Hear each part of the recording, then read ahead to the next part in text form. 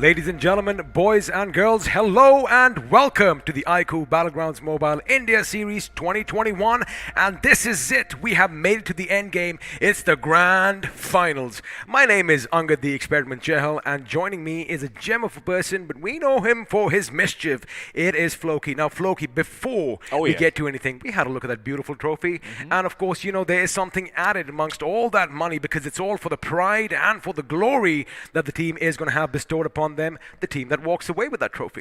Absolutely, and the winner is not only going to walk away with that trophy, but also 50 lakh rupees. Of course, we're going to go into the prize pool a little bit later, but I've got a lot of stuff on the line over here, and I'm quite sure that a lot of these top-tier teams, they're going to have a mark on their back. Oh, they are going to have a mark, but the thing is, you know, what defines top tier, right? Because looks like everyone is a top tier, and speaking of top tier, well, we have a very special message from you from Meenu Lee, the head of Battlegrounds Mobile India. Let's all have a listen together.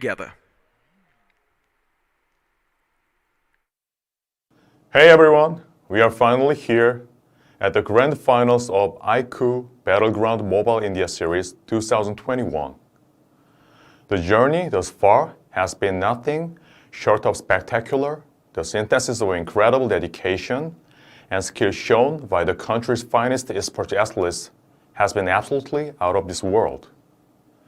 We are truly humbled and blown away by the love and support shown by you, our beloved BGMI community. We are witnessing history in the making here, all thanks to you. To all the finalists, you have my admiration and congratulations. You have shown the world the best of competitive talent our country has to offer. You have shown us what ambition and tenacity can do in the face of adversity.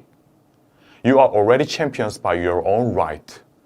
All the very best for the finals. Wow. Couldn't have said it better myself. Of course, you know, we are going to be witnessing history in the making. We are going to witness greatness. And, well, like Meenu Lee said, we already are champions for making it to this stage. And you know what? I definitely agree with that statement. Absolutely. I mean, so many of these teams have made it from the online qualifiers, but I do think there's something else in store. Now, of course, from the makers of all this that made it happen, we have another message from you from Nipun Maria, the CEO of iQOO India. And again, let's have a look at what pearls of wisdom we're going to hear over here. We at iQOO India are super excited to be a part of the BGIS tournament. While we are super excited, we are also super proud that the iQOO 7 Legend is the official smartphone of this tournament. We at iQOO India believe in delivering the highest performance when it comes to smartphones. And not just highest performance, for people like you, for the esports champions, we also encourage talent and nurture them for the future. So all the best to all you champions. Go out there, unleash your monster and win the chicken dinner. Let's see who will be the MVP of the match. Well, we have a lot of people in line for the MVP, but again, thank you for those pearls of wisdom. And, you know, like the fact we have been saying this from time and time out, India is a country of untapped potential. Oh, yeah. I mean, we have so many diamonds in the rough, and thank you to iQOO and Battlegrounds Mobile India for giving this platform, for giving this pedestal for them to come and bask in the spotlight and, well, make it or break it. Once again, thank you to the distinguished gentlemen who did appear on our screens, and hopefully all the teams watching take a few pearls of wisdom away with them. Absolutely. I mean, you know, he couldn't have said it any better, right? At the end of the day, a lot of underdog teams where you have made it to the grand finals. And the untapped potential that you speak of, well, we're about to unearth it right here in the grand finals, as I believe there are lots of teams out there who are going to have a lot more fans once this whole thing is over. But speaking of the underdogs, I do have a couple of teams in mind to look out for. Tactical Esports, they spring to my mind. They do indeed, and I do believe they did get 3 chicken dinners in the run-up to the finals. I'm, of course, talking about the semi-finals. And, you know, once again, as Meenu Lee did say, all of you are champions for having it made it to the grand finals. And, well, you are the best 16 this country has to offer right now. But, of course, before we get in the nitty-gritty of the show, I know everybody does want to, you know, basically get on with the action. But, you know, like I said, none of this would have been possible without, well, Oh, these yeah. bad boys in our hands. I'm of course talking about the iQOO 9 series. I have the iQOO 9 Pro, and this guy has the iQOO 9, but it does have that matte black finish, and of course that is just Also, Floki, let's just remind all our viewers that if you want to stand a chance to win this monster inside, all you have to do is search iQOO 9 on the internet, go to the website and click on the notify me button, and who knows, you might just walk away with a brand new beast for yourselves. Absolutely. I mean, we are holding these bad boys in our hand right now, but you could also have that same opportunity if you sign up and if you click on that notify me button. And once again, well, there is a monster inside over here, so if you need a phone that can run BGMI and do lots of other things at once, the iQOO Series 9 might just be the perfect fit for you. And of course, we always yap about this, and if you don't take our word for it, well, we have you covered over there as well, because let's have a listen from the official smartphone sponsor for BGIS 2021.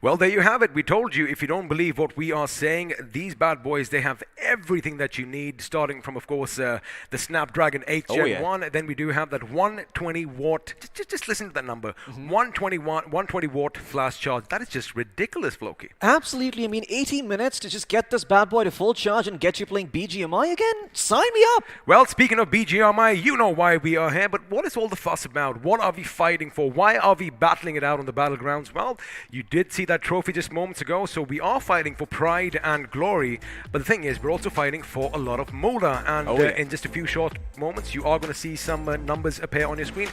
Bear with us, ain't no typos over here. Whatever you see is legit, because boy oh boy, when you talk about the prize pool, 1 crore is just a bit too much. Oh yeah, I mean, I can't even wrap my head around that number. 1 crore rupees just for being the winner of the Battleground India Series 2021. Of course, it is going to be split up amongst the 16 contestants, and we have rewards for individual performances as well, but the first place walking away with 50 lakh rupees, second place with 25, and third place with 10, and the money keeps dwindling down. But if you've made it this far, you do walk away with some cash with a shot at a bonus. I'm surprised you haven't said your trademark statement that it is life-changing money, which of course it is. I mean, if the first place walks away with 50 lakhs, that is massive. Of course, you do have prizes for individual performances on the bottom of your screen as well. Now that we've had a look at the money, let's see how all the points are going to be racked up, because, well, the points distribution is popping up now, and first place walks away with 15 and that delicious chicken dinner. Second gets 12, third gets 10, and as we keep going further down, well, the numbers keep increasing, but keep in mind,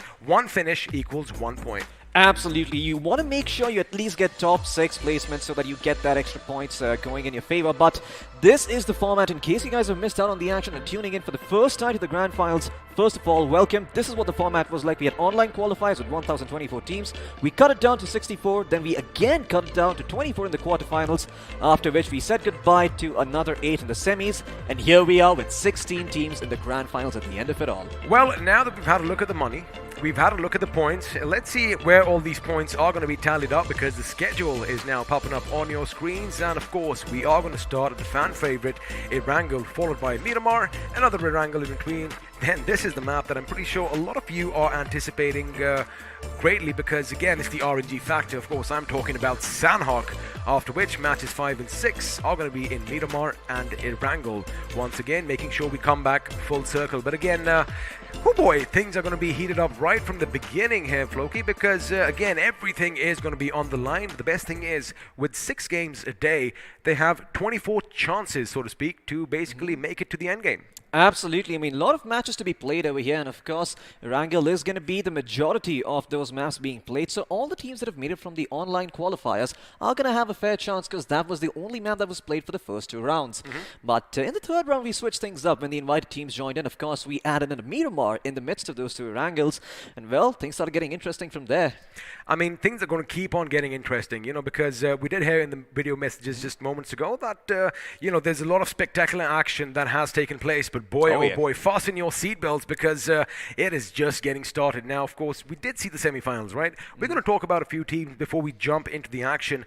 But let me tell you one thing. I feel certain teams, I'm going to name a few, GodLike, TSM, I think they're holding back. They might just come out swinging in the grand finals here. Absolutely. I mean, TSM, GodLike, for them, I think the semis was more of testing grounds, trying to see what kind of theories work, trying to see what kind of plays work, what doesn't. For the underdogs, it was just about getting, acclimated to the basic, the basic environment that you're going to be playing these pros against in. It's kind of hard for them to go up against the tippity top, and they haven't had the experience of playing against them in so many scrims before. I agree with you, but the thing is, all the teams that have made it, they are at the tippity top. And again, when you are playing a game, when you are playing BGMI, when you do take those shots, when you do read the name of the kill field, it is, after all, just another player, just another team. If you have that mentality, well, you are going to be nigh unstoppable. But of course, before we do jump in on the action, let's just go back in time just for a little bit. We did talk about tactical esports, and we did kind of mention 3 chicken dinners. Any other teams that shared a similar fate? Well, I've got my cue card right here, so I can just read it right off. You've got Team Xbox, who also got 3 finishes to work with, and I believe at the same time we also had, drumroll, Recknoning Esports with 3 chicken dinners to work with. So here's the interesting thing, though. Out of all the teams that got those chicken dinners, Tactical got their first 2 on the very first day itself.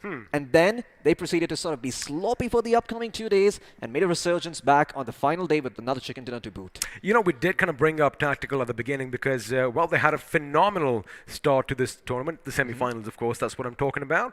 But again, they kind of fizzled out somewhere in the middle because, it looks like their tactics were being read like an open book by the opposition, and they had to come up with new things. And the new thing that they did come up was just a little bit of aggression, because boy, did they start raking up all those finishes on the last day, as a result of which they did indeed walk away with their 3rd chicken dinner. Now, on the other hand, let's talk about Team Xbox. Sluggish, slow start on day 1 and day 2, but then somebody just flipped a switch, and boy, oh boy, they just were like a runaway truck with the brake lines clipped. Absolutely. I mean, Scout just, remembered what he was all about. He remembered exactly who he is, and, well, he was not afraid of taking those 1v2s, 1v3s, you name it. He is like, you know what, guys, I'm going to go ahead. I'm going to be the man of the hour, because I know I am the man of the hour. I'm the person who's going to go forward and save my team from the belly of the beast in this horrible situation and just pull them out. I mean, so many times Scout had amazing plays to work with, of course. Like you said earlier, Xbox, they did have that slight problem, just getting on, just going forward. Sluggish. With a sluggish start, exactly. A bit of a slow start like we talked about earlier. But once they found their footing, there was no stopping them. There was no stopping them indeed, and let's see if that is going to be the similar case this time around, or are they going to be coming swinging out of the gates? Of course, for all of that, you are going to be you have to be a bit patient for just another minute or two. We're making sure everything is tickety-boo, and, everyone is going to be playing on the level playing field. For now, I do believe the lobbies are going to be full, and any second now, of course, added to all the voices that I already have in my head, there's going to be another voice that says, all right, boys, it's time, and I can't wait. Now, before that, again, we have talked about a few teams. Let me just ask you a question. If this is my first time in the grand finals, of course, you have this massive stage, right? And even though you aren't as well known as the other teams, there is some pressure on your shoulders, just trying to push you down. How would you deal with that? I mean, the first thing I would do if I were in their spot was just to forget the fact that I'm in the grand finals and forget the fact that I'm playing against some really, really good teams over here. Just another day, just another couple of games of BGMI. Because in the end, playing this game itself is its own reward, right? I mean, everybody who comes here, they only just want to play another game, and then another game, and then another game, and just outdo each other at the end of the day. Just taste that glory and keep going after it again and again. So, I mean, sure, the grand finals and the grand prize is there, of course. 50 lakh rupees is a lot of money and a great motivator for these teams. but it's also just playing the game at the highest levels. I mean, imagine the kind of stories you could tell your kids years from now. Oh, back in my day, kids, I was the champion of the BGIS 2021. It is possible, and of course, in the near future, I mean, someone is going to talk like that, right? Because we all do get old at some point. It's part of life. But, coming back to just the point, again, lovely words over here. You just got to have your blinders on. Like a horse has blinders to make sure it's not distracted by anything. Have your blinders on and focus wholly into the game. And at the end of the day, like Floki did mention, it's all about the game. I mean, why are we here? It's because we do enjoy this beautiful game of BGMI. To suffer? Alrighty. Well, I did kind of pick that up in that little whisper. Let me tell you one thing. I mean, you're rocking your tie. I'm rocking the bow tie. I'm feeling good. I am not suffering. I'm living the time of my life. Absolutely. So am I over here. But once again, I also want to mention a couple of other teams. Now, Skylightz Gaming is another team that really caught my attention because every single time I saw them on Erangel, I'm going to say this out loud, they were jumping into Pachinki, no cares given, and I don't think I ever saw any other team try and contest them. Where things did get interesting, though, were on Miramar, where every time where they dropped into El Pozo, somebody else was there, and that team was TSG. Well, let's see if the Supari gang is going to be doing something similar this time. Again, since we do have 24 games in hand, they can take it easy just a little bit at the beginning. So we might not see all that aggression right off the bat. Of course, we do want to see the aggression right off the bat. But again, oh boy, we are dreamers here after all. Now, before we get into all the death, destruction, carnage, and all that hot blood spilling all over Erangel, let's have a bird's eye view and appreciate the beauty of a map that is Erangel. And to kick things off, we are going to be starting it at the Milta Power Plant. Absolutely, the Milta Power Plant, once again, one of the best places to be in. And well, here you're going to see all of the teams. And maybe if you've done your homework, you're also going to know that these are their drop locations. Skylightz Gaming, of course, like I said earlier, being in Pachinki.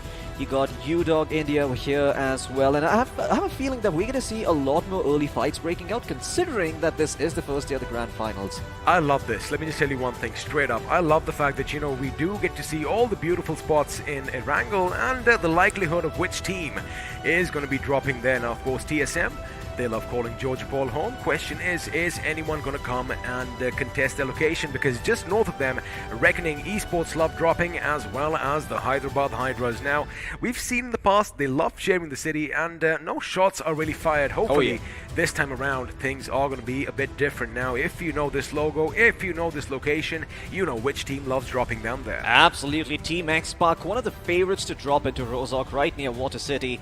And I mean, every single time they get into Water City, it doesn't seem like they contest it. Very close to the center of the map as well, so allows them to have those options of rotating out quite easily if they want to.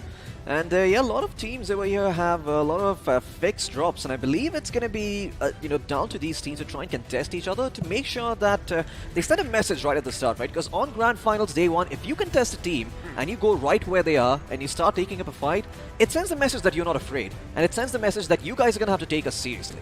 Now, although no team loves dropping near the bridges, Floki, I want to see some bridge action. I want to see some good old bridge walks. I want to see a few vehicles burning on the road. But again, I am just a dreamer. And, well, the BGMI gods haven't been too kind on me in the past. Now, of course, as the action is about to begin, show some love for all your favorite teams in the chat down below. Let's spam a few hearts and, of course, mention which team you are out here supporting, because you never know. That little extra push just might help you through, but I love this.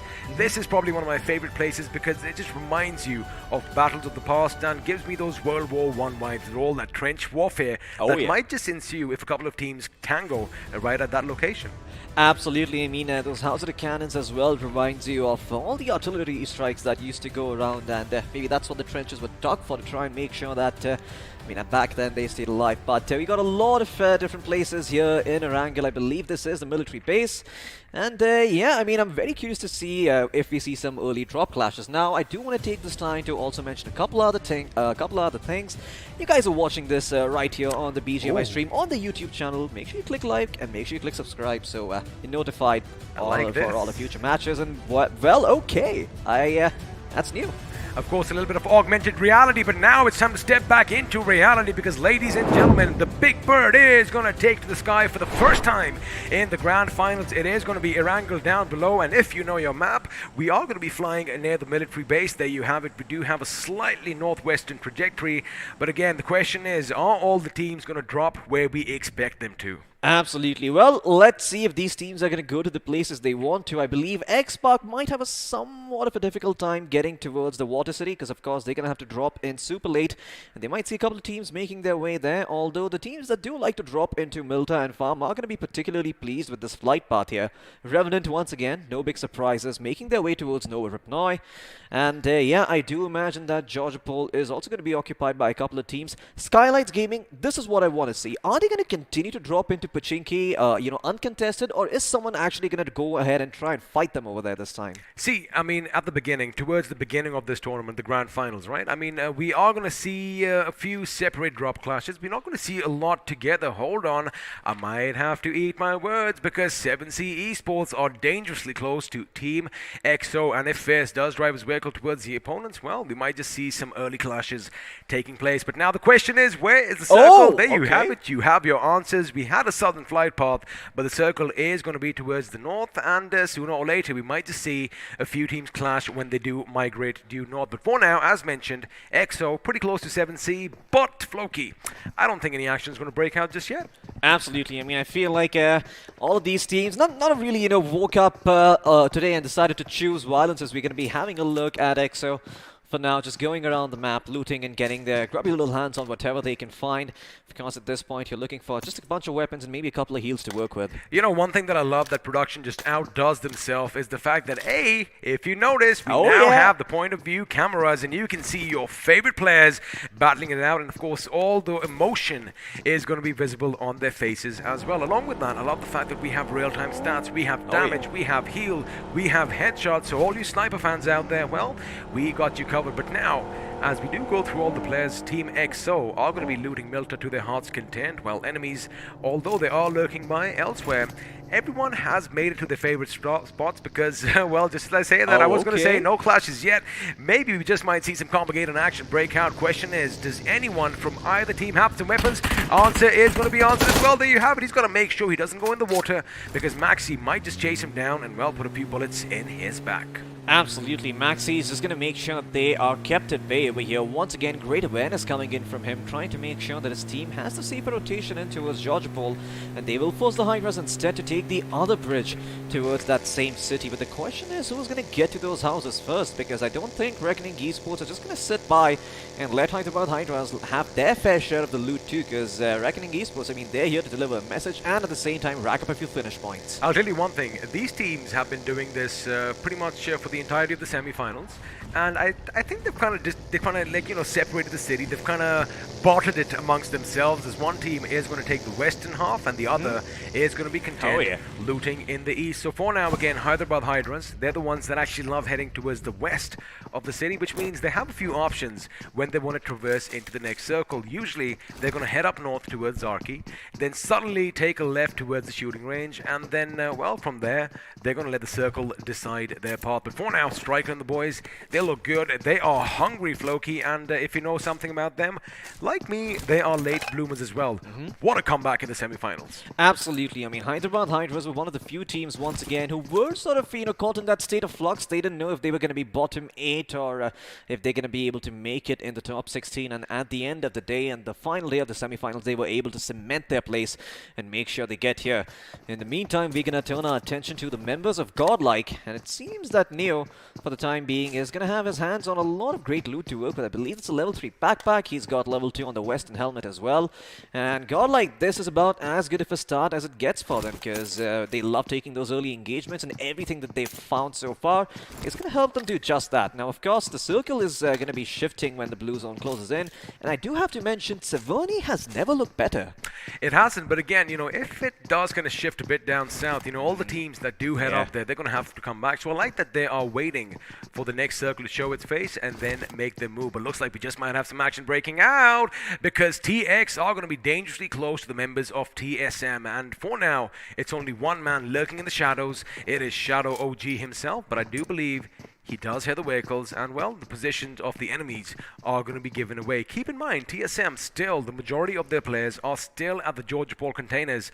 So for now, Shadow is just going to be, well, like I said, lurking in the shadows, trying to give out as much information as he can. And as far as Team Xbox go, they did go out on a little bit of a scouting mission, realized that, the buildings that we did want to take have already been occupied, and back they are. And Ultron, you might want to loot up because the game has been on for about 5 minutes, 30 seconds, and no gun at this stage could spell trouble. Absolutely. I mean, Ultron is in a bit of an awkward spot here as he doesn't have any loot to his name. Thankfully, though, this is their primary drop location. They are in the Water City. They've made their way here, and he is going to be able to get his hands on some good loot. In fact, it's not just him, but it seems that the other members on X-Park as well haven't found much to begin with. You know, they've got something. You know, they've got level 1 backpack, level 1 vest, helmet, yada yada, but it's only Scout who seems fairly kitted up with a couple of first aids, with a couple of bandages as well, and he's got those ARs to work with.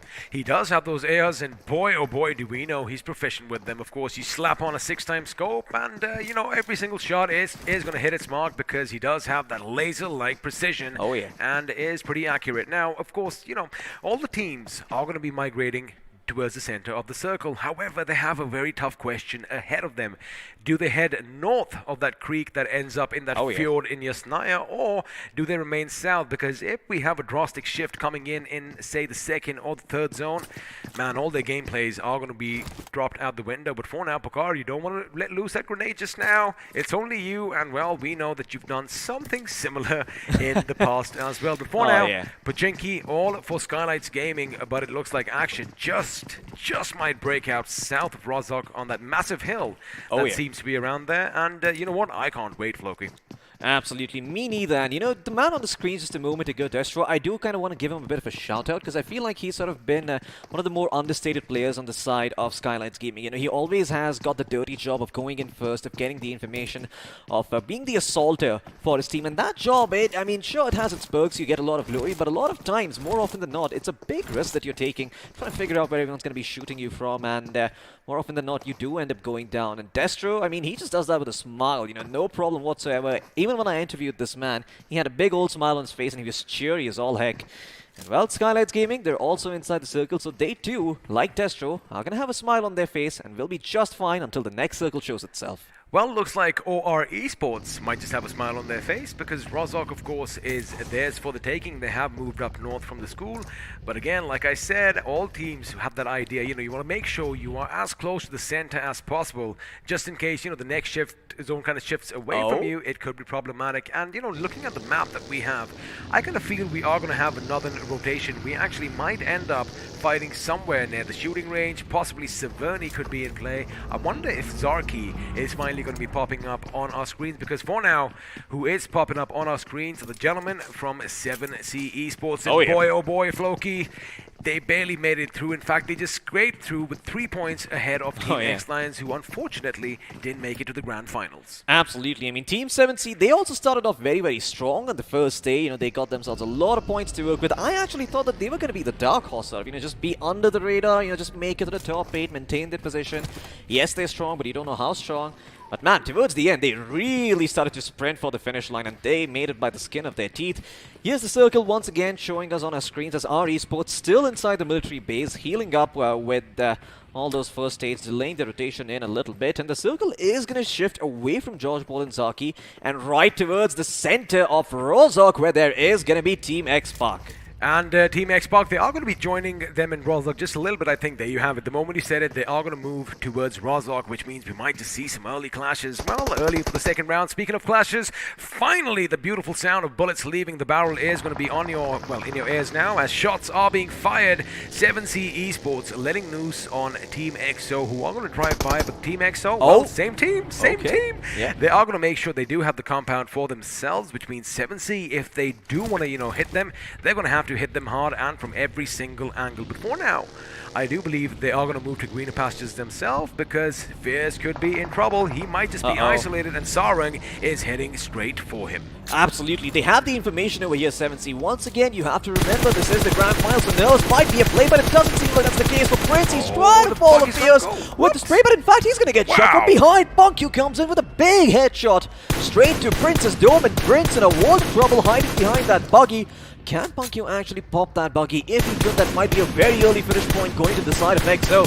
And EXO, they are looking to take Prince by his head. You know, statistically speaking, Prince has always been the first one who does get knocked out for the team of 7C, but elsewhere, SprayGod is going to open up with his DP28, and Sensei himself is going to be brought down. But there you have it, boys and girls. The first finish coming in. The first pick has been dealt, and, well, looks like Prince is going to be the Prince of Darkness for now. Absolutely. Unfortunately for 7C, they lose one of their members right at the start. Can force them in an awkward spot, but once again, 3 men strong, it's not the end of the world, but at the same time, you don't have the liberty of taking fights anymore like you did earlier, and I like what SprayGod is doing, trying to get an angle on the members of EXO. He's trying to see if he can maybe catch a few stragglers here and there. He does see a couple of vehicles. This could be big. If he could pop them, just pop their tires, which is exactly what he's doing. He is going to make sure the rotations are going to be hard to work with over here.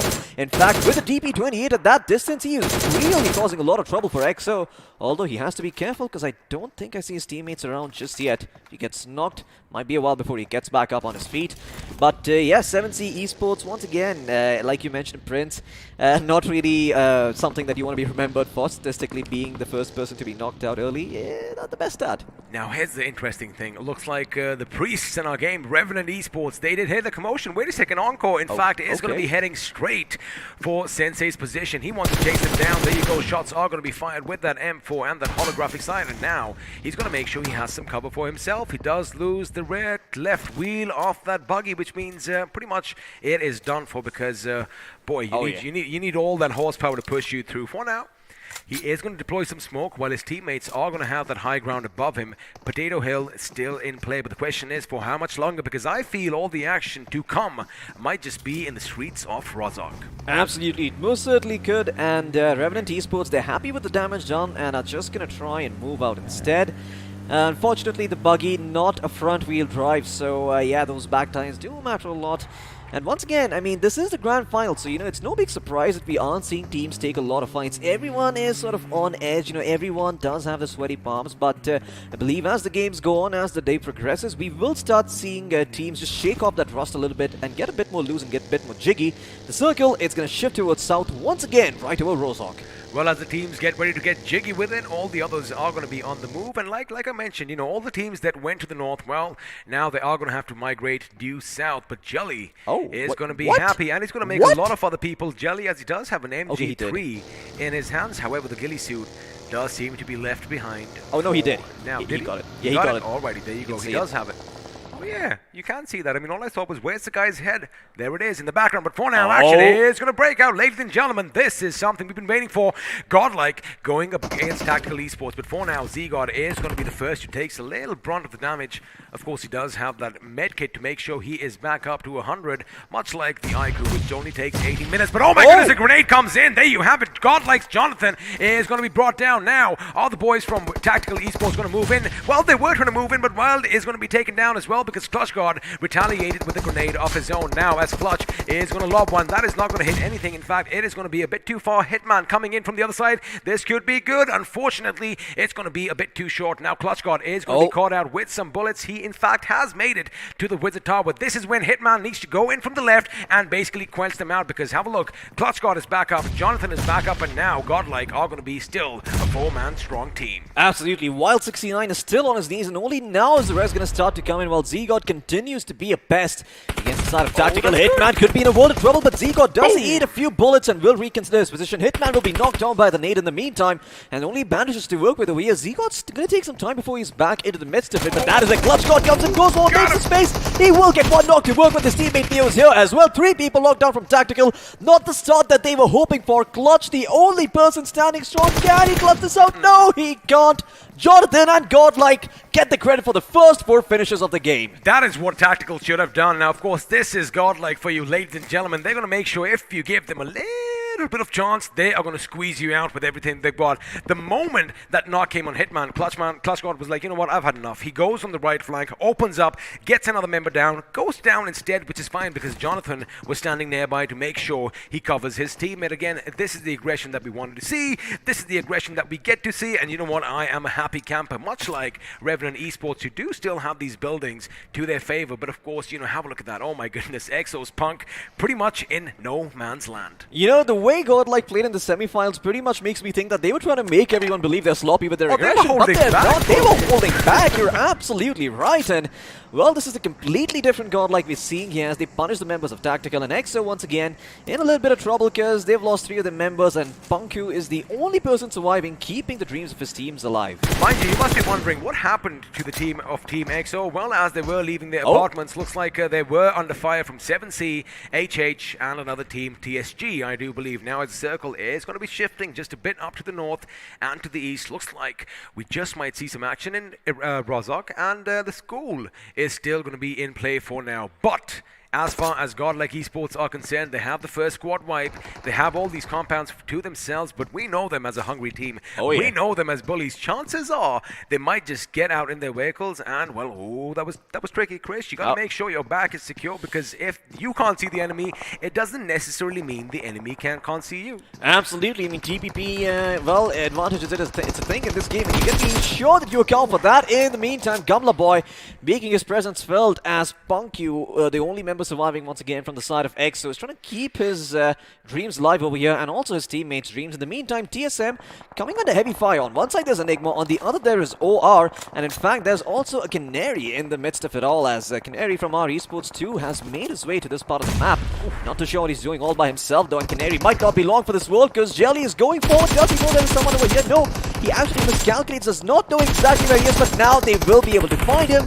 And Canary will be knocked down as he will sing no longer. Well, the Canary's sweet song is not going to be heard this time around, but he still has a few teammates alive. Question is, where are they? Because although he was in Rozhok first, the cavalry comes in just a bit too late. However, they do have that high ground. They do have a little bit of advantage. But for now, it is going to be Evo with his M4 with the 3x scope, trying to scope out the enemy in the distance in the form of TSM. Now expect a few firefights to break out elsewhere, because there you have it. Samraj trying to defend his position, the school, from the lone member of Punk. Oh, that could be devastating. That's a good grenade. Punk might just be in trouble. Fortunately for him, it was on the other side of that little wall, of course, that shack, giving him a little bit of respite. Now the second one, if it goes in, it could be devastating, and there you have it. It did go in, and with that, Team EXO are going to be eliminated in the 15th position, and now Skylightz Gaming, they're like, wait a second, there was only one man here, which means now they can bully our Esports atop the hill. And speaking of our Esports, oh boy, Hero already down on his bloody knees. Absolutely, the top contender from the semi-finals, EXO, with the highest number of points being taken out early on over here,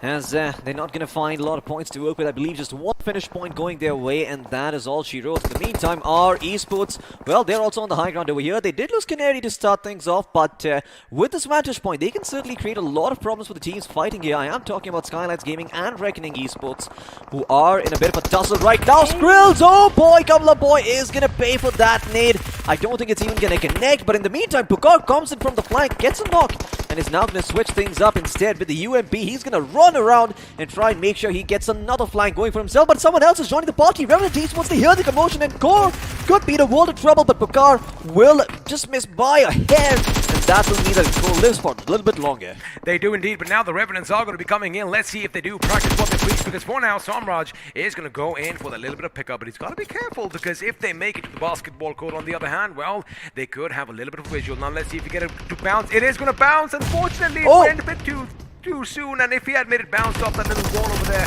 it could have been devastating for SG and the boys. But for now, Destro is going to be low on HP. Maxi with his Grotza and the high rate of fire trying to punish them, but again, it has given enough time to Destro to recoup himself. I thought he was going in for the finish, but for now, he is going to make sure he passes himself up. Another team is going to come in, and as far as Skylightz is concerned, their work is still cut out for them. There you have it. Maxi still alive, still kicking, and now he's going to do it. Wait a second, oh my goodness, the last man standing is going to knock out the lights for Skylightz Gaming, but of course it was a short-lived victory, because in come the Revenants, and well, they sent him to church. Absolutely, 6 points for the side of Revenant as they found themselves 6 finishes, but in the meantime, GodLike looking to rack up a couple more as 70's inside that shack. Not long for this world. I mean, that is the most obvious play you could have made against GodLike, and GodLike will punish that. Just so easily. I mean, this is just right-hand work for them. In the meantime, Gil, oh boy, he's making sure that Esports are going to be in a world of trouble. What the hell is that nade coming in from Mavi? Speak about here comes the boom. There you have it, TX Mavi with an amazing grenade. But now again, we are going to switch to the other side where Fearless is the last man standing for his team. Is he indeed Fearless? Because he is going to go up against Nickel. In fact, he jumps out. He does have that AK, switches to the M4, and now he's got to go in for the hunt. He's got to put all the aggression on, because if he lets them recuperate right now, it could be problematic. Absolutely, and Fearless is the only man standing for his team. He does not want to find himself in that situation. Drop shot responded to with a drop shot, but the trade is there. Revenant, they use the numbers advantage and are able to take out the final member from UDog India, as the only thing Fearless has to fear now is the judgment of the Grim Reaper itself. Revenant, in the meantime, looking to fight the side of Xpark on top of this hill, but look at Xpark still alive, still standing strong, playing around with the members of Revenant, going forward and going backwards, as Scoutopy will be finished off by that nade. I think he was knocked down by that nade, and then of course the bullets did all the talking, but now even though they've lost one of their members, boy, I would not want to go up against a team that is going to be dedicated and angry, because the Revenants, they do have their work cut out. Have a look at Paradox's position. He's going to make sure he stays behind, maybe the sharpshooter of the team, so that anyone who cuts across on the right flank could be in trouble. And speaking of the right flank, Mavi's position should be relayed to his teammates by now. Austin Bardex is going to lay down some of that. In fact, he does spot Mavi. Mavi does hit the deck, but this is where Paradox could, well, be a paradox for him as Gil. Again, with his grenades, does lob it. It does get someone. There you have it. It's Encore this time who gets the better of Mavi, and now Gil and Mavi are going to have their work cut out. I beg your pardon, Ultron was the one that was brought down. Mavi still alive, kicking the game. For how much longer? Because he's going up against Top Dog. Top Dog is going to be going down, and now his HP is a bit too low. Encore needs to come in right about now if he wants to snuff him out, but looks like it's the play zone that is going to put Team Xpark out of this game. Absolutely. If you're wondering, there is a 17th team in the mix over here, and it is the Blue coming in hot with a bunch of finishes right here in the Grand Finals. It too wants a piece of that 1 crore rupee pie, but in the meantime, we're going to turn our attention to a bit of a 4-way or maybe a 3-way engagement that is breaking out between Old Hood, OR, and TSM.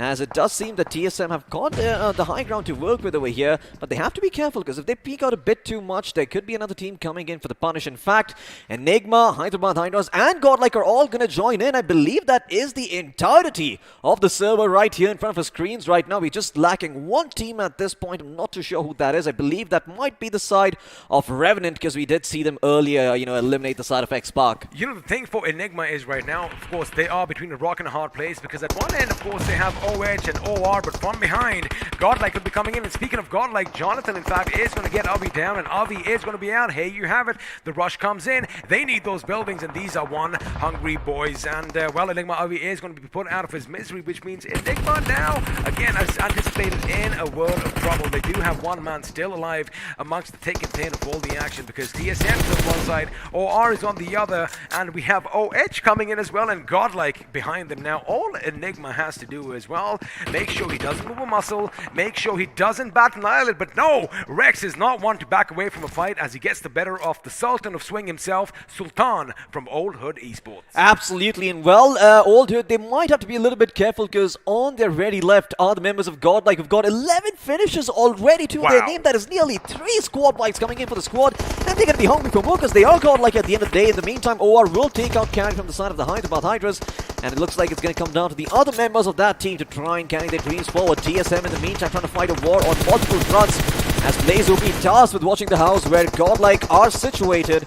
Is just going to make sure that he keeps them at bay by firing those bullets, giving some suppressing fire over to his teammates. The best thing is for Enigma, they still have another member alive, but we kind of missed out on that. He is somewhere lurking down in the depths of the water, because, again, he's going to make sure he patches himself up sooner or later. But now Jonathan does spot a member from RNT, and of course Encore is going to be brought down. Question is, are we going to see an Encore from him again? Because if he gets up, boy, is he one heavy-hitting lad. But again, the demigods themselves are going to be doing good, as now we're going to switch our attention to the Revenants. Now, Austin Bardex, we've seen him with those snipers, but now he's going to have to get close first with the opposition. But before he has a chance, looks like TSM is going to make sure his cargo boom, and with that, the Revenants, well, they have been sent packing to church. Absolutely. Revenant, unfortunately, going to be eliminated over here, and well, just to spice things up, we're also going to have an airdrop drop right in the center of it all, as Rex and Sagi from Enigma still standing. I believe Sagi is inside the vehicle. A-okay for now.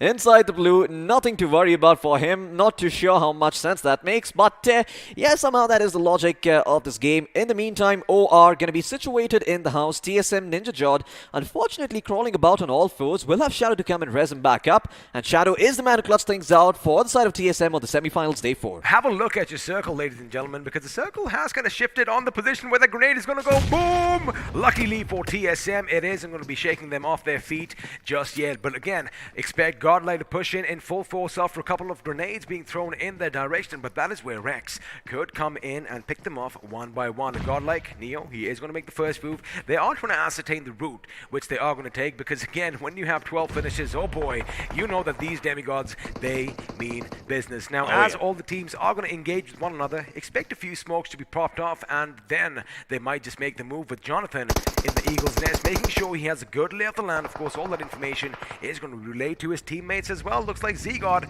isn't going to be wasting any time here, Floki. He's going to ram that building with the buggy of his. Absolutely. Now, from the way the zone looks right now, it does seem that TSM and OR have the best of positions, but TSM has the advantage of the zone being on them. So when that blue closes in, it's going to be OR moving about, trying to get into a better spot. In the meantime, Rex going to make his presence felt, tossing a couple of nades, just trying to see what connects inside that smoke. Unfortunately, he's not going to find anything. However, he will still use the M4 and spray it down just for good measure. Is he going to find someone? No, he does not. Well, he is going to find someone right now. In fact, right in front of him, Crazy. Oh my goodness, Crazy, I beg your pardon, does hit the deck in the nick of time, but now he gets up. He is going to be taken down. The other members could get the same fate. Oh my goodness, iQOO so close to being knocked out. He's got to be careful just a little bit over here. Now Sultan is going to run in. Sultan is going to be spotted, but that reload by a Rex is going to be problematic. I'm sure he's wishing, I wish I had kept one last grenade, then I could have got something else. But now his teammate, finally out of the water, is going to make sure that iQOO does hit the deck. And with that, Old Hood Esports, ladies and gentlemen, out in the 5th with 4 finishes. That is what gameplay is all about. Now Sagi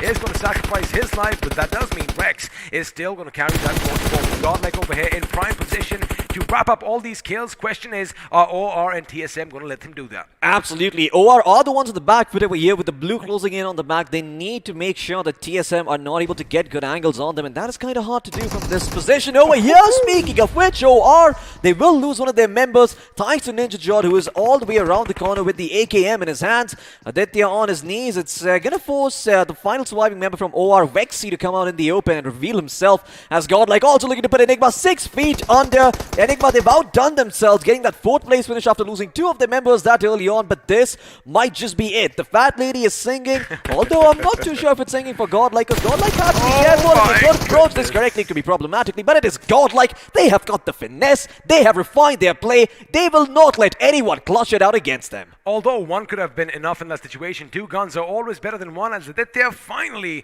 is going to succumb to his injuries. Of course, that grenade going boom right next to him, courtesy of Aquanox, well, that kind of helps as well. Now, GodLike make the move. Z-God does take a few shots from Ninja Jod. However, for now, he does have the cover for all that smoke. TSM, Blaze, and Aquanox do have a little bit of an advantage, but have a look at Neo's position. He's going to make sure he is behind there. He does sort of lob a grenade, or was it a smoke? It was a smoke, trying to obscure their vision. Now, had that landed on top of the building, or in the building itself, it would have been a bit easier. This could be a bit risky, and of course, where there's risk, there is reward. This time, Blaze is going to be reaping all that reward over there with Aquanox again. They making sure that OR's Vexy is brought down, and this could be it for Neo. Looks like the Matrix isn't going to be helping him as now, because OR's Vexy is going to be taken out by the play zone. That means Jelly is the last man standing for OR Esports. Oh my god, do they even know that Jelly is here? Well, they do have Aquanox trying to make sure that no one can come in from the backstab, and as soon as he makes that noise, Aquanox will hear him dropping down, but he might just get taken out over here. Yes, he will, but Vexy will, or sorry, Jelly will be cleaned up by TSM, and now TSM and GodLike in a 3v3, the best possible situation we could have asked for in the grand finals over here. I mean, ladies and gentlemen, we can't script this any better, because it is GodLike, it is TSM, and for now, TSM do have that man advantage. Looks like the revive might just come in. GodLike's Z-God and Jonathan, of course, the 2 best-known names in this business. Jonathan making sure he has enough energy in him as he does sip his last energy drink, and now it's going to be a waiting game. Ninja's going to give him sound. Well, all Z-God and Jonathan have to do is make sure the enemy comes towards them. They set up a bit of a crossfire, and well, all hell could break loose. But in a few seconds, there you have it. The move comes in fact, Blaze is going to make sure he provides some suppressive fire Oh, so yeah. that Aquanox can get on the other side. Oh, but that does cost Blaze his life as he gone gets down? knocked down over here, but Seagull will also get knocked down in turn. Jonathan in a situation where he has to clutch it out. 1v2 has to be careful, needs to isolate those engagements. He's very, very low. He's going to move around. He's got the first aid kit, but does he have time to heal himself back up? No, he does not. Instead, look at that maneuver. He's going to hide behind the door, catch them by surprise, but no, TSM are aware, and they will put GodLike's fixed speed run there. At the end of the day, they did have 3 members compared to GodLike's 2, and that is all they need to seal the deal and get that chicken dinner. Well, there you have it. The first chicken dinner is going to go TSM's way, and I love the fact that it was a fight to the death against GodLike Esports. And let me tell you something about GodLike. I think they might just edge past them because they did have a massive 15 finishes to their names, and of course TSM, well, they're going to be the lucky and happy bunch right now. Absolutely. I mean, TSM versus GodLike could have been the best sort of end game we could have asked for over here. And TSM were the ones who actually ended up getting that clutch out over here. In the end, it is a 3v2, so you have to remember, even though it is GodLike and Jonathan is one of the best players in the world, it is, it's kind of hard for him when he's in a man disadvantage. And as a result, well, sometimes, even the best Titans, they do end up falling. They do indeed, and of course, right now, the thing is, again, added to my thing, I have a lot of voices in my head, so I do apologize if I don't have that thing. Oh, there you have it. Oh, finally some peace and quiet.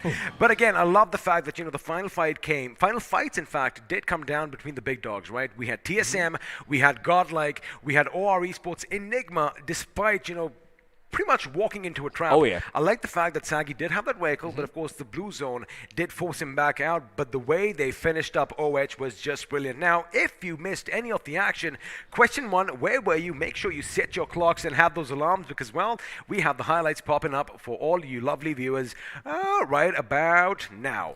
Absolutely, and once again, just to hammer the point home that you made earlier, right? Enigma, at the end of the day, even though they only had 2 members alive, they made the best out of that situation. Despite only having 2 members, it's like I always said, it's not the size of the dog in the fight that matters, but the size of the fight in the dog. They kept moving forward, they kept pressing on. Tactical tried to do the same, although this time around it didn't seem that they knew how to play aggressively. Those nades came pouring in, and once they connected, it seemed that the deal was sealed and Tactical were out. Ooh.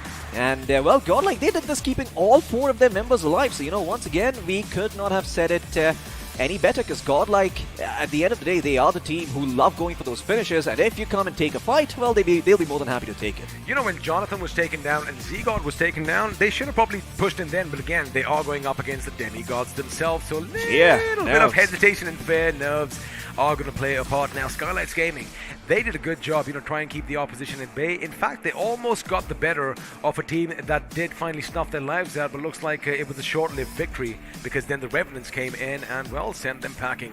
Of course, we were talking about this fight right over here. Skylightz Picard doing his best against Recknoning, but Reckoning's Maxi, boy oh boy, he put the final nail in the coffin for them. Absolutely. I mean, Maxi at the end of the day was the one to clutch things out and make sure that he did all the work for his team. And GodLike, man, every single time it just seems that, every single time they just seem to start slipping by like, hey, is GodLike still the same GodLike? They're like, yes, we are. You fell for a trap. That is exactly what we wanted you to believe. And Team Xbox too over here. I mean, kudos to them for holding on to this hill. Sure, Revenant came in and they made their job a little bit harder, but at the end of the day, they really tried. Yeah, and Fearless, man, once again, good drop shot, but not enough to get his team a good spot. Had he not probably gotten back up again, he might have actually, the way he avoided the fire coming in from the right was just perfect timing. I'm pretty sure he didn't realize it at that point of time, but boy, oh boy, coulda, woulda, shoulda. Now, Jonathan and the boys, of course, they were amping up the pressure, but over here, Top Dog did finally go down to Mavi. Unfortunately for him, the play zone was just standing by to make sure that his life was snuffed out. Revanant Esports, of course, getting the better of that team. Now, I love the fact that, we did anticipate this. We did predict that all the action is going to be pretty much fought in Rozhok at the end, and it makes it exciting because you have so many buildings, you have so many angles, you have so many windows, you have so many doors.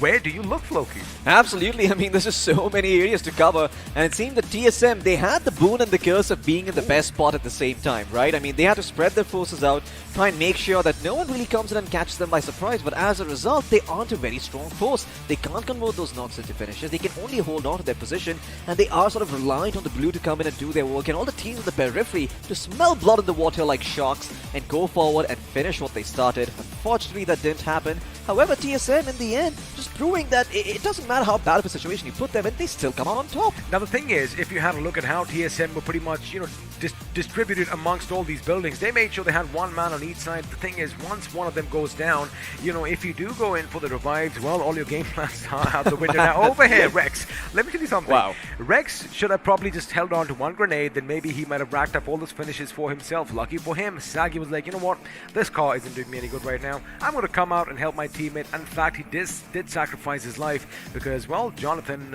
put him out of his misery sooner after that. Absolutely, and at the end of the day, Enigma, I mean, once again, they were probably the only team that I wasn't anticipating would get that many points, but once again, despite being in a horrible position, they learn how to play, the situation properly. And once again, this is just showing what the caliber of these teams are. No matter what kind of spot they find themselves in early on, 80% of the time, no matter what situation you put them in, they will find a way to come out on top. And that is the odds that you have to beat if you're one of the underdogs over here. As we did see the underdogs sort of, fail to live up to the juggernauts. Now that is where I think a little bit of a mistake might have been made because Z-God was caught while he was jumping in the window. Well, he was of no use to Jonathan in that little skirmish. But again, I like this little ring of roses around the little house. And although Jonathan was an only man, he couldn't really have done anything because even if he got the better of one, A, his HP was depleted, and B, we had the second member from TSM coming in from behind him. But again, a lovely effort from both teams. TSM, I do believe they had 8 finishes, if I'm not wrong, which means, again, add that to the 15 from the chicken dinner, they are going to be going home a happy bunch. And even Enigma, you did kind of mention that they did they finish fourth, I believe? They finished there you go. fourth. You add 4 finish points to them. 12 is nothing to scoff about in game 1. Absolutely. I mean, in game 1, all you're really looking to do is make sure that you're off to a good start. You start, feeding into the psychological pressure that all the underdogs are facing. You start reinforcing that negative feedback loop. Oh, are we good enough? We're going up against GodLike. We're going up against X-Park. What are we going to do? But once again, at the end of the hero's journey, they have to live up to their fear. They have to face up to their fears. They have to sort of face up to their demons. And they have to remember that at the end of the day, even though their names might be GodLike and X-Park, they are 4 human beings sitting behind that phone. And well, as they all like to say, even gods can bleed, but I don't think they're going to have to resort to that. I think if they just keep their head in the game, they're going to prove that these juggernauts can fall. But let me tell you, these juggernauts are skilled. They are packed to the gills with skills. That's what I love saying. And, well, it is, of course, on display on our screens right about now. But again, I love the fact that, all these teams, they did try. Again, I'm going to be beating around the same bush a lot over the next 4 days. Had Tactical at that point actually made a tactical advance on the opposition. Had they gone in for the flanks, maybe GodLike might not have done what they did. But I am glad, it all was what it was. Now, of course, we know who the winners are. And we know that GodLike did finish in the second position. Let's have a look at the points table and see if your favorite teams made that little cut, because again, every single point matters right from the get-go. Absolutely, and well, I'm very curious to see who ends up coming out on top, whether it's going to be TSM or GodLike, because while TSM have the privilege of being in the first place and getting 15 placement points, GodLike were the ones who got themselves a bunch of finishes to work with. And at the end of the day, if you do manage to get those finishes, you just supplement it with a couple of placement points, you are going to be at the tippy top, as I like to say. And well, just to add on to all that stuff I was talking about GodLike earlier, only one team in the semifinals did reach that 3-digit mark in terms of finish points, and well, you know exactly who I'm talking about. Of course, he is talking about the demigods themselves. And now before the points do come up on a screen, let's just quickly go back in history once more. And well, we're going to have to wait for that because the point standing is finally there.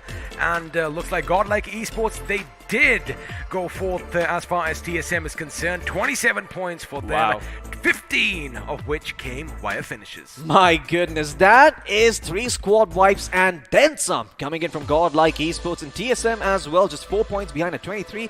And then you can just see the clear difference. I mean, it's like TSM, GodLike at the top, and then it's everyone else. So our Esports with 13, Revanant with 13, Enigma with 12, Oldhood with 10, X-Park with 6 in the single digits, and TSG with 5.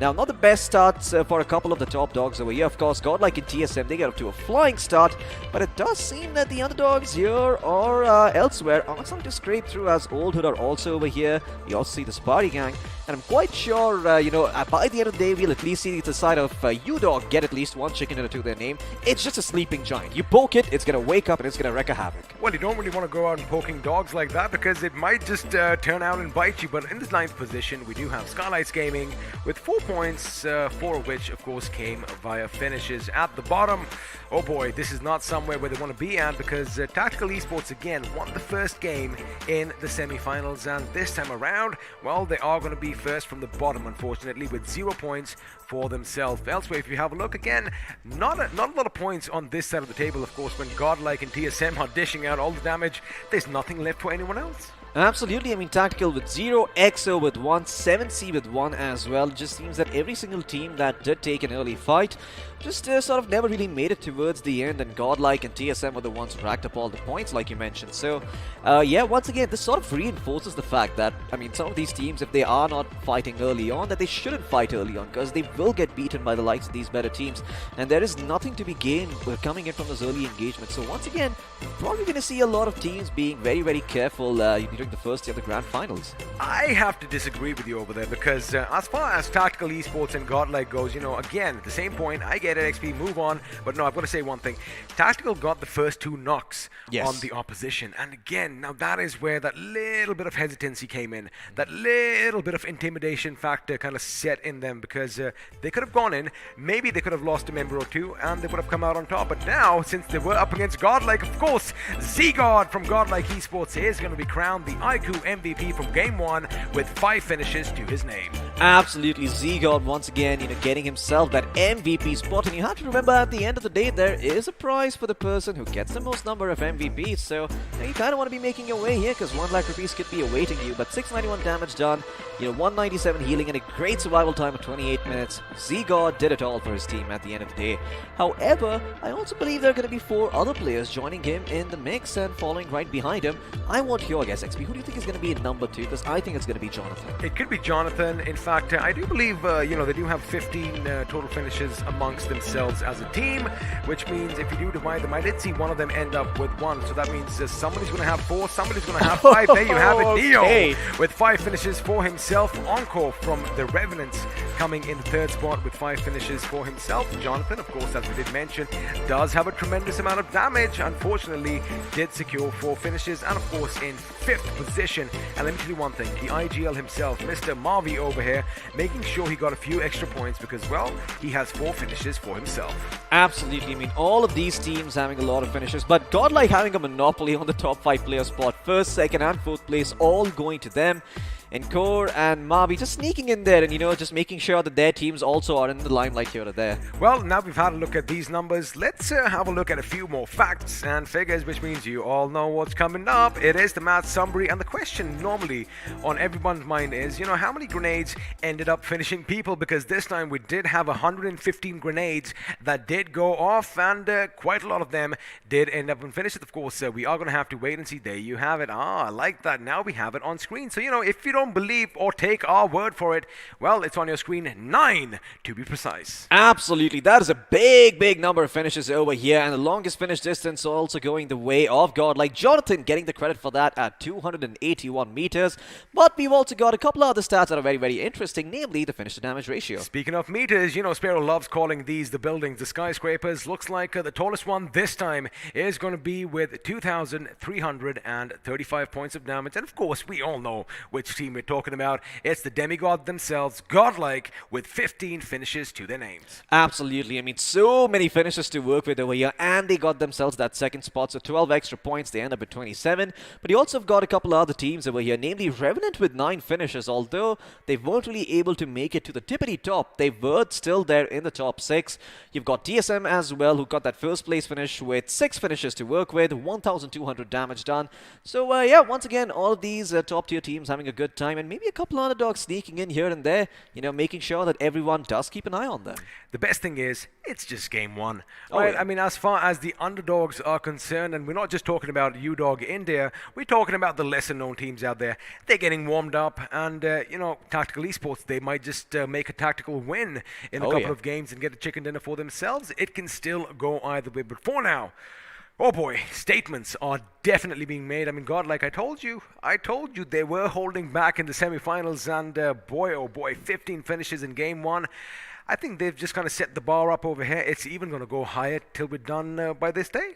Absolutely. Now, I do want to go into a tiny little bit of game theory right here, especially for these teams who are sort of, at the bottom of the table right now. Now, of course, you come in over here, tactical, they try and make something happen, something that isn't really their jam, right? They experimented with some aggression early on, no pun intended, but you can be a little bit proud about that. But they did experiment with aggression on the semifinals. It went all right. It didn't go as well as they would have planned, but I do want to see them sticking to what they know best, which is playing the zone and playing the circle, and only then do they start going forward and racking up those finish points when they know their position is secure. Well, the thing is, when they face off against GodLike right at the beginning, it can be problematic. And speaking of face off, let's do one thing. Let's actually pit two players against one another and see which man came out on top, because we do have... Well, it's going to be GodLike's Jonathan at one end and Mavi from Team X-Spark on the other. Absolutely. 4 finishes for Jonathan and 4 for Mavi as well, but Jonathan having more damage done at 751 and also a headshot to boot compared to Mavi. And, I mean, all credit to Mavi because he did have a slightly harder job given the fact that 2 of his teammates got taken out early on. So he did his best over here. Unfortunately, GodLike, they were the ones to get that first place spot, even though they ended up in the second place in terms of placement points. It is going to be the side of Jonathan who ends up coming out on top. Now, going back to the point I was making earlier, so I kind of feel like you should stick to the things you know on day one, because then at least you know where the holes in your strategy are, and you can improvise as days come forward. If you right away start experimenting and it doesn't hit, what are you going to do? Go back to what you know, and then teams are going to start poking holes, and you have suddenly nothing to work with. Well, what we are going to do right now is, speaking of teams, let's actually pit a team against one another, as we do have the squad face-off popping up on our screens, and you already have an idea who it's going to be. It's going to be GodLike Esports at one end with a whopping 15 finishes to their names, and, well, the Revanant Esports on the other, who, let me tell you one thing, with 9 finishes, they definitely took a lot of squads to church. Absolutely. I mean, Revanant today, I wasn't even expecting them to come out swinging, right? Because I was talking about how 7C is going to be the team under the radar in the semifinals. I thought how that their side is going to be the ones not really making all the waves and staying there and getting those placement points. But no, it's Revanant just throwing everyone off with their game in the semifinals. On the final day, we did see a fair amount of aggression coming in from them, but to come out swinging in the grand finals and having 9 finishes, they have to be feeling confident, first place or not. Oh, absolutely. And it does kind of seem like, all the teams, they have done their homework as far as drop spots are concerned, which is kind of sad for us because no clashes early on. But, that might just change as we progress through the days of the grand finals. But again, when action did break out, it's almost like a domino effect, right? It's as soon as each and every team is, too close for comfort, you got to push them back, and that is what most of the teams did. We had some amazing action at the school, and of course, we had some amazing action towards the end in Rozhok. Now, the thing is, the next map is going to be a bit different. Oh, yeah. It's going to be big. It's going to be a little sandy. Of course, I am talking about Miramar, all those deserts, all that open ground. I wonder if you're going to see a similar circle, because I know. You're not a big fan of the Los Leones circle. He isn't, and he isn't going to be shying away from it. No, I think we heard it the first time. Of course, we're just kidding. And I love the open battle as well because, again, let's see what happens. No. I mean, there we go at the end of it. But once again, you were talking about how you want to see some early clashes. Well, I think you and our audiences are going to be pleased because El Pozo has been the hotspot for both the Supari gang and Skylightz Gaming. So, well, we could be seeing some early fights over there. In fact, once again, I will go back to the final day of the semi-finals. That is exactly what Skylightz did. They were like, all right, you know what? We've been sharing the space with TSG. Let's see if we can kick them out by getting the loot early on and pressing the advantage forward. But again, the fact that these two teams are clashing at El Pozo, it would not have been possible without the iQOO 9 series. Of course, I'm holding, the iQOO 9 Pro in my hands. He is holding the iQOO 9, and of course, with that beautiful matte black finish. Now, if you, watching at home, want to stand a chance to win one of these bad boys and unleash your inner monster, well, all you have to do is search for iQOO 9 on Google and hit up the website and click on one simple button which says notify me, and they might just get a notification that they are the proud owners of an iQOO 9 series. But again, like I love saying, don't take our word for it. We'll have another word from the official smartphone sponsor of BGIS 2021.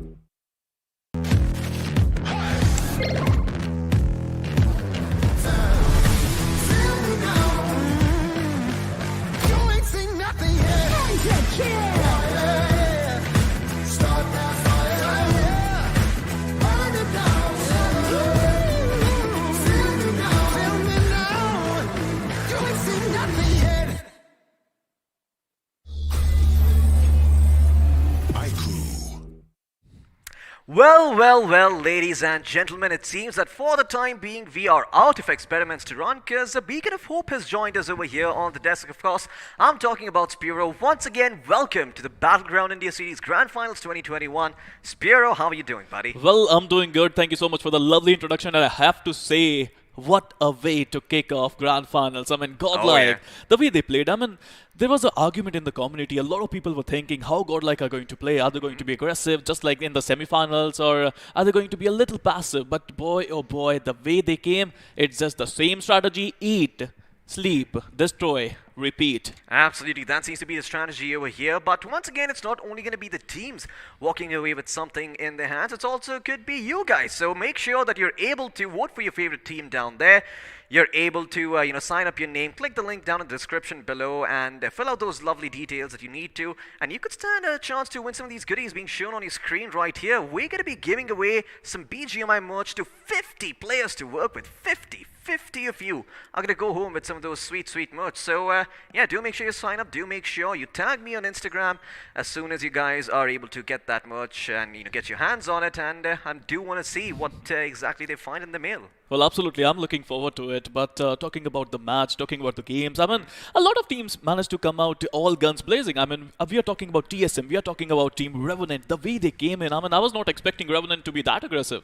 Me neither. I mean, in fact, when I saw that Revenant were going in so aggressively and taking up all those finishes, I believe one of their members heard some commotion happening towards school where I believe Recknoning Esports were fighting someone. Don't quite remember who it was, but they came in, they finished the job, they got themselves those finish points to work with. Once again, a dark horse of sorts. I wasn't expecting them to go in so aggressively. We did see some signs of aggression, like I said earlier, on the semi-finals, but for them to come out swinging over here in the grand finals, it just proves that they're feeling very confident, even though this is, the best 16 teams in the country. Again, it was Recknoning Esports versus Skylightz Gaming. They were fighting it out in school, and a brilliant clutch. I mean, you reminded me of that by Recknoning Maxi. He took out, I think it was a 1v2 against Skylightz. That was just immaculate. But Revenant, they just came in, and it was a beautiful third party from their side. But talking about teams, I think, we talked about, I was listening to XP and you were talking about Tactical versus GodLike Esports. That fight, I think Tactical, they could have been a little more aggressive if they wanted to win that. Yeah, I agree. I feel like Tactical, somewhere or the other, they were out of their depth because they were trying to play aggressively when, during the entirety of the semi-finals, we have seen Tactical be the team that is a bit more laid back, does like to play for the zone, does like to play for those placements instead, and is like, sort of like a snake in grass. It doesn't really want to bite anyone. It just wants to slither its way and make its way back home. And that's what Tactical Esports were up to. They did try doing something that wasn't really their comfort, that wasn't really, comfortable for them. And well, it backfired because GodLike in the end were able to, punish them and put all of them 6 feet under with all 4 members surviving, something that we were talking that GodLike will have to improve on for the grand finals. Well, I have to say, GodLike, I think their teamwork speaks for themselves, the way they played that fight. I feel Tactical, they were a little lackluster at that point of time. They could have attacked a little more. A little statement should have been made there. It was GodLike versus Tactical. They could have become heroes if they took out GodLike in the first game itself. So, well, what's been done right. I mean, we have to focus on the future right now, and the next match is going to be Miramar. Absolutely. The next match is going to be Miramar. What is done is done. No crying over spilled milk, like you say. And, well, I'm really curious to see what Miramar is going to hold for us, as hopefully we get to see some of that early clashes that we were talking about in El Pozo between Skylightz Gaming and the Supari gang could be on the cards, or maybe, just maybe, one of these teams could have changed their drop locations. That could also be a possibility. Look, I'm damn sure. I mean, we are going to witness El Pozo. We are going to witness Skylightz Gaming and TSG, but I'm not sure that if they're going to fight it or not. Because in semi-finals, I mean, Skylightz Gaming and TSG, when they started to go all out against each other, it was on the last day itself. I mean, there were no pressure on them. Both of these teams would love to rack up some points early on in the grand finale. I mean, talking about grand finale, I think both of these teams were not able to get decent enough points in the first game. But it's another day, it's another map, I would like to say, another opportunity for a lot of these teams. And in the end, Floki, I have to say, it's all about consistency. Absolutely, it is all about consistency with these teams over here. As we are seeing teams and the places they like to drop. Just a moment ago, we saw 7Cs near Power Grid. And we saw a lot of teams having their dedicated drop spots or like to go somewhere towards Port de Brazy, of course. This is Revanant's hotspot. This is Old Hood. And once again, I mean, it is all fine and dandy to look at these places and know that this is where teams like to drop. But that flight path, man, if it is feeling, just a little bit weird today, if it is feeling a little bit under the weather, we could see it being a little bit skewed towards one part of the map, and maybe teams are going to have to improvise and adapt and try and go towards different places, because it could very simply be that the flight path does not allow them to go to their favorite location. Now, a team that does spring into mind that could face that problem is Recknoning Esports, because they do like dropping into Torre Humida. Well, absolutely. I mean, Recknoning Esports, Miramar is one of their strong suits. It's a map that they love to play on. I can say that for Hyderabad Hydras as well. So all these teams, they're playing in Miramar. They have the experience. They know what to do. Semi-finals were great for them. In the grand finals, they have to do something amazing. They need to stick to their basics. They need to stick to their guts. And let's see if they can get a lot of points out of this. Absolutely. I mean, hopefully they are able to get themselves a ton of points out of this, and especially for the teams who were at the bottom. Of course, I'm talking about EXO and Skylightz Gaming. They especially are going to need those points, because well, you don't want to be the team that is in bottom 8 on the first day of the grand final. It's not a very good spot to start things off on. GodLike are just starting on a high note. Them getting 27 points. They're going to be coming in this game feeling very, very confident, feeling very, very aggressive. If they see any slips, any cracks, any mistakes that enemy teams might make, they're gonna go forward and punish them. Well, again, talking about GodLike, they managed to rack up 100 finishes in semi-finals. So, I mean, they started off to a brilliant start, I have to say, by taking 15 finishes in the first one. But right now, it's time for Miramar, and the plane path is going to come up on our screens really quickly. Floki, what do you expect from Miramar? Well, I am expecting to see a lot of DMR, a lot of sniper action, hopefully as well. Give me some Car 98, give me some AWN, give me some Winchester action, as we did see a Winchester knock out a player in the semi-finals too as the first pick. For now though, talking about the flight path, it will start towards El Zahar and make its way towards Val Del Mar. A lot of teams that like going towards maybe a Cruz del Val, El Zahar, Torre Humida will have to drop in quite early. Speaking of which, it does seem like that is the case. I believe that is the members of Hyderabad Hydras dropping in and trying to make their way towards, are they going towards Tierra Bronca or Campo Militar? I believe they might be going towards Campo Militar. Well, I believe they're going to take a split. Some of these guys are going to go towards Tierra Bronca, others might go towards Campo Militar. Again, this is a perfect plane path for a lot of teams. I think this is going to be a beautiful Miramar game, Floki. A lot of these teams, they hate taking drop clashes. El Hazar, you see our Esports going towards El Hazar. It's a beautiful place. You're going to get a lot of loot there. Again, the question is, are we going to witness some early drop clashes? I mean, talking about Erangel, there were none, right? Oh yeah, there were none in Erangel. I mean, a lot of passive gameplay. I believe it was 9 minutes in when we saw that first knock and that first shot being fired. So once again, it is the first day of the grand finals. Teams are going to be playing it a little bit slow, just trying to get into the groove of things. As the circle has shifted, or rather, well, shown itself over here. Thankfully, Los Leones is not anywhere near in it.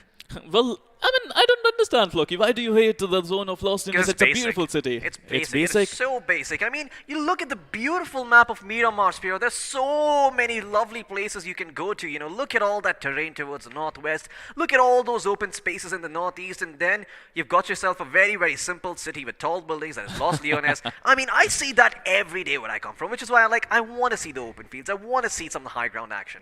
That's why I love Miramar. Well, I get it where it's coming from. But meanwhile, talking about UDog India, not a great start for them in the first game, but boy, oh boy, this team has some spark in it.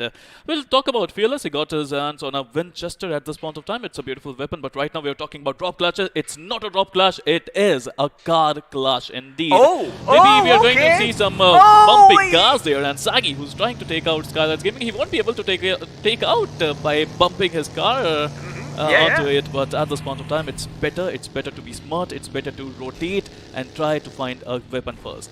Absolutely, I love the pit maneuvers that were coming in from that buggy. He tried to turn it around and make sure that they were not able to go in, but at the end of the day, Sagi, he's still got to loot up himself. And Skylightz Gaming, this is a little bit dangerous. Fortunately, where they are going, no one's going to be there. So, they have the comfort of knowing that given the plane path, it is unlikely teams are standing in their way, as another vehicle will be spotted and taken up. 2 members will exit, making sure the numbers are split nice and even. Because even if one of those cars blows up, you've got the other 2 members still alive and kicking, making sure that the team has a chance at some placement points. However, they do want to make their way towards El Pozo, which is at the western end of the current zone. So, yeah, once they get there, that is when they're gonna start looting up and maybe, actually playing the game. In the meantime, we're gonna turn our attention towards Team X-Park and TSM, who do seem to be in close proximity of one another. X-Park, of course, dropping near Junkyard, whereas the side of TSM have dropped somewhere close towards that graveyard area. I think it was a decent game coming in from Team X-Park. Mavi managing to get 5 finishes for his team was absolutely brilliant, but in the end, I think it was Team Revanant who took them out in the first game on that Rozok Hill. It was a great game for them, not a really good game for them, but an average game for them, and I think they're feeling confident. It's going to be a really impressive game, it seems. They are in the zone, they are in Junkyard, they're looting it out. They have some vehicles as well. Maybe they would require some more loot, if you ask me. Absolutely, and if you look at the teams at the bottom of the circle right now, the one that seems is probably going to have the hardest time is going to be OR, because all their ways inside the zone are being guarded, right? You've got Recknoning Esports near Minas del Val, you've got, EXO obviously in Los Leones towards Impala, there's UDog, so OR really have the hardest time of getting in the zone. I mean, that is sort of the problem with dropping on the coastline on any map, that your rotations inside the circle are probably going to be a little bit harder, so you have to be smart about how you approach that situation. But Eggy, in the meantime, is going to get his hands on the M249, 150 bullets to work with. Ah, boy, he's going to make it sing as soon as he sees a chance. But for now, there's no one near House of the Patron, and it seems that Enigma will just be very, very happy, getting their hands on whatever sort of scraps GodLike left behind. Because once again, Hacienda del Patron is GodLike's main drop. Well, absolutely. I mean, this is going to be really amazing to see if they're going to fight it out. Meanwhile, talking about drop clashes, yes, we have Skylightz Gaming going against a team, the Supari gang. It's eminent, right, Floki? We've been witnessing TSG versus Skylightz Gaming in the semi-finals as well, but at this point of time, are they going to fight it out again? Again, 16 teams, 64 players are still surviving at this point of time, and I can hear no commotion happening at this point of time. Yeah, me neither. It seems that the side of Skylightz Gaming for now are just going to be going around and getting their hands on some loot to work with, as El Pozo is the hotspot for both Skylightz Gaming as well as TSG. And Skylightz Gaming, they've often been eager to kick out the members of TSG, although it does seem that they are splitting the city up 50-50. You've got TSG on one side and you've got the side of Skylightz on the other. Once again, not a lot of early action on Miramar, but that only means one thing, and that is when the circle starts closing in and that first shot is fired, it's going to be a domino effect of sorts, where we're going to see a lot of teams breaking in against each other and eventually trying to, just make sure they're able to third party, and then there's going to be a fourth party and a fifth party and a sixth party, and before you know it, the entire server is going to be up in flames. Well, it is a party, I have to tell you. iQOO BGMI Grand Finals. Yeah, we are not invited, but we are hosting it at this point of time. Yeah. So, talking about the Supari gang, I think they played well in semi-finals. We have Nikhil, D-Singh, Krish and Daddy, and right now they're scraping to get some decent loot. Krish, on the other hand, got a level 3 helmet to his name. This is going to be really important in those close range quarters as well as those long range altercations as well. Meanwhile, talking about GodLike, looks like they found some enemies there nearby. It is Enigma Gaming who's trying to rotate near Hacienda del Patron. Meanwhile, GodLike Jonathan, I mean, you can see he is concentrating. We can see the live POV there, Floki. He is concentrating, and boy oh boy, this guy was the MVP in semifinals. Absolutely. I mean, Jonathan, I have to say, every single time I see him on my screen, I feel like I learned something new about this game, because there's just something about this man, the way he plays, that he can always pick up from, even when he was in that 1v2 against TSM last time around, you saw how quick he was on his feet. He knew that he had to catch the enemy by surprise with his position, so he hid behind the door. He was like, maybe they don't spot me, maybe I have a fighting chance over here. Of course, he used that element of surprise, peeked out, but at the end of the day, it was a 1v2, and well, he got a little bit unlucky with the spray, so he didn't connect, on that member, and unfortunately didn't have the time to heal himself back up. As, once again, it's like you say, Spiro, I mean, Jonathan is one of the best players out there, and every single time you see him on your screen, do make sure you got a pen and paper around, because you might want to be taking notes that could help you with your own game. Well, we are talking about great players, and here you go, we have Team X-Park on our screen, Scout, Mavi, Ultron and Gil. I still remember semi-finals. I mean, the first day was not great for Team X-Park, but the way they managed to make a comeback after that was just amazing. I mean, it's almost like a fairy tale story for them, and the way they are playing, the way they are managing to get those points when they are desperate. I think that is a big factor, and that shows that when you are under pressure, you can still get points. Absolutely. I mean, even though you might be under a world of pressure, even though the whole world might be bearing its weight on your shoulders, you kind of have to make sure you're hitting that bench press, you're hitting that shoulder press, and your shoulders are strong enough to carry that weight. boy. Because sometimes that is what this lobby will demand of you. That is what the grand finals will demand of you. And well, once again, if you want to make your name internationally, then you have to make sure that you're able to deal with all the teams in your own country first, and that is what a lot of these teams are going to be looking to do. Oh, Old Hood Esports, well, peeking out of their vehicle right now. Crazy has to be a little bit careful. Could be shot in the head if he isn't a bit too aware. However, Old Hood, they've got all their ties still intact, but Hyderabad Hydras, once again, making sure that Old Hood don't feel completely comfortable moving around in that coop, so they will force them to sort of go to the compound and raid it instead, and maybe do a bit of a holdout. Well, they just barely managed to survive that gunfire coming in from Hyderabad Hydras, and I think they got a decent compound, and I don't think Hyderabad Hydras, they are too interested in attacking that compound. They're looking to find a decent space in the zone, and again, the circle just got shrinked, and it is going to be a sudden shift. Meanwhile, Team OR Esports, you know, I wonder how they're going to play in this one, because Erangel was great for OR Esports. Talking about the zone, yes, it is going to be a southern shift, and I can see a lot of great teams in the center. I can barely see anyone on the edges at this point of time, Floki. Yeah, I mean, I only see like two teams on the edges, and that is UDog and OR, and you know, they two are soon going to close in. But once again, the fact that we haven't seen any action only means one thing, that when the action breaks out, it is going to cascade into madness. Every single team will want in on a part of the party and a part of the action, and we'll see who comes out on top. But for now, like you said, a lot of teams in the center. San Martin being occupied by at least 3 teams, as I see X-Park, I see GodLike, and well, in the meantime, we're going to turn our attention towards the members of 7C as they have set their eyes on the members of Revanant. Revanant, they do take a little bit of damage on one of their players, and in the meantime, 7C are trying to find the best angle of attack, and oh boy, he's got the MG3, he's got the level 3 West, the level 3 everything to work with, and he's just looking to make it sing, looking to rack up those finish points. Well, it is going to be 7C versus Revanant. 7C who got eliminated in the first game by GodLike, it seems. But right now it's going to be important Paradox position.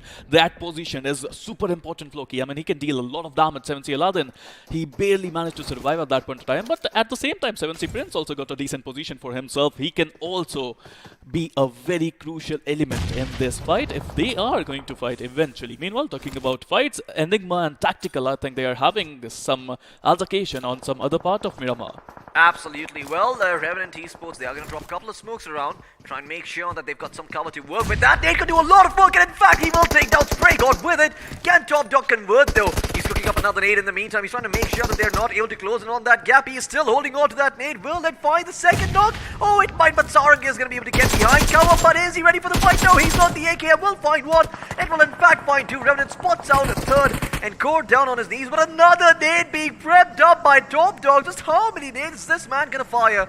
Well, that is a smoke coming in from the man. Oh, wait, that might have been a stun grenade, actually. That could have been the stun grenade to catch them off guard over here. But Revenant, they still have to be careful because there is someone shooting them from the back, and I believe that might be the side of Tactical Esports. Nope, it is Prince from the side of 17, trying to make sure that Revenant do not get away with a bit too much. Move like a butterfly, sting like a bee. Top Dog was dancing around those balls, it seems. Meanwhile, 7C Aladdin also got better of him by Team Revenant, and they are looking incredibly strong today. 7C Prince, the last man standing, the flanker, the IGL of 7C. Now, he got a lot of responsibility on his shoulders to make sure that they get enough points out of Miramar. Absolutely, and well, Austin Bot, he also has the responsibility of getting a fair number of points for his team, the dedicated DMR/sniper player. As we do see him spawn out a couple of members of Tactical Esports, but Tactical, they're just going to make sure that they do not give away too much, because once again, they've lost Hitman. You know, it is only 16, or rather, it is only 12 minutes into the game, and at the same time, they kind of want to make sure that they stick to their playstyle of playing the zone instead. Clutch spots out a couple of players from Revenant, but he's just trying to make sure that they've got some time to rotate out, and once he knows that his teammates are in a decent position, he too will join them and try and make their way around instead. Now, once again, the zone has shifted, so if you could have the map up on the screens, that would be great, because Well, that will tell us exactly where Tactical Esports are coming from and what else they're going to have to look out for, as I do believe there are a couple of teams in the vicinity closing in. From behind, they have TSM and Xpark joining the mix, although 7C, they're going to make sure that they keep their eye on Revanant, or, well, should I just say Prince is going to keep their eye on Revanant, because the rest of 7Cs, they have bit the dust a long time ago. Well, you were talking about Tactical, and the moment I heard Tactical, that reminded me of Top Dog, the way he took out 70 players one by one. He used the TPP advantage to his favor, he used the grenades really well, and the way he was dancing around those walls was just immaculate. Now, talking about 7C Prince, even though he's the last man standing, he's still putting up a fight there. I mean, he's still not shying away from taking that shot, even though he knew that a couple of teams are near him. Absolutely. I mean, even though he knew that a couple of teams are near him, he kept his composure, he kept his calm, and he still took the fight like a champ. Although Prince, well, trying to show us what exactly he was. Prince of his spots out clutch, and it looks like this might just be what he is, the Prince of long-range finishes. The clutch will be cleaned up, taken out, will bite the dust, and well, he's got very little HP to work with. It will eventually bleed out, and Prince will get the credit for that finish. In the meantime, it looks like Skylightz Gaming will finally take the fight over against the members of TSG. Daddy and Krish both knocked down on their feet on all fours, crawling about, and the rest of TSG are gonna leave them for dead. And well, there's a 2 finish points going the way of Skylightz Gaming. I have to say it is a great start coming in from Skylightz Gaming. I mean, TSG, now they're on the back foot, and yes, they are running away. There's no point in taking this fight. They don't have the advantage. It is going to be a 4v2. Meanwhile, talking about unadvantaged situation, it is going to be for GodLike. Meanwhile, Jonathan, who got knocked there by Murphy, now getting revival from his friend, his teammate, Z-God. It is going to be incredible, but at this point of time, look at the flank coming in from Gil. That's a very important flank for Floki. Oh yeah, most certainly. Gil has not been spotted just yet. Ultron is taking all of the attention right now, soaking up all the bullets, all the nades coming his way. Is going to return one as well, and dude does deal a fair amount of damage onto the GodLike. But Jonathan, no as well. Is he even going to find Z-God to work with over here? 2 knocks for the price of 1. Team Xpark will take that any day, but in the meantime, Gil has been discovered and also been knocked down. So it does come down to 2v2. The man himself, Scout, now taking it upon himself to take out the members of GodLike, as Neo is there in the distance, and ClutchGod is trying to get his other teammates back upon their feet. In fact, ClutchGod will be able to find Ultron in the meantime, and now I believe there is only Scout still standing from the side of Xpark. Nope. Mavi is still in the picture, and he has spotted out Neo, but with the blue zone closing in, Team Xpark, they need to wrap this up and move on. Now the question is, Scout is coming in, ClutchGod is on his sides, and he would get the knock-in. Scout with a beautiful nade, taking another player of Team GodLike, and Team GodLike now on the back foot with the Neo. I think is the last man standing. All other players of Team GodLike are knocked down there. Neo, the last man standing. Now it's a 1v2 situation for him. Is he be able to take this fight? Now again, we have seen Neo taking some really good clutches in past, but it is the pressure situation. It is the grand finals, and Team GodLike, who managed to get 15 finishes in Erangel, now on the back foot with the last man standing. GodLike Neo with that UMP, level 2 helmet, and level 2 vest. Would he be able to clutch this situation out? Let's find out. Well, Team Xbox just trying to wrap around him like a boa constrictor, although 2 members don't make for a very, very strong wraparound play. It does seem like Mavi is going to take his sweet time, you know, just eat up those painkillers, get that boost going, and move out of this area. As, well, Scout, he has come in, but he needs to heal himself back up because he is dropping low. Does he even have time to heal himself back up? I don't think he does. Scout is probably going to be knocked out over here. I'm not too sure what's going on. In the meantime, elsewhere on the map, it does seem that Revanant have come under attack once again from the members of Old Esports. And in the distance are Enigma Gaming, who are listening to all this commotion, who are waiting for a squad to be wiped off. And once they are wiped off, well, looks like they will be joining the mix over here. Okay, Klaus finds one. He takes out Paradox. Top Dogs are also going to be cleaned up. Revanant will be taken out. And in the meantime, Team Xbox, what? It does look like the clutch came through. Neo came in clutch for his team, as GodLike will still have a pony in this race.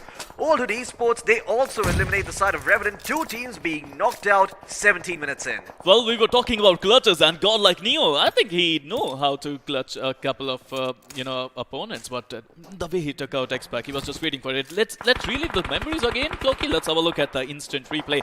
Oh, GodLike. Oh, Neo, you sneaky player. He was waiting for Team X-Pac to make a move, and that was the wrong move coming in from Team X-Pac. Wow, the amount of patience it took from that man to just stay in that spot, but I have to hold on to that knock. TSM are going to take a fight against UDog. All three of their members going to be knocked down. What are UDog up to? It seems like TSM have just got them by the hip and they're not letting it go. Shadow is going to be responsible for getting his teammates back up on their feet, but he has to be a little bit careful because on the high ground I do see one member from 7C and also members from the side of Recknoning Esports who are just waiting to sense weakness, and then they're going to strike. Ninja George, realizing that he needs to save his own life at this point, will drop a couple of smokes, allow for Shadow to rotate out as well, who will scurry away, while UDog, well, they've got one member still alive over here. It's going to be Dave trying to carry their hopes and dreams forward, but given that this is the map of Miramar and he is on the low ground, that is looking very, very unlikely. In the meantime, OR might be facing off against our Esports. Well, I have to say it was a great comeback coming in from TSM, but 7C Prince with that high ground advantage, he managed to steal a lot of position there. Meanwhile, talking about OR Esports, they are going up against our Esports. Both these teams, they played really well in semi-finals, but at this point of time, the zone is in their favor. They are in the zone, but right now the numbers game advantage is not in the favor of OR. Evo being the last man standing. Now again, we have witnessed Evo do some great stuff in the past, but right now our Esports, they're coming in and they won't finish. OR Esports. Absolutely, our Esports able to find themselves two finishers to work with over here, while EXO once again on top of that hill. They've got three members standing here. Well, in fact, they've got all four, because it seems that the fourth member is on a bit of a flank. That is the job of Punkyu. And it seems that right now he's just focused on gatekeeping them with the TMR in his hands. The Mini 14 could do a lot of work. He also sees an airdrop in the distance, so that information will also be relayed over. As EXO have got a lot of options right now, but for the moment, the best choice is to hold that hill and prevent others from coming in. Recknoning Esports will do the same over here. Wild 69 has actually given away his position by firing off those two shots. He's got the AKM as well. He's not too sure who's going to be on the other side, so he is pre-firing around there.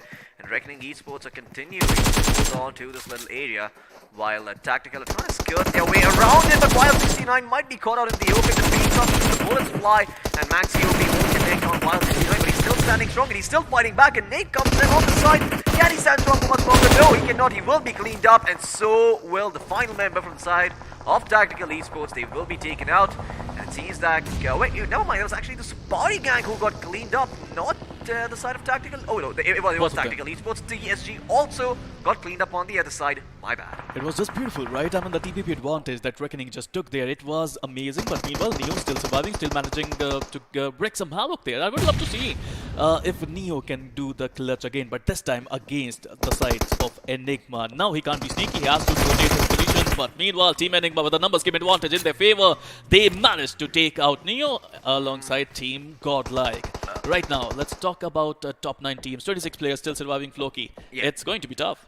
It most certainly is. I mean, 26 players with 9 teams in the mix. Do a little bit of math, and that should tell you that not everyone has got a 4-man roster to work with over here. Maybe just a couple of few teams who still got 4 members, and well, one of them is EXO, who spread them out very, very beautifully, making sure they cover every angle there is on Miramar, and it seems that Shadow OG will be taken out as TSM will be eliminated in 8th place by the side of Team EXO. Get the credit for that, and Team TSM, they do walk away with 3 finishes and 1 placement point to boot. Well, this is the grand finals, right? I mean, those teams who played well in the first game, they were not able to get those points in the second one now, and I would love to see, I mean, this is grand finals, right? 4 days of action, 24 matches to come, and I think we are for some really good surprises as we go further in these games. Meanwhile, talking about Team Recknoning. Now, again, the semi-final performance of Team Recknoning, they were out in the bottom page after day number 3, but boy oh boy, they managed to make a comeback in the last day. Absolutely, and now it seems that EXO are just going to be lying around in the bushes, waiting for some sort of push to come. Sensei tasked with making sure that his front is covered. He's just going to make sure that he doesn't get spotted either. In the meantime, Fierce will sense an opportunity, will rattle off a few shots. Mr. Spray gets taken down to about 40-ish points of life, while Fierce realizes that he has abandoned the other side, and welcome, the boy might not be long for this world, but he will get back to cover in the nick of time, as Fierce, fighting a war on multiple fronts, has to be a little bit careful about his positioning, because if he gets too complacent on one, the other might backstab him. In the meantime, Old Hood Esports, we have seen these guys before, we have seen them clutch it out, but can they actually win this one? They did have an early exit last time around. Maybe this time around they can survive a little bit longer. Oh my god, that nade from Punkyu completely obliterates Mr. Spray. Also does a lot of damage over to the other member in the buggy. And well, Punkyu is going to take it a bit forward and find himself another knock to work with. Now looking to move forward and maybe capitalize on that situation as the circle is once again going to shift a little bit further towards north. It does favor Hyderabad, Hydras and Enigma, but once again, a lot of teams with 4-man squad, but not everyone with the best position to work with. Absolutely. I mean, now Team Reckoning, they have no other option. They have to leave Mr. Spray behind because the zone is coming in. There's no time for the revival. Meanwhile, all to the Esports, they are rushing in. And put your eyes on Sultan right now because that guy was wrecking havoc in the semi-final. But meanwhile, Team Enigma, Eggy, he's just using the advantage beautifully. I mean, he was in a different position from the rest of his team, and the way he used that position was incredible. Managed to get a single finish there. Meanwhile, Team Reckoning still trying to fight it out to enter the zone against Team EXO. Absolutely, and EXO, well, they've got the advantage of being on the flank, of being on the backstab, of being outside the zone, so they can maybe distract the team, so that they can maybe capitalize on the teams that are inside the current circle when they do take a fight.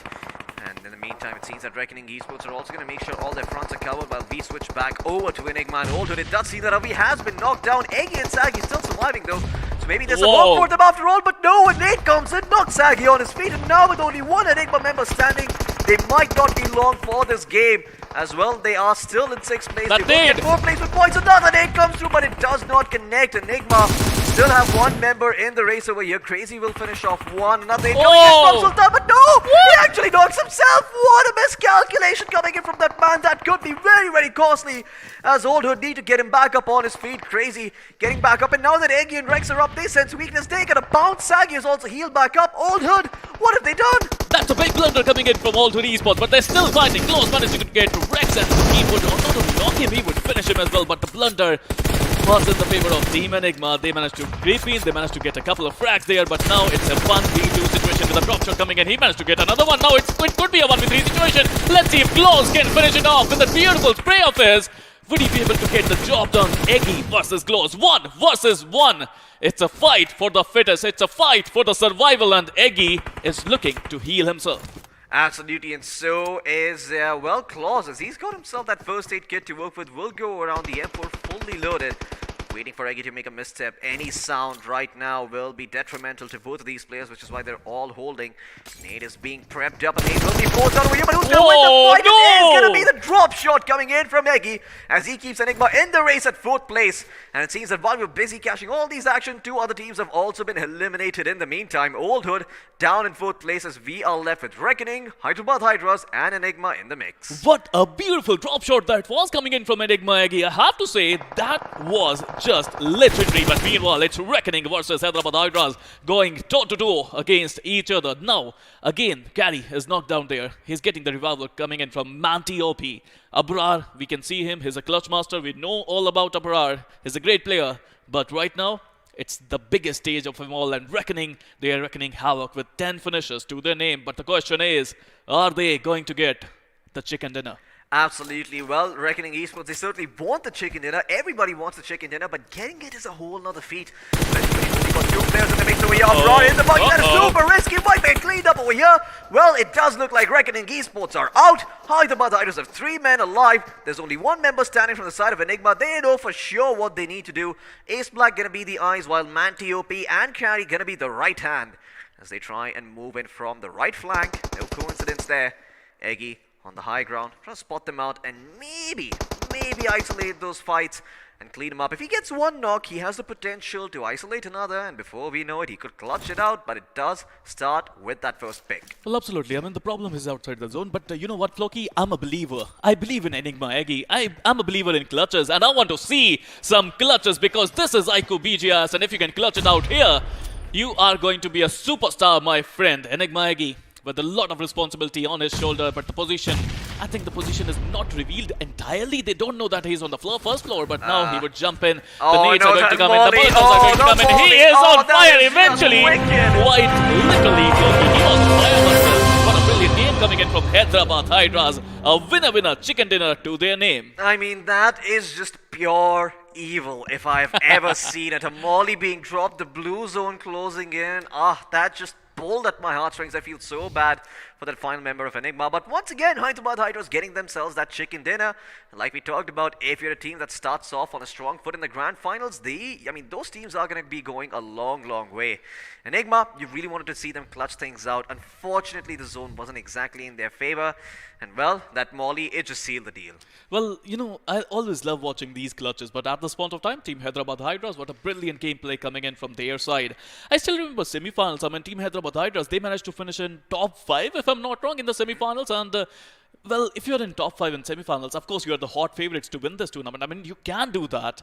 And let's see, Hyderabad Hydras, I have to say, off to a wonderful start. Absolutely. They are going to be joining the ranks of GodLike near that top spot, and we'll see exactly how many points they've gotten when we have the point standings ready. But for the time being, I do want to talk about what happened in that previous match. Now, we did see Skylightz Gaming take out the members of TSG. Was a little bit expensive for them, but did they find a podium finish? I actually don't think so. They didn't really make their way towards the top 8. In fact, we can stop speculating because we've got the highlights coming up on our screens right now. So in case you missed out on any of the action, number 1, be on time. Number 2, here are the highlights. Well, we started off with the team Revanant took out 7CE Esports, and I have to say, the way Top Dog, he danced around those walls, he made sure that he wreaked havoc on Team 7C. I mean, you don't always need to just attack people, you need some brain, right? You need some IQ gameplay, and the way Team Revanant played that fight out, it was just beautiful, it was strategical, it was tactical, and I mean, I'm impressed. Oh yeah, even I'm impressed. I mean, the way they played it out was absolutely genius. Even, credit where credit is due, Prince always finds himself in the spot where he either gets taken out first or he's the final man standing for his team. This time around it was the opposite. He got his team one finish point, but that is all he really got there. And, well, Skylightz Gaming, Gamla Boy, he also clutched things out for his team by knocking out the side of the Supari gang, but then X-Pac come in, take a fight against GodLike. They're able to show them the exit door. But while Neo was still alive, he managed to stay in the blue, heal himself back up, and then catch 2 members from X-Pac off guard. I mean, Team X-Pac, they must have thought that Neo left their party, it seems. But Neo was there, he was just ordering drinks around the corner, and he was ready for some action. The moment Team X-Pac took their eyes off Neo, he was ready with that bullet of his, and he took out the last 2 players of Team X-Pac. Meanwhile, talking about all the esports, boy, they impressed me, but the blunder at the end, that costed them the chicken, it seems. Absolutely. I mean, they did blunder in the absolute end. They did, unfortunately, end up costing themselves the chicken dinner. However, they did get 2nd place still, so not the end of the world. They get themselves 3rd place still, so not the end of the world for them. OR Esports, they too have been having an okay-ish start. They didn't have a very strong Erangel. They did end up in top 6, but this time around I think they might have done a little bit better, or maybe I could be wrong about that. Because, OR also had the roughest time, right? We talked about how they were dropped into Porto Paraiso. There was a team at every single place leading into the zone, so they were going to get gate kept one way or the other. But Neo, I mean, he did his work by clutching out against Team X-Pac. To expect him to clutch out against Enigma with 3 members out there, yeah, that was just impossible. Well, there are a lot of teams who were struggling to find a decent space in the zone. I mean, Team EXO was one of them. Team Hyderabad Hydras, I think they are off to a brilliant start. Of course, they got the chicken dinner to speak of, but this was the moment, right? I mean, Alder Sultan, that nade was crucial for his part. I mean, previously he managed to land 2 nades back to back, and this was the 3rd one. Maybe, as they say, 3rd might be unlucky for you. Absolutely, 3rd could be unlucky, but that's big. That's just that slight bit of movement that actually came in, changed the trajectory of that nade, and Sultan knocked himself out. That turned the fight around for Enigma. And man, if it wasn't for the disaster, I think it was the Alder's game. I mean, you always try to do that ricochet, right, on the corner of the window. You want the nade to go perfectly in, but it's not easy to do, especially under the pressure. I mean, this is a young team we are talking about. Of course, I mean, Alder Sultan, he managed to rack up 4 iQOO MVPs in semi-finals, but boy, this guy is a superstar. But now, he needs to forget that blunder. He needs to focus on what's coming next. Meanwhile, look at this drop shot coming in for Maggie. That was crucial. And Team Enigma, they managed to get the 2nd spot. Meanwhile, Team Recknoning, Abrar was the last one standing. He was tempted to revive his teammate, it seems, but that was not the wise decision in his favor. Absolutely. I mean, he tried to go in for the rest. Unfortunately, he couldn't do so, and then the blue closed on Maggie. Man, just look at his perspective. Oh, the Molly is dropped in. His feet are on fire, and well, the blue is tearing away his flesh. The Molly is burning away at what is left of his flesh. And at the end of the day, Enigma, well, they were not long for this world, but they still get themselves that second place spot. They still get themselves a bunch of finish points to work with, and that is about the best that they could have hoped for. I mean, even in the last game, it seemed that even though they were dealt a bad hand, they had 2 members alive, the zone wasn't exactly on them, they still got to top 4. So Enigma, once again, showing that it doesn't matter what kind of situation you put them in, they will find a way to come out on top. And it's all about that. I mean, the team that is going to do that back to back again and again in this competition is going to be your champions. And believe me, they are going to be the best team in India. But right now, let's have a look at points table. I would love to see how these teams rack up those points. Absolutely. I too want to have a look at the point standing, see exactly who's going to be on top and who is not. And well, we're going to be bringing it up on your screens anytime now. But it is quite obvious who took that first place spot. It is not going to be Team Enigma. It is going to be the Hyderabad Hydras who got that first place spot. Do you by any chance remember how many finishes they had? Because I think it might have slipped my mind. Well, we'll see. We'll see shortly how many finishes they I got. like it. Keeping the suspense for me as well as the audience. Not letting off any secrets over here. But yeah, once again, the point standings are ready and we will be getting them on your screens right now. Let's see who is on top over here. As well, it is going to be the Hyderabad Hydras in first place with 6 finishes and 21 total points to work with. Well, number 2 is their neighbor from Erangel. I mean, they land at the same position in northern Georgia. So Recknoning Esports with 10 finishes to their name and a total of 20 points, which is great. I mean, Team Recknoning, they are pushing a lot of teams. They are looking aggressive, so that's a good thing for them. Number 3, we have Team Enigma, who managed to get 6 finish points and a total of 18 points to their name. Number 4, it is going to be Old Hood Esports, and this is a new team. This is a team that is popping a lot of heads towards their themselves, it seems. I mean, they too are looking to emulate the sort of performance that GodLike has been, putting out in the entirety of the semi-finals and the grand finals as well. For now, though, we're gonna turn our attention towards the iQOO MVP for this match. Well, I couldn't have guessed it. It is gonna be Maxi OP from the side of Recknoning Esports. He's got 5 finishes and 801 damage to work with. He's a wonderful player. I mean, 801 damage, as you said it, with 2 assists, 1 headshot to his name, 260 healing, and a survival time of 24 minutes and 28 seconds. His fans, I think they call him the dancing Maxi, and the dance is real. It most certainly is. We'll see how many more dances can Maxi put up over here, because he's going to have to put up a lot of dances if Recknoning Esports keep this up. Of course, they are a team known for the consistency. They were also one of the only few teams who got 3 chicken dinners in the semi-finals. So keep an eye out for them, because they might be running away with the show when you're not looking. Speaking of which, well, 2 Recknoning members in the top 5 spot is Abrar OP and Maxi OP. Well, we have Old Hood Sultan there with 4 finishes to his name, and his teammate Old Hood Kloss also managing to get into top 4 of iQOO MVP top 5 players list. Meanwhile, we got the Team EXO player Exopunk joining in the party with 3 finishes to his name. Absolutely. I mean, Old Hood and EXO making guest appearances over here, but of course, this is being dominated by the members from Recknoning Esports. Let's now have a look at the overall stats. Of course, I am talking about the match summary. Let's see how many grenades we used, who got the longest distance finish, and well, I think I sort of saw this coming. Longest finish distance going to Prince with 260 meters on that finish on the member of Tactical Esports. And well, 5 grenades resulting in finishes out of, I believe, the 80 that were popped in this 100. one. It was a century of nades in Miramar. Yeah, that is surprising, right, Floki? Oh yeah, it most certainly is. I mean, didn't expect that. Well, yes, we got 100 nades used in this Miramar competition, which was just amazing. Total healing was 7,641. Total knocks were 60, out of which 59 got finished, and 4 airdrops were looted in this competition. Meanwhile, Miramar, we don't expect that much nades, to be honest, Floki, but I have to say, this is grand finals, and we have to expect the unexpected. Absolutely. Well, this is the grand finals, and if you don't bring your A game over here, you might not walk away with that 50 lakh rupee prize, which is of course what all of these teams are going to be fighting for. I mean, yeah, the prestige is nice, but the cash, it's more practical. You can use it, you can sustain yourself with it, and who knows, maybe you can even build a future if you invest it wisely. But yeah, once again, just 2 maps down, not the end of the world. We've still got 4 maps going. What would you say to the teams who have not been doing so well thus far? Of course, I am talking about Team EXO. Once again, they didn't find themselves in the top 8. What would you do differently if you were them? Actually, you know what? Hold on to that thought, because I believe we've got a player face-off coming off. So let's have a look and see what 2 players are going to be, or rather, which 2 players are going to be pitted against each other. And well, who's going to come out on top? It's going to be Abrar OP versus Sultan. Well, Labrar, who's known as the finisher for Team Reckoning, he's the clutch master. He's the clutch minister, if I may say, for Team Reckoning. He managed to get 5 finishes to his name, but against him, we have old hood Sultan, the Sultan of Swing, as you guys call him. But I have to say, this guy is actually ripping things apart these days. Absolutely. I mean, he is certainly putting up the numbers over. He has a bit of a slow start, but that's okay. In the meantime, let's have a look at the squad face-off and see which two teams are going to be pitted against each other, as we've got Old Hood Esports going up against Recknoning Esports. But it seems that Recknoning have the edge, or do they?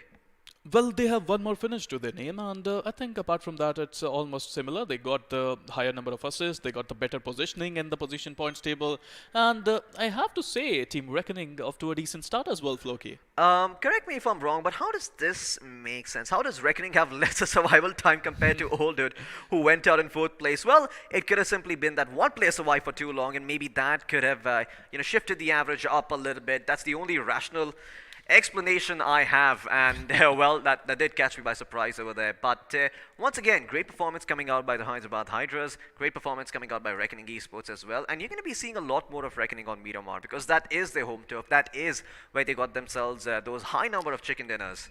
You know what I'm thinking right now, Floki? I mean, we were there in the semi-finals. I think we were doing the second last game, and we were talking about Miramar, and I told you, Hyderabad Hydras, it's their favorite map, and well, here you go. First time in the grand finals, first Miramar, and they got a chicken. Absolutely. I mean, this is a flying start for the side of the Hydras. I mean, at the end of the day, all it really comes down to is that confidence.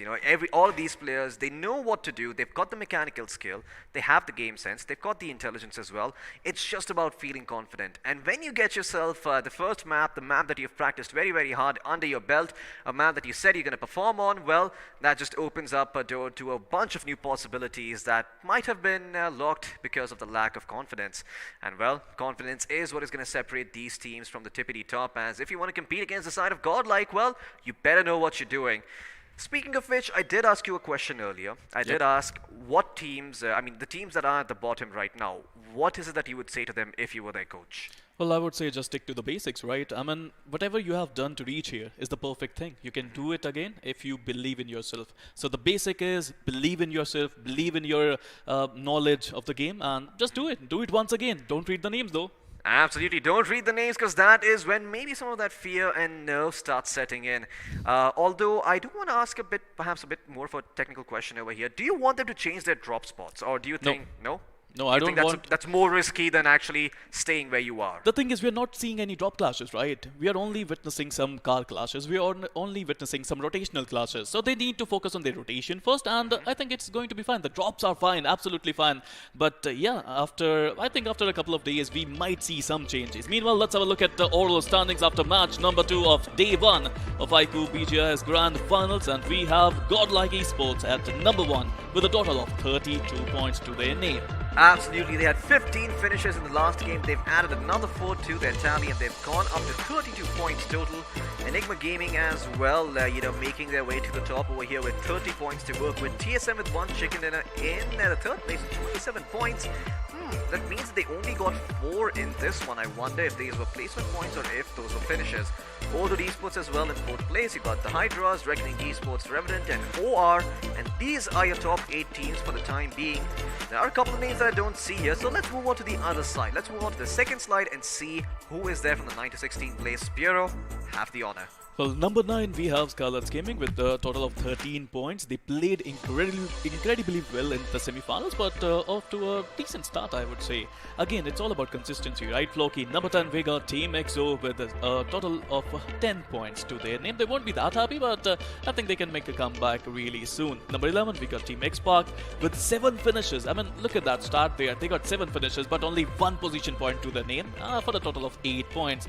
And we can see the other teams in the table as well. So, some teams, they're off to a wonderful start. Some team, not a great start for them, but boy, oh boy, I mean, still only 2 matches in. A lot to happen. Absolutely. Only 2 matches in. There's still a lot more matches to go. In fact, there's going to be another Miramar. There's going to be 2 more Erangels. And there's also going to be a Sanhok in the middle of it all. So keep your eye out for that one, because I have been seeing a couple of Instagram stories. And well, I have been, seeing what the players are up to. I do believe we're going to be seeing a lot of action on that map. And I can't wait for that map to crop up.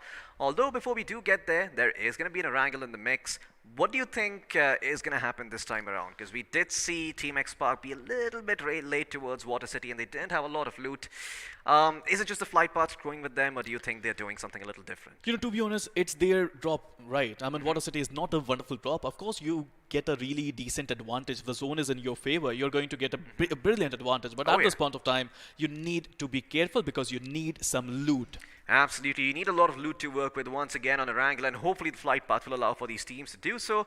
But I believe that we are going to be having a bit of a switcheroo going around. I will be leaving the studio in just a bit. When we come back with the break, you're watching the Battleground India Series 2021.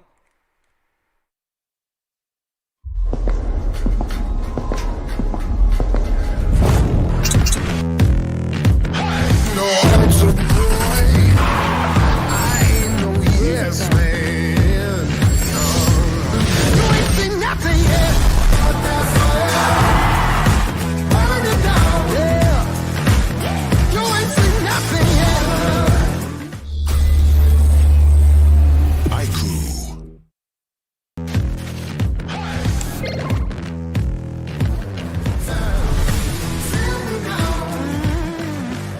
You ain't seen nothing yet.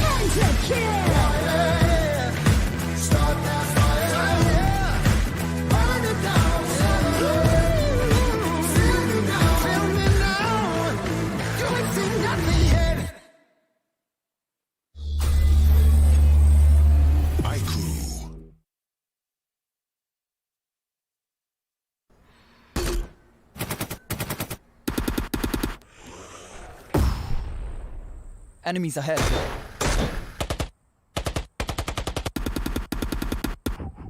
No more non-stop gaming. Introducing Battlegrounds Mobile India with OTP control, 3-hour limit, and other gaming checks. Battlegrounds Mobile India. Game responsibly.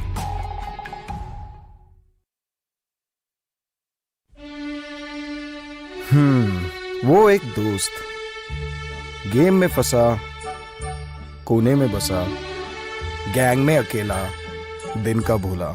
Time आ गया है for them to look up. रुक रुक रुक, pizza है यार.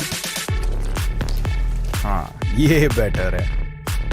ध्यान से. Okay okay, तो फोकस कर. अरे ऑसम यार. कोई नई स्ट्रैटेजी ट्राई करें? क्या बात है. श्योर? एकदम श्योर? मतलब मान गए गुरु. तो जैसा मैं कह रहा था, जब ये हद से ज्यादा हो जाता है ना, तो फन, फ्रेंड्स और लाइफ से ध्यान हट जाता है. तो कुछ भी करो, पर कैसे भी मेक देम लुक अप. अरे वाह, जल्दी समझ गए. Well done boys.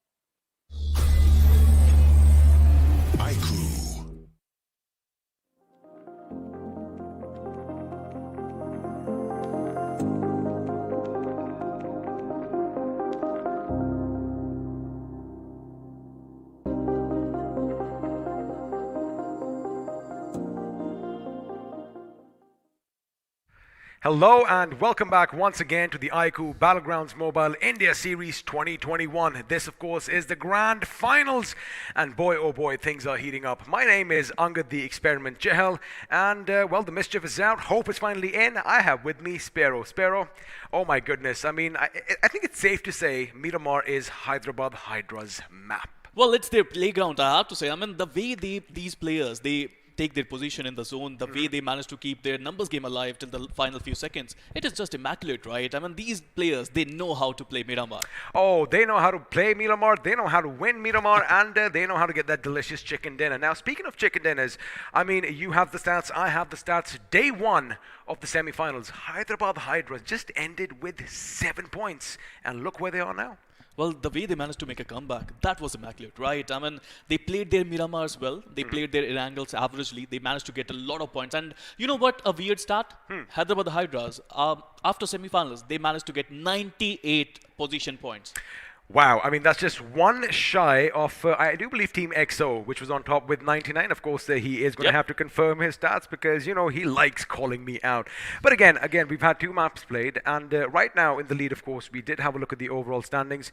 GodLike have their position, but let me talk to you about Enigma. Now, if you notice something, they do have 10 position points each from both the games, which means, again, consistency is something that is going to be in that boot camp. Again, all you need is that balance between finishes and between position points. Now, of course, before the next game starts, Costa stop talk start match. It'll happen. It'll happen. It is going to be back in Erangel. And, you know, I did overhear you and Floki kind of talk about it just a little bit. So, drop spots, not a big issue, right? Because, again, no one's really clashing at the drop spots. Migration is what is the key to success. Well, it's all about rotation, right, XP? I mean, the way you enter the zone, the way you manage to make sure that your players survive till the final few circles, that is going to be the most important thing. And the way zones are behaving in Erangel, I have to say this is not going to be easy for a lot of teams. We are witnessing some weird zones in Erangel. I mean, throughout the semi-finals, throughout the quarterfinals, we have seen some crazy zones. And yes, I know you love it. And I believe that we are going to witness one of these crazy zones once again. I like how the circle, you know, like a pinball table, it just goes ding, ding, ding, ding, ding, ding, ding, all over the place. And sometimes you think it might settle in the south, but then suddenly it has a mind of its own. It throws you that curveball. Let me tell you something. It makes it all that more exciting for us. Now, once again, before we get down to all that hot blood spilling on all that luscious green grass, let's appreciate Erangel once more, as this time we are going to be starting off. Let's see if it's going to be at the Milta Power Plant. It is going to be the Milta Power Plant. There you have it, of course. One of the silence, kind of destructed, kind of broken. Looks like there was a little bit of a blast they had to contend with. Well, Team XO and their drop spot is just too amazing, I have to say. I mean, nobody contested, to be honest. I mean, they have 7C as their neighbor in the farm area, but they don't fight it often.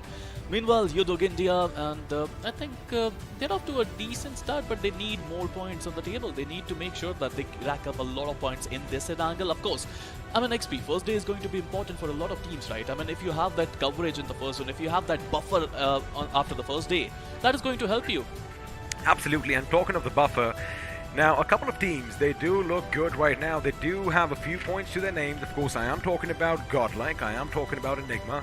And speaking of Enigma, there you have it. This is the place where they generally love dropping. Not just the prison building itself, but, you know, the surrounding areas. Sometimes they might just head off to Lipovka. Sometimes it could be the shelter.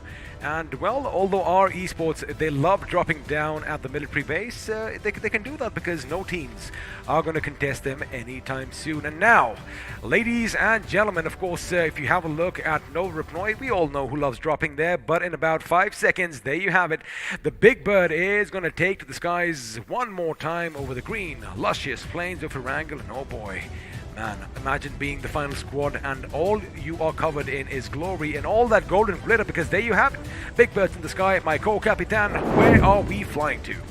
Well, this is a beautiful map, I agree with you on that, and if you know your Erangel, you might witness Milta Power nearby. Yes, it is going to start in the southern part of Milta Power and going, I think it's gushing through shooting range and ending in between Zerki and Severny. Now again, the first question is going to be that are we going to see some drop clashes? Team Revanant, I think they're not going to have any problems because they are going to land in Recknoning and they're going to get a lot of loot. I can say the same things for Team iQOO as well. They are going to land near Milta, and I think both these teams, they know how to loot first. Like it's everything about loot, right? In the first few seconds, you need to get a decent amount of loot. You need to get your vehicles, and boom, you're ready. Now, the best thing is, if the teams haven't done their homework, which I'm sure at this stage, all the teams, they know exactly where the opposition is dropping, they can actually go back in time, watch the little beauty shot videos as we show all the drop spots along with the logos, and they can have an idea, so this is where the love dropping. Now, again, always, right at the beginning, I'm always fearful of a fight breaking out between Team iQOO and 7C Esports because they drop so close to one another. However, only seldom do we see them actually exchanging fire. Well, Team iQOO is a kind of a team who never likes to take early altercation. They know that they need some loot first, and they always prefer zones. But Team iQOO, after 15-minute mark, they become something else. They become aggressive and they try to take a lot of fight then. Meanwhile, talking about the zone, this is going to be a Western kind of a zone. It is not that crazy as it may seem. It doesn't seem as crazy, but what does seem crazy is we might have an early drop clash because although Old Hood, they usually will head over towards Gutka and the surrounding areas, this time looks like they might just be taking the fight to Skylightz Gaming. For now, your leaders on the leaderboard, GodLike Esports. And boy oh boy, when these demigods get packing, when they start rolling, when they start rampaging through the opposition, they are a little difficult to stop. But for now, again, nothing does seem like it's going to happen early on because although I was expecting a clash at Pachinki is going to be for Skylightz Gaming, all for their taking. Absolutely. I mean, look at those lovely iQOO 7 legends in the hand of these players. These legends, they are turning out to be, they managed to get 15 finishes. So the practice has been done on these devices. And oh boy, these are crazy, amazing devices. Of course, and all these gamers, they have that monster inside that they wish to unleash. And that Yes, is sir. exactly what they are doing. And I'm sure they want to definitely keep the devices after that because they're like, hey, wait a second. Normally, I'd get about 10 finishes. This time I'm going out with 15. Means it definitely packs a punch. But coming back to the game, of course, Jonathan on your screens, and now we're going to switch our attention to the apartments close to the school because that is where OR Esports love dropping, and sooner or later expect this entire team to be in Rozhok because again, speed is of the essence when it comes to this early game looting and rotation. And speaking of early game rotations, the Revanant Sparrow already on the move, and they might just be heading in 7C's direction. Well, absolutely. I mean, talking about that, Team Revenant, they know how to cross the bridge. They know where the opponents are going to land, and I think they know how to deal with 7C. But meanwhile, talking about OR Esports, they're sticking to their guts, they're sticking to the basics, trying to loot first, and after looting, I think they're still in the zone, so they don't have to worry about that at this point of time, though. But XP, I know as the zone will shrink in, the chaos is going to be amazing. And I cannot wait for it because, of course, once you are in each other's comfort zones, only one team usually does survive such an entanglement. But for now, Team Xbox, Water City all to themselves, and that is some delicious loot lying around. In fact, Gil is spoiled for choice over here because he has so many weapons. Does he pick up the SLR? Does he go for the AKM? But for now, he's going to make sure he has the M4 and the UMP, or the Oompa Loompa as I love calling it, on his back because, again, you want that stability. You want to use weapons that are to your advantage, your strengths, so to speak. Now, if I was in the game, first of all, I would have to make it through the ringer. I'm sure I'll have one of them bolt-action rifles on my back, which we just might see in the not-so-distant future. But for now, all the teams are still going to be comfortable. They're still going to loot to their heart's content. But sadly for us viewers, no action. And just speaking of reverence, if we could have the map come up at some point or the other, I will show you something interesting because, like I said, they were heading across the bridge, but now they've done a little switcheroo, and have a look at that. They have taken the bridge less traveled. Well, they have done their homework. It's as simple as that. They know that 7C is going to be near farm. They know that iQOO is going to be near Milta. It's going to be so risky if they want to... homework makes the dream work, it seems, in this game. And yes, they are making their dream a reality by playing in this competition. They are in the top 16. They are the best team in India, one of the best teams in India. And I think they're off to a decent start. They played well in the first Erangel. What we are witnessing are the 16 best teams in India, my friend. And, Yes, well, sir. only one king or one queens are going to be crowned at the end of the grand finals. But for now, speaking of Revanant, they're going to make their way to the quarry and all the nearby areas without much resistance because, again, no one seems to be locking horns. But sooner rather than later, Enigma Esports might just head on a little bit of a clash with TSG. In fact, we might just switch to that fight right now because possibly, just possibly, again, I'm keeping my fingers crossed, we might just see a drive-by. You know, as they say it, it's just the silence before the storm. Oh, yes. It's gonna happen. But I think it may take some time. Meanwhile, talking about Team Reckoning Esports, believe me, XP, I mean, be patient. It's gonna happen. It's gonna happen. And when it happens, we are going to be in the hot seat to talk about it. Are you saying I should have some hope? Well, you should have. You should have some hope. But meanwhile, and I see what you did there. But meanwhile, talking about Reckoning Esports, oh boy, they're off to a decent start. Abrar, Maxi, Spray, and Skrills. I mean, these are fighters, right? The way they managed to qualify is a story altogether. Now, Skrills, of course, the man packed to the gills with skills, is going to be instrumental for his team's victory over here. But, of course, your winners of the last game in Miramar, Hyderabad, Hydras. Now, the thing is, if you cut off ahead of one of them, you know, normally two do grow. But this time around, if you are put down, well, you are 6 feet under. And historically speaking, Erangel hasn't really been their, you know, their most powerful man. But I do believe you have a point you want to make. Well, you know, I was just watching the POV of X Black. I mean, look at the concentration level. Look at his. Oh, he's zoned in. Look at his eyeballs there. I mean, he's looking at the loot once, he's looking at the map once, and you know, he's just cycling because he's the IGL, right? He needs to worry about where their team is going to go next. And I mean, just look at the eyeballs of these players, especially the IGLs. They're looking at the map with one eye, and they're looking at their gameplay with another. Almost like an iguana over there, out in the nature, you know, looking at two things at once. But now, as we wait with bated breath as to where the next circle is going to be shifting, it is kind of similar to what we saw in the last game. You know, you can't expect all the teams to kind of head towards the center, which means Godka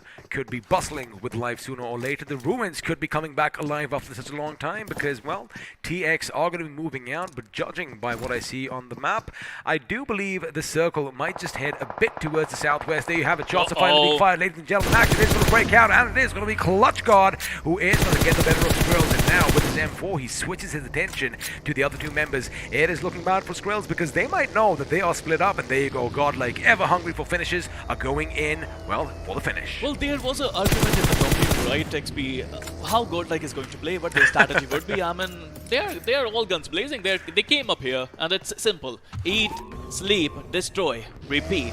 You know it. I know it. Now, everybody watching knows that GodLike, they were holding back in the semifinals, and boy, oh boy, this is the aggression you need. And of course, when you are driving a Koenigsegg, you might want to drive it on the road because, well, all that undercarriage is going to be scratched out afterwards. But have no fear, ladies and gentlemen.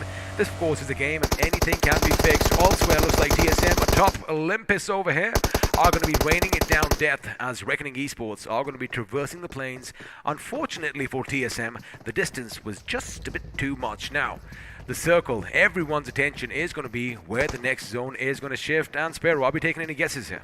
Well, I'm waiting for my cue I know to what come you're waiting in. for. I'm waiting for my cue to come in, and yes, as soon as it may came in, we will talk about the zone. But talking about the rotations now, look at EXO. They're also rotating. They're just through the red zone, blue zone, and they are making their way into the zone. But yes, it might be a Gatka circle. It might take some areas of farm as well. But we'll see. We'll see. I think Pochinki, Gatka, I think all these areas are going to be in the zone. There you go, of course. We were waiting for the little drop to fall down just to give you guys a little hint, but that is not all it takes to know where the next circle goes. And that secret we're going to keep to ourselves. Yeah, Don't worry about that. We're not revealing I anything. am not letting your trade secrets out, my friend, but what will tell you is that looks like TX could be in some trouble because the team is heading right for them. There you have it, Skylightz Gaming. In fact, Destro is unfortunately going to be destroyed at the hands of Mavi because, well, TX, they've been playing in this position for a long time. Now, we did see something in Erangel of the past. In this same position, they have been in trouble as well. Well, Team Xpark, I still remember that game, right? I mean, it was the first game of I think round 3. The same thing I'm talking about. Yeah, it was the first game of round 3. I mean, we were watching Team Xpark in this competition for the first time, and they got taken out by someone. And I have to say, Team Xpark, they are not changing their strategies for anyone. The best thing is that someone is still in the grand final, so looks like we might just have some more commotions later on. But for now, as the teams are going to be traversing towards the center, boy, oh boy, I want to see some Carmageddon action. We just might see that because Jelly just gave his sound cue away. Of course, keep one thing in mind, 160 meters out, all vehicles, well, they will pop up on your map. And of course, you are going to hear the engine roar in the distance. For now, Jelly, is going to be a bit careful. He knows that the enemies could be here, and in fact, this might be the moment. You don't want to get out over here, because at one end, you do have Team X. Now, if he's not careful, if he set up shots over here, he might just get that knock over there, but then Skylightz Gaming could come and be a pawn on the side. You know, if you ask me, I feel Jelly is quite lucky there. Skylightz Gaming yet to spray at Jelly, and I think he will manage to survive for a tiny little bit. But meanwhile, he's looking to enter the compound where Skylightz are just holding on their own. This is not going to be easy. Jelly, be careful there. And boy, oh boy, he managed to survive that. I wonder how. Well, he does manage to survive, and now he's going to get up on the other side. He is the last man standing, but it's going to be Gumla Boy who is going to chase him down. The thing is, or Esports' Jelly is all by himself. Can he get one? No, he cannot, because, well, 2 is always better than 1, and Somraj and Gumla Boy are going to make sure that he is sent packing again. Now, he was on a bit of a scouting mission, but now here comes the cavalcade. Evo making his buggy right up to the front. Rexy with his Tesla right up to the front. Somraj doesn't realize that, wait a second, he gave his angles away, and that grenade almost shook him off his feet. But now, all Esports are coming in. Evo gets the better of Somraj. Gumla Boy gets taken down. In fact, he is going to be knocked out in an instant. Rexy making sure he does his part. That means now only one man is alive from Skylightz Gaming, and that man is nowhere to be seen. Now the question was, where was Pukar when all this commotion was happening? He was not here. He was not there to cover for his teammates, and right now is the last man standing. Now it's going to be a 3v1 situation, and believe me, I'm a believer, XP. I want to see some clutches today. Oh, I believe you. Even I'm in the same boat over here. Looks like Mavi is going to be spotted out once again as Aditya and the boys from OR Esports. Now, how the tables turn. I mean, Skylightz Gaming, boy, they were looking so good, but now they are down to one last man. Elsewhere, UDog in there. They are going to be driving. They are going to be shot at. Question is anybody going to hit the ground? For now, they are lucky that Aditya ran out of space to shoot. Well, again, I mean, Skarl is a shaky weapon, to be honest, and with the semi-hardcore mode turned on, it's not going to be easy, but we are witnessing something weird here, XP.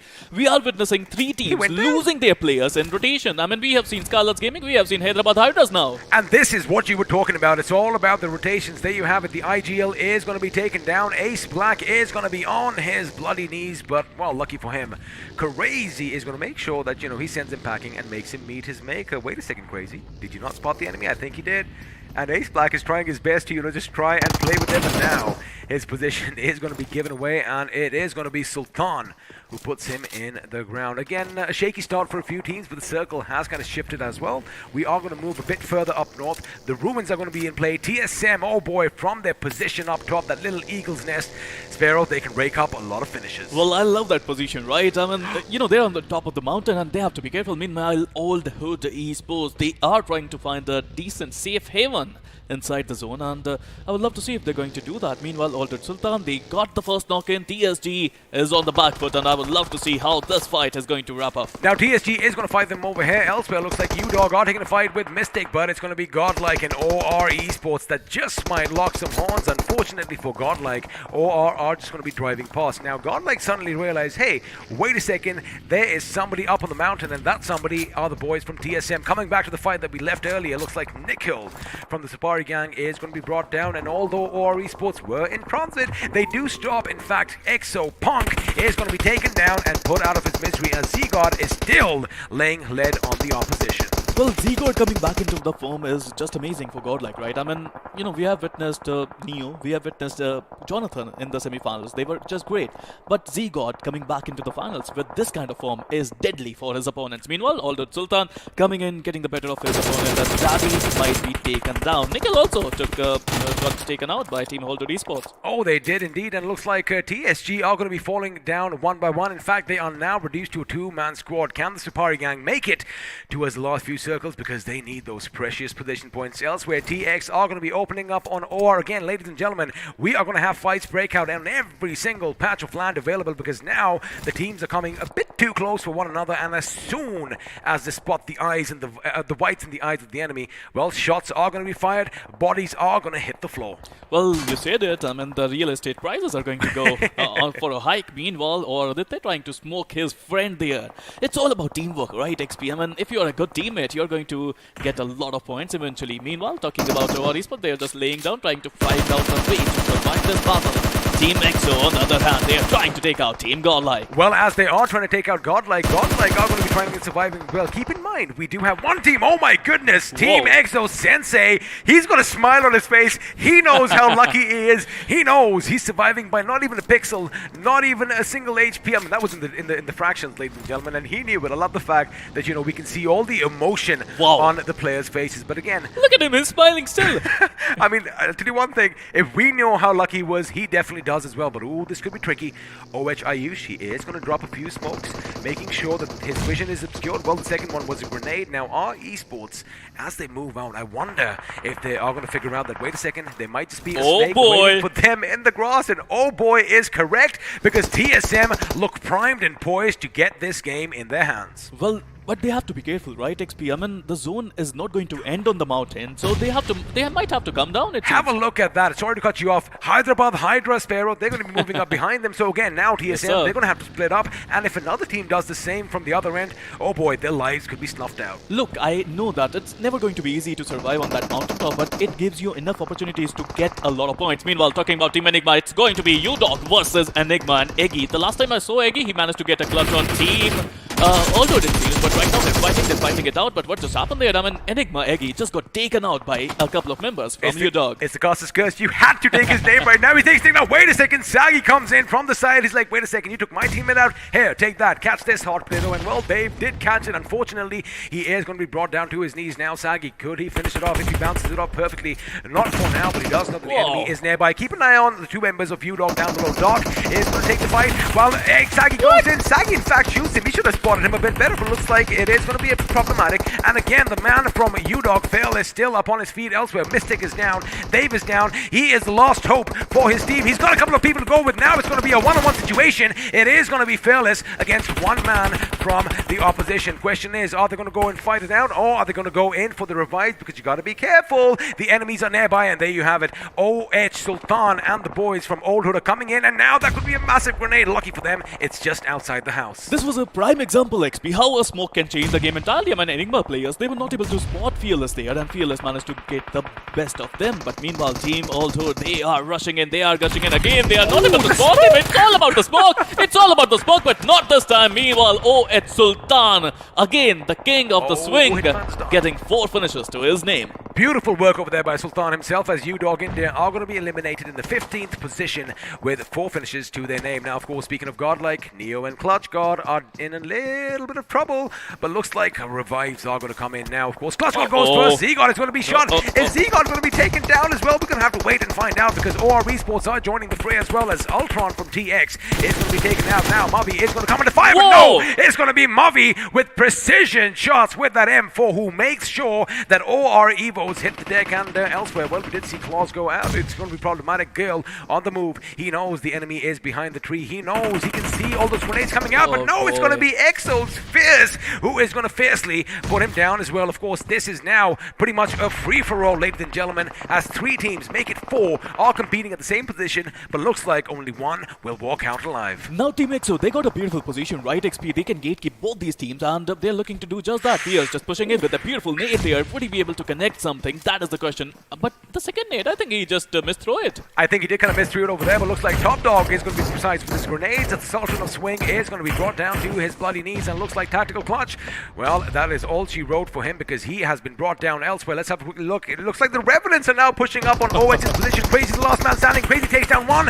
Unfortunately, he was overwhelmed, and well, Top Dog is still going to be brought back on his feet. Now, have a look at the house. I'm pretty sure even the Revanants are like, hey, wait a second. There are way too many bodies over here, and looks like that body count might just add on, because another team wants to get that kitty. But the thing is, the circle has shifted away, which means the Revanants, well, they're going to have to move as well. Meanwhile, if you have a look at this fight, I mean, it's still going on, right? Team Xbox, they're trying to revive their players, they're trying to heal themselves up once again, but Fierce, he is relentless. He is throwing those nades, and he's throwing those smokes as well, XP. It's not going to be easy for them to enter the zone. All these 3 teams, they have to find a way to enter the zone. Oh, they have to indeed. And Tactical Hitman, boy oh boy, he is not in a tactical position, because 7C Esports are going to be out in the 12th, and Fierce, he is going to throw that grenade. Gil could be the intended target. In fact, Gil might just get caught by the blast radius just a Whoa. little bit. Fortunately for him, he moved out in the nick of time. Now, Fierce again, he does have a lot of grenades How many? in his backpack. I think he's got more than 100 over here, the way he is flinging everything at the enemies in Mavi and Gil. Now the last two members remaining for their teams again, they have been wiped out to half. Mavi again with a good 3 finishes to his name. The aggression on display by the IGL is just phenomenal. Now keep in mind, ladies and gentlemen, the circle has kind of shifted a bit to the north and a bit to the east, and this is just perfect timing by production over here.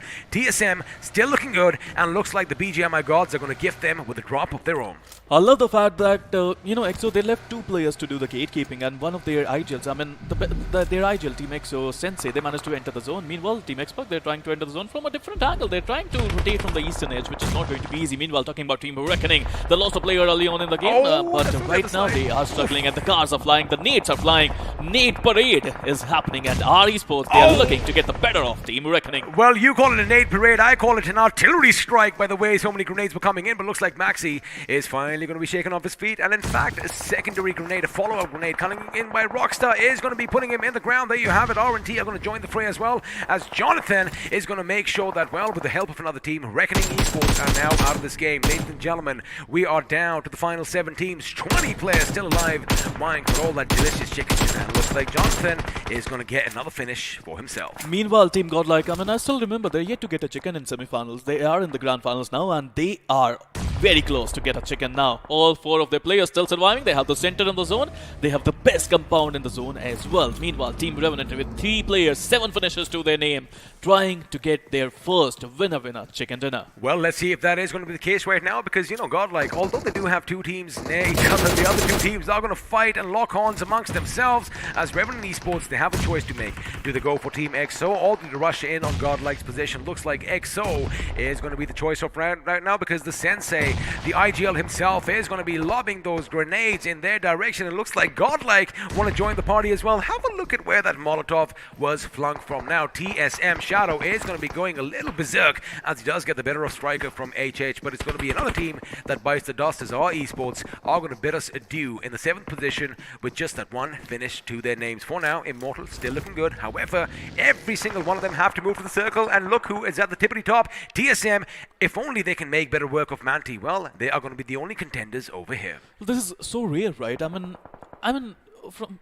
I don't know even you remember are the last time. You are spellbound right now. I don't even remember the last time I saw this kind of a circle. I mean, circles don't go over the mountains. We've never seen something like that, but looks like TSM, my dear friend, are definitely going to be happy. A Shadow over there, well, he doesn't need to lurk in the shadows, because looks like a bush is going to be enough, as another one is going to bite the dust. For now, he knows where the enemy is, but more important than that, he wants to go and replenish all that delicious loot. Elsewhere, up top with a bird's eye view, Aquanox going to not only lay down lead and destruction, but much needed information, and looks like ClassGuard might just be spotted out. Now, are you telling me we are going to witness GodLike versus TSM once again in a 4v4 baby. battle? If you're saying yes, it is going to be indeed awesome. But meanwhile, we still have 2 more teams. We have Team Revanant, and I think they have 3 of their players still surviving, so it's a good opportunity for Revanant, and they are rotating right now, and TSM, Aquanox is not in a position to take them out. You said 2 more teams. We also have EXO, and speaking of EXO, looks like Fierce is going to be brought down by Shadow at this. He did not see someone lurking around in that bush over there, but now Revenants could be shot at, not only from atop the mountain, but from behind, because Neo sees them. Neo shoots, Neo connects, and Neo definitely gets a knock on Paradox, and now he's going to spot the enemy as well. The thing for R&D is, wait a second, they are in trouble, because Top Dog is going to be taken down from above. That grenade could be devastating. Unfortunately, it bounces just a little bit too much for the members of TSM. However, follow-up grenades could be coming in. That does look like a good bounce. You know what? Aquanox had enough. He's like, wait a second, I'm going to take the fight to the opposition. Of course, now, if they keep the control of this little flat ground that they have, oh boy, TSM could be looking good, because for now, Revenants, they have some respite in the smoke, in the form of smoke, but elsewhere, I do believe GodLike could be in trouble. 2 of the members down. That vehicle going off could spell trouble. Absolutely, I mean, they have to be a little careful, but meanwhile, they are going to revive their players, and they are going to be successful in the rescue mission as well. Team EXO down to with the last man standing, and that last man is going to be their leader, the enigmatic IGL of Team EXO, Sensei. Would he be able to get a chicken for his team? That is the question now.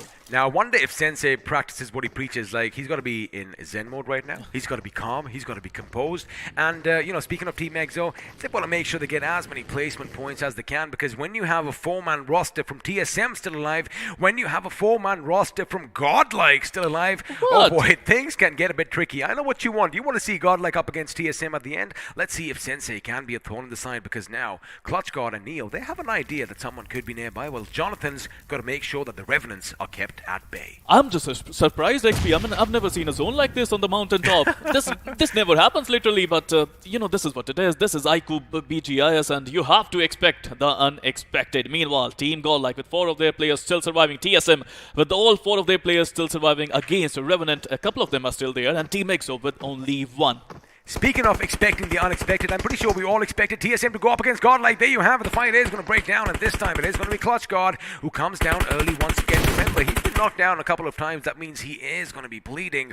Oh boy, just a bit faster on his knees. Lucky for him, he does have Neo on standby. Now, Team STSM, they know exactly where the opposition is. I wonder if the Revenants are going to be a thorn in their side sooner or later, because there you have it. Smokes are going to be popped, and it is the Revenants who are doing all the smoking over here, but now the position is going to be given away as Shadow has yet another angle on GodLike. And speaking of Shadow, he does take down C-God. Jonathan on the move. He could be in trouble over here. Covers is not going to be enough, as Jonathan is going to be brought down as well, and that is all she wrote for him. He is going to be taken down, ladies and gentlemen. That means GodLike now reduced to a 2-man squad in the blink of an eye.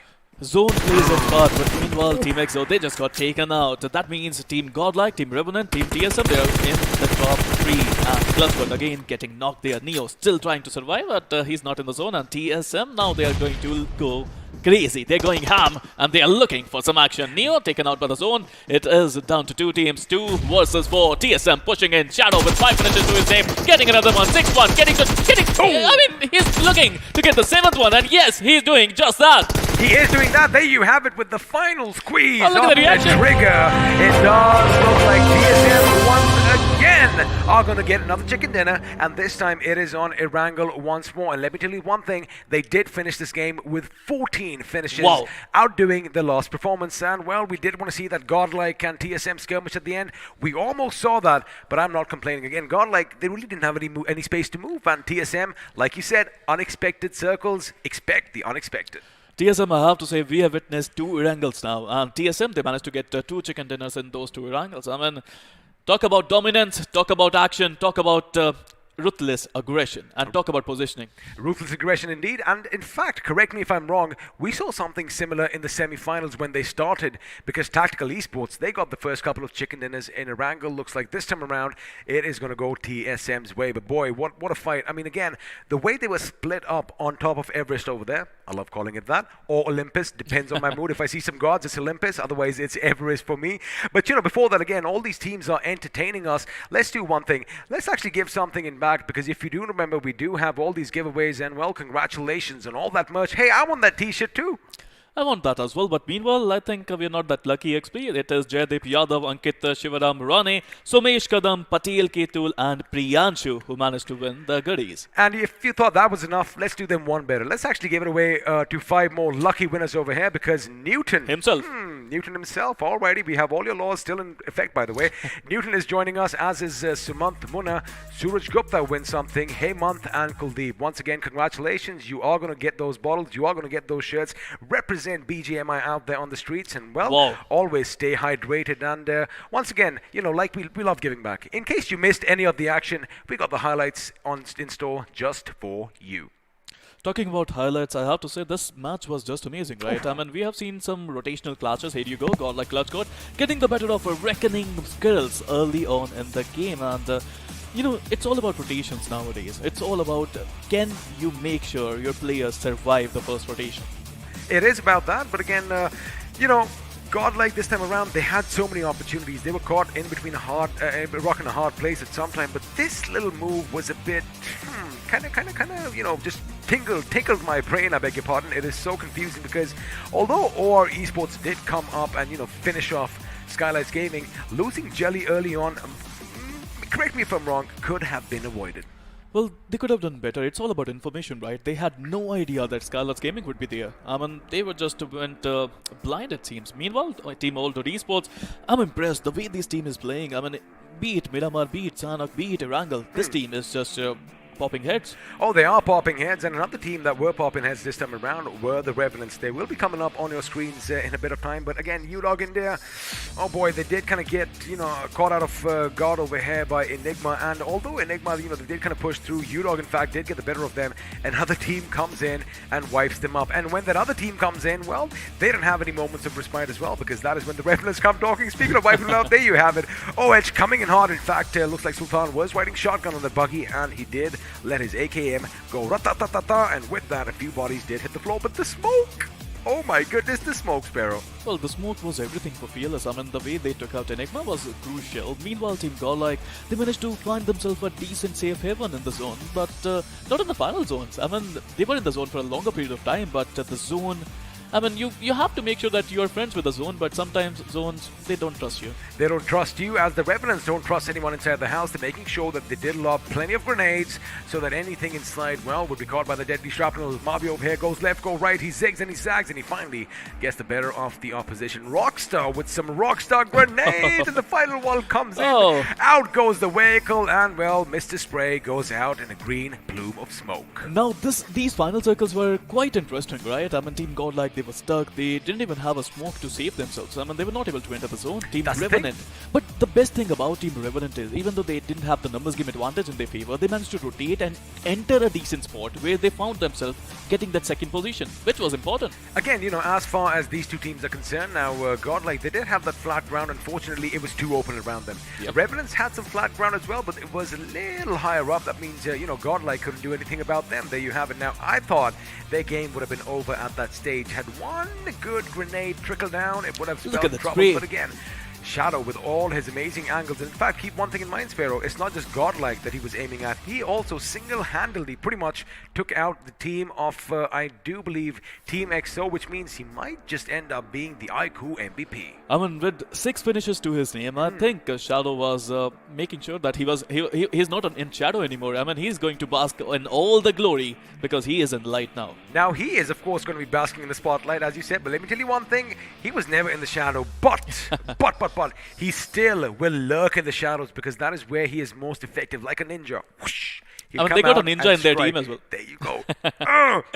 I was just going to say that, but again, I love it. I love it. Again, that's why I think we are so much in sync, because whenever I start, he finishes. It's almost as if, well, again, I won't bring that up just yet. But, lovely action breaking out over here. You did see the highlights, and if you do miss any of the action, all you have to do is make sure you set your time, because it is going to be updated in the description down below every single time, and, you can plan your day accordingly. Well, if you like the action, I mean, of course, you would like the action. This is just amazing, right? So don't forget to like and subscribe the channel, because I think Battlegrounds Mobile India is going to bring a lot of amazing competition in the future as well. And now it's time for a little bit of a shameless plug. If you do love the casting as well, you can follow him on Instagram. He goes by Sparrow Casts. I go on Instagram by XP Casts, and that gem of a person, might as well give him a follow as well. He goes by Hiraka Takor. Of course, it should be coming up in some time. Now that we know who has already won the game TSM once again, let's have a look and see if your favorite teams got the points that you think they did, because the point standings are going to be popping up on our screens now, and I wonder where each and every one of them is lying. Well, it's all about the points, right? It's all about that what position you find yourself in the point standing. Meanwhile, after match 3, this is going to be a match 3 points table. TSM with 14 finishes to their name, getting a total of 29 points. Oh boy, we talk about bombers, and isn't this a bomber, XP? I mean, this is almost a 30 bomb, just one shy of that 30 bomb, but you know what? We are not going to complain. Coming up second, we have the Revanant himself from Revanant Esports with a total of 20 points, 8 of which came via finishes. Now, GodLike, they didn't have a high fragging affair this time around, but they do get those position points, which means they go out with 14, and in the 4th position, it's going to be Team XO with 13 to their name. Well, again, it's all about consistency, XP, and the team that is going to be the most consistent is going to be your champions. Meanwhile, number 5, we have Skylightz Gaming, who only got 8 points to their name, which is not bad at all. I mean, considering they lost 3 of their players early on in the game. I mean, that's fine. You just just mentioned the word champions. You mentioned TSM. Again, you got to go back and see what they did in round 3, right? They came, they saw, they conquered. Veni, Vidi, Vici. But of course, it is going to be Shadow from TSM, who is going to be the iQOO MVP with 6 finishes and, well, 1,000 plus points of damage. Well, again, if you have that position there on top of that mountain, you're going to wreak havoc. You're going to, use a lot of bullets. And I think he just did that. Do you like it, or do you hate the fact that the circle went up there? Well, I love it. I love new circles. I love experimenting. All that and drama. Talking about experiments, yes, XP, I know you have a great smile on your face because this guy was just amazing. But meanwhile, talking about TSM, let's talk about other teams as well. We have OR Evo joining the party at number 2. I love the action that he's doing there. Oh, amazing. And of course, it's all about the money, baby. It's all about the moolah. Is that money or is that heart? I mean, it could be heart, it could be money. I mean, if you're in Southeast Asia, that would be a heart.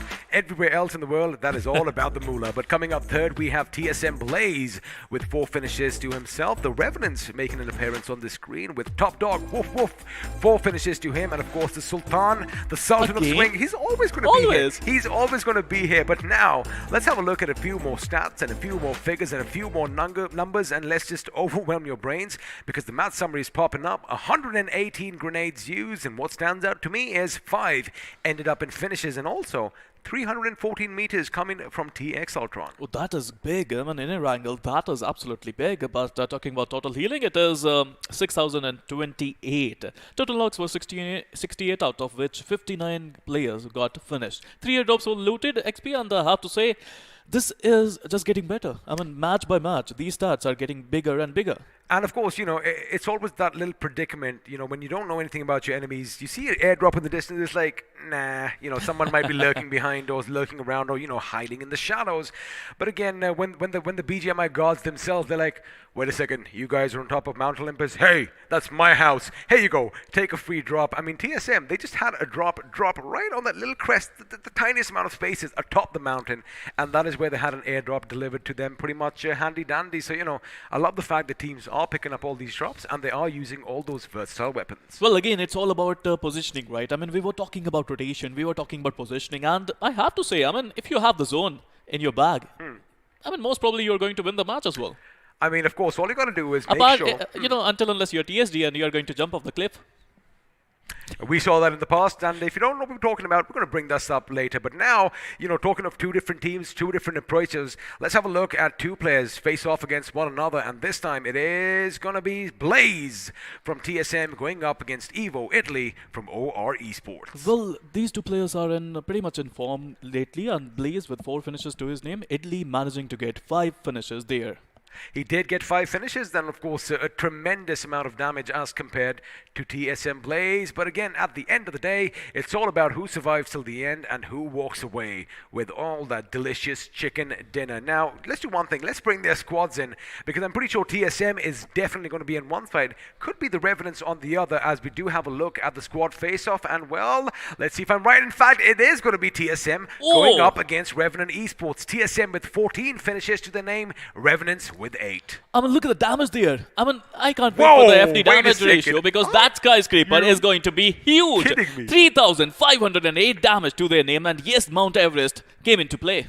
Are you kidding me over there? I do believe, well, of course, it is the highest damage in the grand finals as of now. I wonder if it's the case for the tournament itself. I think it's going to be the 3rd highest, if I'm not wrong. Well, I could be wrong. Well, we could be wrong. That is where these lovely voices in our head, do come and help us sometimes. But before we do that, let's do one thing. Let's give you guys a little bit of a graphic view over here because the finish to damage performance, and I know you love saying this, that is your Burj Khalifa. Those are your skyscrapers. One is going to stand tall because TSM have 35, 8 points of damage, and looks like, Sparrow, you are right. This is, in fact, the 3rd highest of the tournament so far. Boy, oh boy, I was not expecting this in the grand finals. I was expecting like a decent city, like 2,000 damage average performances coming in from a lot of teams, because this is hard, right? These are the best teams. Against these teams, if you are doing a damage of 3,500, that means you are feeling it today.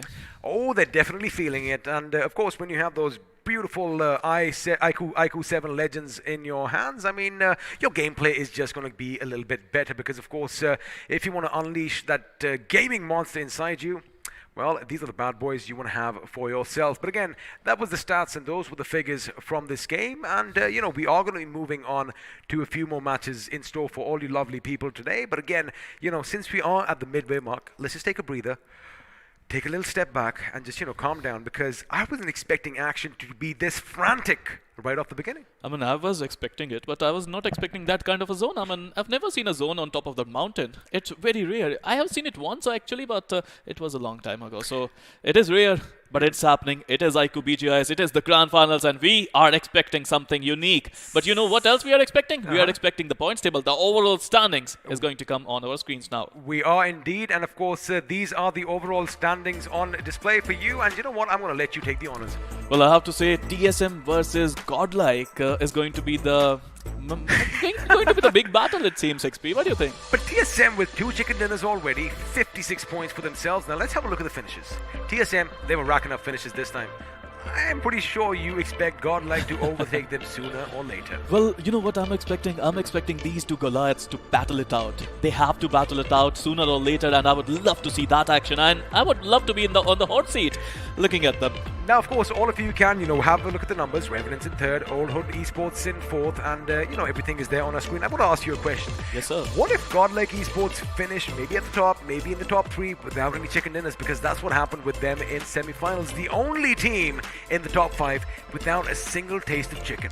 You know what? Things are going to change. I think GodLike is looking to get a chicken dinner in the first game as well. In this game as well. I mean, they were not aggressive in this game. They were looking to have a decent position in the game. Meanwhile, let's have a look at the second slide. Number 9, we have Skylightz Gaming with 21 total points. Again, last week for Skylightz was amazing. They were not able to get out of top 2, but now they found themselves after 3 games at number 9. Looks like that little bit of pressure is mounting on their shoulders, but just below them we have OR Esports who do share 21 points, but keep in mind, we are giving precedence to the position points over the finish. And of course, if you have a chicken dinner, well, that is going to help you even better. Now at the bottom, Tactical Esports, I guess they need to change their tactics after game 3. Well, there's a little stat that I would love to bring up now. I mean, look at Team Xbox. They managed to get 13 finishes out of their total points, which were 15. So they are looking to be aggressive today. Now, normally you never see Mavi, or as we like calling him, pick up those fights. I mean, he's always IGLing. He's always doing his thing. This time, each and every single one of them is firing on all cylinders.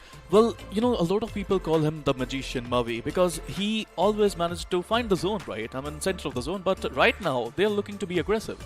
They want to be aggressive. They want to take fights. I think this could be changed in the upcoming days. I mean, this could be their strategy. On the first day, they might want to be just a little tad bit aggressive. It could be, again, as far as Team Xbox are concerned, we did see this little kind of trajectory with them in the semifinals as well. Day 1, not so good. Day 2, a little lackluster. Day 3 and 4 were when they were pretty much basking all that sunlight and, shining as bright as they could. And we just might see something similar to that coming on later. But for now, anything you want to point out quickly? Yes, I want to see how our Esports, UDog India, Tactical Esports, the Supari gang are going to play. Of course, these are young teams, right? Young players who just formed a lineup maybe a month ago or 2 months ago. Who knows? Right.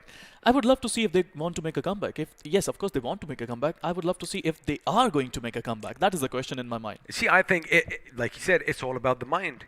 Right now, all the jitters that they have, all the little shakes, it's all the adrenaline coursing. Of course, you're going to be nervous. Since you said they just formed the team, they are, millions of people are going to be watching this all over the world. So, the spotlight is shining on them and the pressure does mount up. You get that giddy feeling, you get those butterflies in your stomach, and a few of them might even go and hurl them out. But again, that is part and parcel of this game. Again, just letting you all know, it would not have been possible. We're talking about a pedestal. We're talking about the grand stage without these bad boys. Of course, I have the iQOO 9, and this time, he has the iQOO 9 Pro.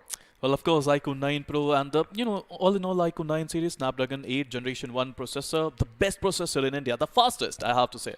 And if you, sitting at home, want to stand a chance to win one of these bad boys, well, all you have to do is, it's pretty simple.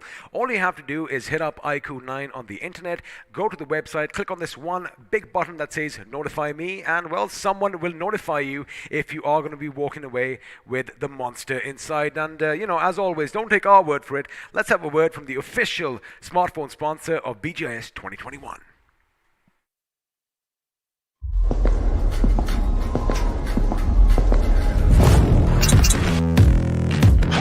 No, I'm so boy. I know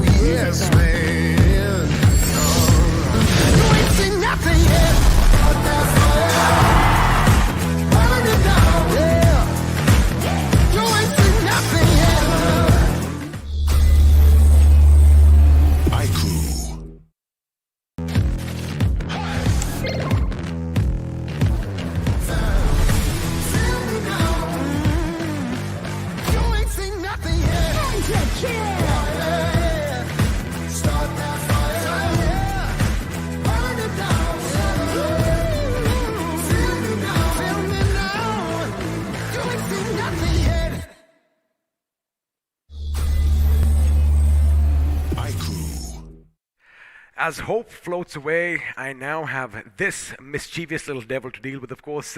My name is Angad Singh Chahal. I go by XP, and joining me is, well, I have to say it is Floki, but we know him better as Hiraka Thakur, again, a gem out there in the distance. And how you doing? I'm doing just fine. I was really watching the match on Erangel with peak interest, and I have to say, TSM winning it out once again, just feels so good. I mean, just 1 point shy of 30. They did have a good game in Erangel, as they did in the Erangel previous to that. Are we going to see a little pattern breakout today? I mean, I'm all down for it. If you actually end up seeing a pattern, hey, I want to know what it's all about. But I think we have something else coming up. Now, the best thing is, we just gave away a few things early on. Let's do that once again because, well, the mischievous devil himself is here. And this time, it is going to be Waqar Azim, Madhav Gupta, Dev Prabha, Lakshman, and Harsh Varshney, who are going to be walking away with some amazing merch. And I want that t-shirt, Floki.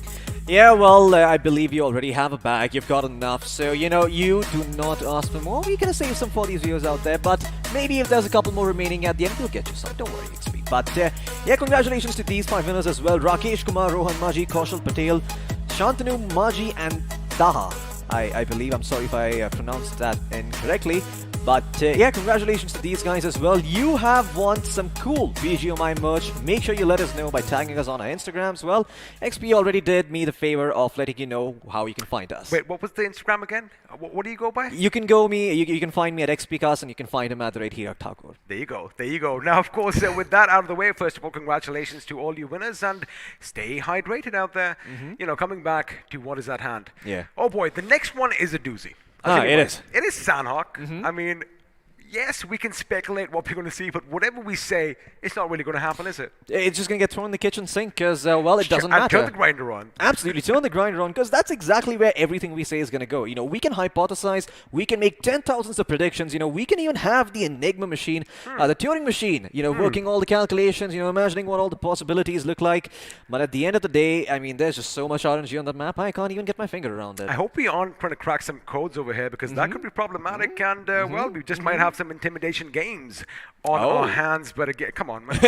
you know I had to do that. If you drop something, I got to drop it again. Fist bump to you as well. But now, of course, the action is going to break out on the tropical island of Sanhok. In fact, sooner rather than later. But before, all that beautiful landscape downstairs is downstairs because, I'm looking at it from the plane over here, is going to be covered in blood. We are going to go over the map once, appreciate it. But again, it's going to be Sanhok. It's going to be chaos. Absolutely. Well, you can never really predict what's going to happen on Sanhok, but that's the beauty of the map because the flight path doesn't really matter. You almost always get to go where you want to go, and well, maybe that is the sort of consistency you need from some of these other maps coming in, where teams who are aggressive do get rewarded. I am looking at GodLike, and I'm hoping that maybe at Sanhok we can see some ban finishes, and I hope TSM is at the receiving end of it. Oh, some drama over here, boys and girls. But to start things off, it is going to be Hyderabad Hydras who love dropping down at the ruins. Our esports love going to boot camp, but the thing is, sometimes, every once in a while, OR might just drop by, but of course, all the teams, this is going to be it. Man. We might see some clashes. Of course, these are the Camp Alpha and Camp Charlies as well. That is where they love heading. Now, TSM is going to be heading north to Hupin, and, well, Skylightz Gaming are going to be at the other end of the map, while Team EXO, again, where we have all the salt farms in there, I do believe Lakabi. As far as Enigma Gaming, you know what? I like one thing. I'm just going to shut up right now because I'm pretty sure we can test all our viewers as to which all these places are. Now, TSD love dropping it, and there you have it. GodLike, like calling Painan their home as well. Absolutely. Another team that actually, pops to mind when I think about Sanhok is actually UDog. Now, I know I've been rambling about UDog for a long time, and I know they haven't had the best of performances, but this is usually their time to shine. When Sanhok comes up, it seems that something switches inside the minds of the UDog players, and all of a sudden, they're able to go out there and take fights and frag out, and even get those sweet placement points. I mean, they might not finish on top, but I am expecting them to crack top 6. Well, talking about finishing on top, I can tell you a team that does drop on top of all those, the infamous clips right between those down the chopper. Blackhawk is after all down, and the ruins is going to be Team Xbox. Now, Team Xbox, let me be honest, they've had a different kind of game this time. They've been a bit more aggressive. Of course, we do expect that from the team.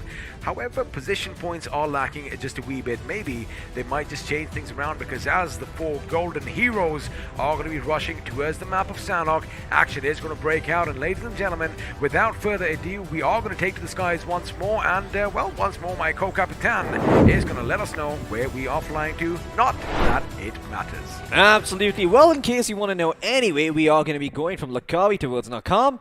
And well, that is all you need to know about the flight path. Once again, if there is any point off the map that is going to be hard to access at all, it might be Cow, but nah, it's not even going to be that, because all the teams that want to drop in Cow have already left the plane early on. Now, a cool thing about Sanhok is that I was checking a couple of Instagram stories earlier. I did see a couple of players, and I do believe that there is going to be some bootcamp action breaking out, or maybe there was just teams playing with each other's psychology. It could be indeed, because, they might just throw the other team off their game, but for now, it does seem like 7C Esports, well, they do have full control of boot camp, and everyone else has just kind of dissipated away. But now the circle, not as dramatic as I would have hoped. What could be dramatic is that action might break down south, because our Esports, well, they are dangerously close to the Supari gang, and I do believe we just might see a few shots being fired early on. In fact, XO are going to be nearby as well, but wait a second, we have an M24 already. Take your time, buddy. Take your time, Fearless. Try and anticipate his movement. Get a few headshots over here. Zaggy could be in trouble. Oh, he just made a mistake.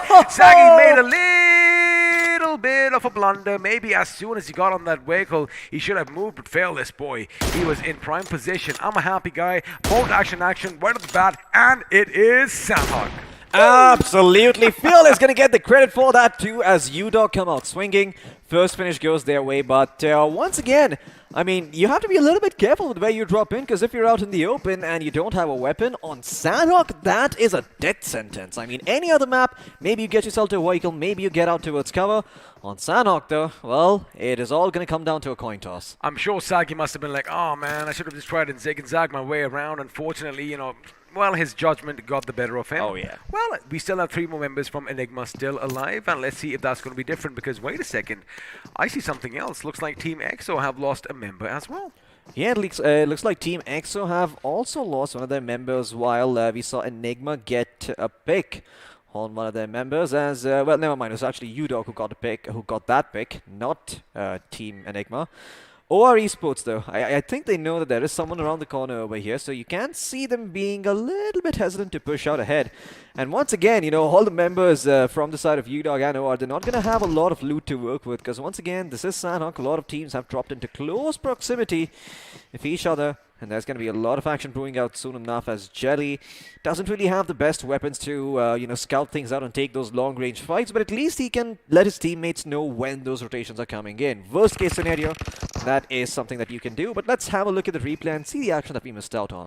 Well, of course, if you did miss out on the action, there you have it early on. He does come down. Sensei looked like this time he did not pick the right position, because the moment his feet touched the ground, he was taken out with that ratata, and elsewhere we did see Mr. Spray being taken down as well by Paradox from Revanant Esports. Now, as far as UDog Dave is concerned, well, OR Esports did have an idea that someone is nearby, but for now, he's going to let the enemies move on past him, because, well, his teammates, although are going to be coming in, they are just a bit too far back. Now, if we have a look at the map, you would notice that a few teams are already on the move. In fact, TX, you know what, they might just actually come down towards the main island and, possibly give GodLike a run for their money at Painan. But again, speculation at this end, because the fight is still going to continue between UDog India and the boys from OR Esports. Absolutely. UDog in the distance. They know that they've got themselves a pick to work with, a finish to start things off, and they are feeling confident. They've also got the M24, like you mentioned, so some of that bolt action that you say will be in play. And they have the option of leaving one member behind to actually cover the flanks and, make sure that there's no funny business going around with the backstabs and whatnot. And given the fact that this is Sanhok early on, you're not going to find a lot of smoke grenades to work with either. So you can be guaranteed that that sniper will be effective in protecting his teammates. So we'll see what they're up to. For now, UDog are just trying to get some vision around the place, just trying to get some information and see if they can spot any stragglers around the corner. But that's not going to be the case, and it seems that UDog are going to be hard-pressed to find some loot. Could go back towards Mongnai, maybe, try and make their way towards Cow, but the circle is down south, so it'd be much better if they can take this fight, finish it off, and then move in inside towards Pan. Well, let's see if that is going to be the case, because on the other side of Painan, GodLike, of course, are still in control of the little town, but looks like TSG might be coming in to join the party, and there you have it. You can see Krish and Nickel towards north of your screens. They could be coming in, but like GodLike, they already anticipate that. And talking of anticipation, Zegod has visual confirmation, and now he's going to try and wait for them to, come in a straight line. He might just let loose right now. There you have it. In fact, Krish, ooh, that little jump kind of put his shots a little, off his mark over there. Had Krish been running in a straight line, oh, he did it. Wait a second, Krish, he comes out, and he thought he was all safe over there, but Krish is going to be brought down. Lucky for him, there are a couple of massive buildings in between himself and Zegod, and the revive, well, it should be coming in without any issues. Absolutely. Zegod is going to fire off a few shots, but Krish will be revived back up by his teammate, so no harm, no foul. It will force out a couple of first aid kits, maybe bandages, maybe some bandages if they don't have those first aid kits. So, yeah, at the end of the day, Zegod, all he really did was fire off a couple of shots and forced out some resources from TSG. And once again, those first aid kits on Sanhok can be very, very important if you're going for those heal battles. So, a tiny victory for GodLike, but a victory nonetheless. Speaking of heal battles, now, of course, one member from each team could have up to 30 or more in his backpack. 43. We've seen it in the past. We might just see it once again. Now, the thing for TSG is they do have the circle in their advantage. They do have an airdrop nearby as well. They don't really have to move in on Painan's location because looks like the circle might have a little bit of a southern trend to it. In fact, I do believe it might in fact end up somewhere on the southwestern island itself, possibly near Camp Charlie, possibly even on Painan. So for now, GodLike are doing something unprecedented as far as the semi-finals are concerned, Floki. Normally, yes, it's that exciting. Normally, you would see them on the run, you would see them on the prowl, you would see them moving, you would see them, if they basically heard any commotion, GodLike would be coming up. But this time around, they're holding on to the fortification and they're letting the enemies come to them. Absolutely not GodLike's playstyle really. Usually they like the Doberman, they have their ears poked up, making sure that they catch all the sound around them, but well, this time around it looks like the fight is going to be coming to them, and they will instead guard their homes, trying to be, trying to make sure that Painan is a stronghold that they can defend. TSM on the other hand, well, I spoke about some pan action early on. I don't mind TSM dishing it out either. I just want to see a couple of pans being flung and a couple of pan finishes in the mix, because that is what we saw in the semifinals. GodLike and TSM going back and forth. Yeah, I really, really want to see where that rivalry goes. Well, normally Loki is the god of mischief in Norse mythology, but it looks like Floki is going to be taking that mantle this time around because, you know what, I don't blame you. I want to see the same thing. I want to hear a pan go dang over someone's head and, well, a body hit the ground. For now, Carry, he knows he saw something in the distance, and in fact he is in a position that is going to be, well, pivotal, because the enemy's going to realize, someone's near the bridge at the last second. And I like the fact that OH, they are being a bit careful. Now they do have the high ground. The thing is, Carry is on the other side of the bridge and he's not going to see anything. So as far as the lookout for Old Hood Esports is concerned, he does not know that someone could be lying in wait. Someone is going to be laying down a little bit of an ambush if they do cross the bridge ahead. But the thing is, the circle still hasn't made its move. Absolutely, the circle still, just about to close in as the blue is about to close in, and the circle should be shifting when that happens. But it seems that soon enough, Old Hood will be forced to make a move, and we'll see where they decide to go. In the meantime, they're tactical. They're not really off to the hot start that they were in the semi-finals, and do seem to have a hard time putting themselves up on the scoreboard, but maybe this can be the man that changes it all. They need a breath of fresh air, and considering that Sanhok has only played out once, it might just be that fresh air that they needed. Now imagine if, I'm just going to talk about the Wild West right now. There was somebody known as Billy the Kid. Now if the Kid can channel him right now and, be as sharp of a shot as Billy, well, looks like Tactical Kid just might make a little bit of a mark here in Sanhok. Now again, keep one thing in mind. All these teams, they have a total of 24 games to play, and we are just down 3. In fact, this is the 4th in progress right now. So, you can make a few mistakes. You go back home, you do your homework now for the next 4 nights, the next 3 nights, in fact. No one's getting enough sleep, but you make sure you get some sleep. And, well, everything else is all about doing your homework and knowing what the team does. And maybe you can read them like an open book. And, well, talking about reading things, we are going to wait and see if we can read the map, because I feel we just might be heading down to the southwest. Yeah, you know what? I mean, we did have 3 finishes to start things off, but I'm not sure if you're on Sanhok anyway, because it does seem that the action has quieted down a little bit. Now, of course, the circle, it does cover a huge chunk of the map, so it is understandable why teams are not really taking fights at the moment. But soon enough, when the blue closes in, I think these teams are going to be forced to make a move, and well, that airdrop right in the middle is also going to make things very, very interesting. Right next to Quarry, we see both Tactical as well as, I believe that is TSG eyeing it up. They are indeed, and speaking of TSG, looks like we might have some opposition coming in from behind, because Team XO are going to be nearby as our Esports are making the move. Crazy, I'm talking about you. I think Carrie has an idea. You're over there. In fact, he has his crosshair pinned on you, and if he sees a little pixel of something moving in the distance, he just might let a few shots loose. And speaking of our movement, that bike whizzed past a bit too quick, and now, Carrie, there is no one where you are looking elsewhere. Looks like Skylightz Gaming are going to be moving in. In fact, they do have a nice little central position in Sanhok over here. They do have this dip to work with. As of right now, no teams willing to lock horns, and I am a bit disappointed. Absolutely. Well, you can keep that stiff upper lip, grit your teeth all you want, but it seems that everyone at the end of the day, they want those placement points, they want to get those finish points as well. They survive long enough. At some point, judging by the action that we've seen, you know, someone's going to turn on a switch. Someone is going to be quoting Shakespeare, and someone might just let slip the dogs of war, because sooner or later, bullets are going to fly, bodies are going to drop, teams are going to topple over like dominoes. It looks like it just might begin, because TSG just took out Pokar, and, well, Chris is going to make sure he is put 6 feet under. Absolutely, but in the distance there is also Tactical hearing all this commotion and looking at their HUD in the meantime, so they know exactly what 2 teams are fighting each other right now. They also have an inkling of where their position are.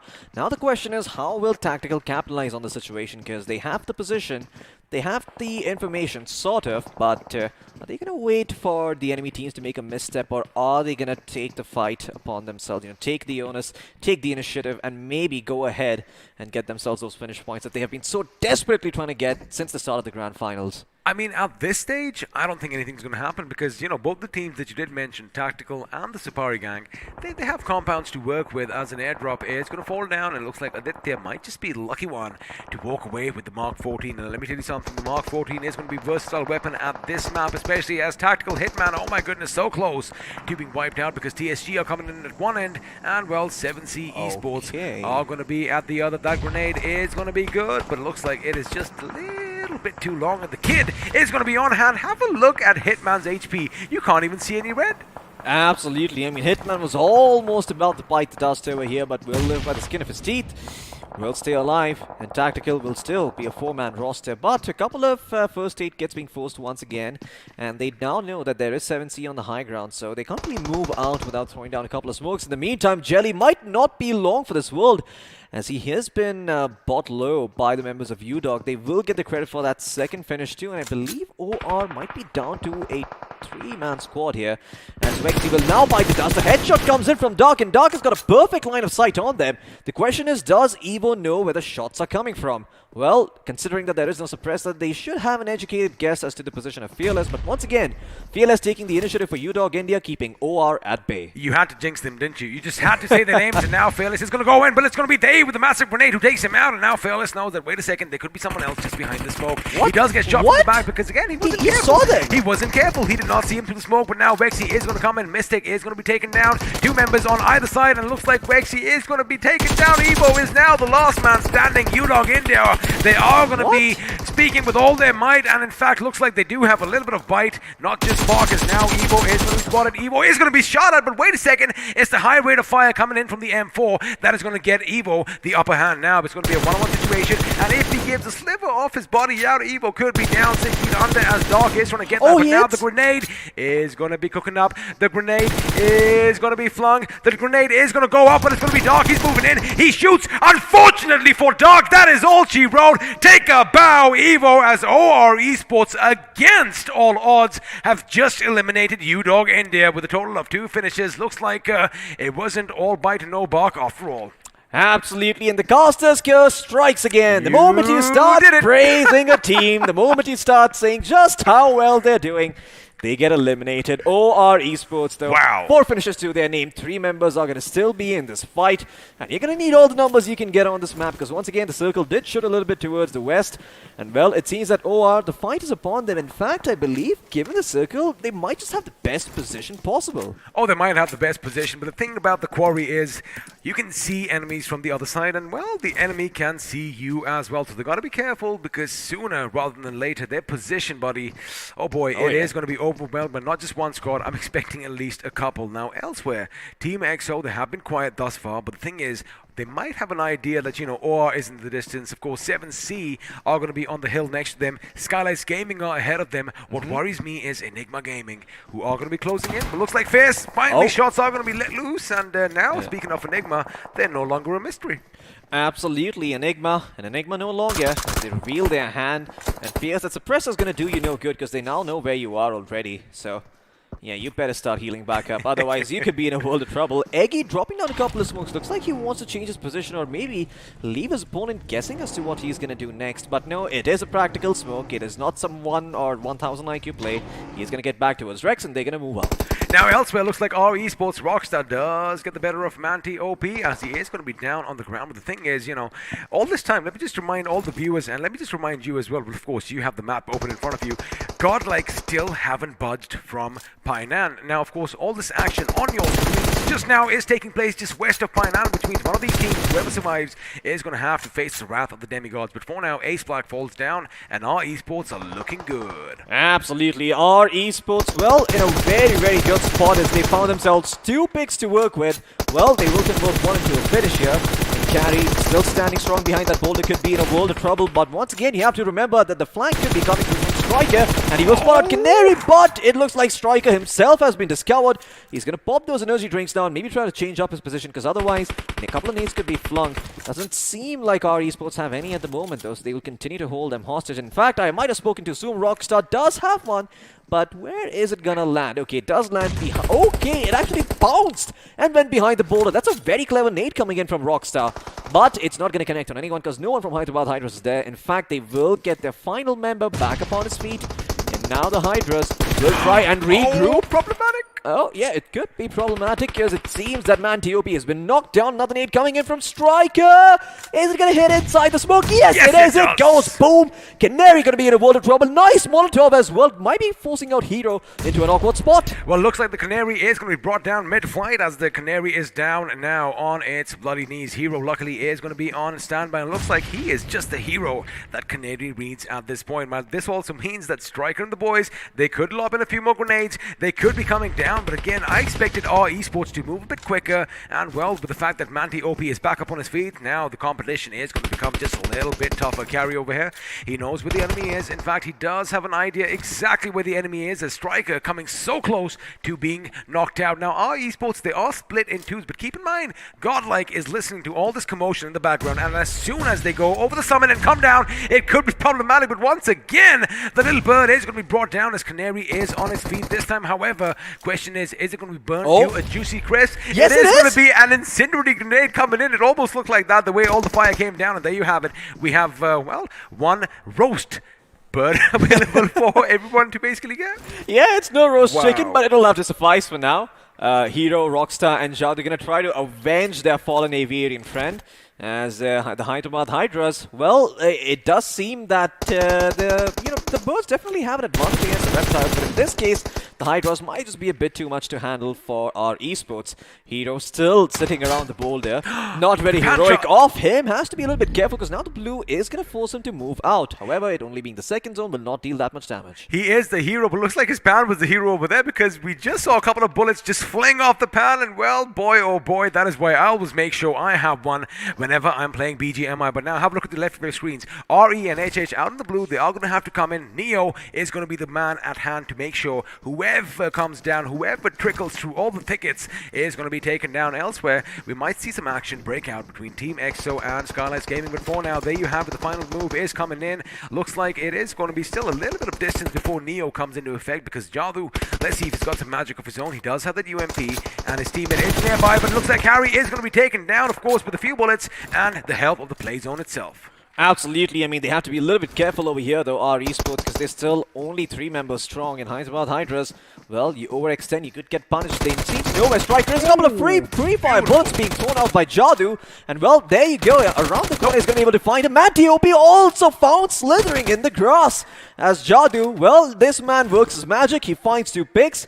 And Hyderabad Hydras a problem no longer. Elsewhere, we turn our attention to Revanant, who seem to be in a bit of a pickle with OR. Well, for now, looks like there is a little bit of stalemate. A truce has been called, but looks like Top Dog just ended that truce because he flung a grenade in their building, and now he's going to go for another one. He has an idea where they are, but the thing is, you can't really run out in the open because chances are it is Sanhok. Someone else might just have a scope open on their position and, well, put them in the ground elsewhere. TSM, oh boy, they are taking the fight to always. Looks like one of them is going to be down on his knees, but that is not going to be enough for the opposition, as Old Hood Esports have now been reduced to a one-man squad, and Ayush is going to be the last hope from the Old Hood. Now the thing is, he can't do anything. He is outside in the blue. He is behind just one rock, and, well, his position has been given away. But wait a second, TSM might come under fire. In fact, it's going to be Jonathan who steals the finish away from TSM. Or was it because the play zone might have taken him? Instead, it is the play zone that is going to claim Ayush for themselves. But now, ladies and gentlemen, boys and girls, could we see yet again another TSM and GodLike clash? Absolutely. Well, that is what everyone is looking for. I mean, it couldn't have been more poetic at the end of the first game. And maybe if we find the same ending on Sanhok, well, I mean, I am going to have to check under my bed because I believe that there might be monsters in there. Because there's some unholy stuff that must have been done to see such an ending. Well, Top Dog is going to be down on his knees. Revenant have, well, I'm not too sure. How did he end up getting taken down here? Keep in mind, you did see Top Dog, right? I did say if he moves out, someone could be lurking behind. And, well, it was TX that was lurking behind, and Ultron with the QBZ at distance put a few bullets in his back. That explains everything. And now Revenant are aware of the fact that there is X-Pac around the corner, and now they're stuck between this awkward place because they can't push in against OR, and at the same time they're not exactly in a very good spot to take a fight against Team X-Pac. What's going on? But the respite comes in for them because from the other side across the 7 Seas, it is going to be 7C Esports who come in and put a few bullets in OR's back. Now we are going to have a 4-way battle. Make that a 5-way because 7C is going to go up against TX as well. Now Scout does get the better of one of them. He has a good angle. He's got to be careful because now they know the Revenants have to come out. In fact, they are going to have to make it into the circle as well, and this is a risky move because almost you do have a few shots over here. They're going to be shot at from above as well. Scout goes down. Kill goes down. Maybe the move was a bit too late, and now the other 2 members are still surviving just by the skin of the teeth, but it's going to be the play zone that gets the better of them. And of course, keep in mind, 7C Esports are going to have a heyday as they can rack up a lot of finishes over here. Absolutely, with 3 members knocked down over here. X-Pac, yeah, Maui is the only last member surviving from X-Pac, and maybe he can carry their dreams forward, but 7C in the meantime are going to have a couple of players to contend with from the side of Tactical, as Tactical are making their life a little bit hard. Pray God, he's got the perfect angle, but unfortunately, it seems the Hitman might still be able to clean him up over here. Who's going to raid Supari? Well, it looks like it is going to be Hitman for the time being, as he's still somehow surviving by that 3. He's going to heal himself back up with the first aid, and maybe... Oh my goodness! Are you kidding me? And wait a second, it's not 7C, it's Team EXO that comes in with a massive grenade, and, well, Tactical are going to be out, and now 7C could face a similar situation. Grenades are coming in, it's going to go boom, Sauron goes down, Spray God goes down, which means now 7C Esports, the one that had the best position on the map, they are going to be down to 1 member because, well, Prince seems like he could be down on his knees. In fact, it's going to be Aladdin who's going to be burning, who's going to be losing his HP as TSM are trying to make their way up. Aquanox is going to be snuffed out as well, courtesy of GodLike. Looks like GodLike are taking fights on multiple fronts. All 4 members still alive. 5 finishes, and now they're going for more. There you have it. Jonathan does get the better of a Shadow right in front of him. Looks like the Shadows weren't really helping him this time around, and now he is hungry before more. Z-God comes in as well. Wait a second. Ninja's out. Ninja's out. Does that mean TSM is out? Yes, it is going to be TSM being eliminated by GodLike Esports in the 7th position with just 3 finishes to their names. These boys, they are on a warpath. Absolutely. Well, the tables have turned over here, and it seems that the Supari gang have also been taken out, cleaned up, sent home packing, as now we only see 3 teams in the circle. A couple other teams out there in the blue trying to heal themselves back up. I do see Destro in the distance in the blue. He's got himself a lot of first aids to work with over here, and he's just waiting for the members inside to take a fight. 15 first aid kits! Well, Destro knows what he's going to be doing for the next, 1, 2, maybe 3 minutes.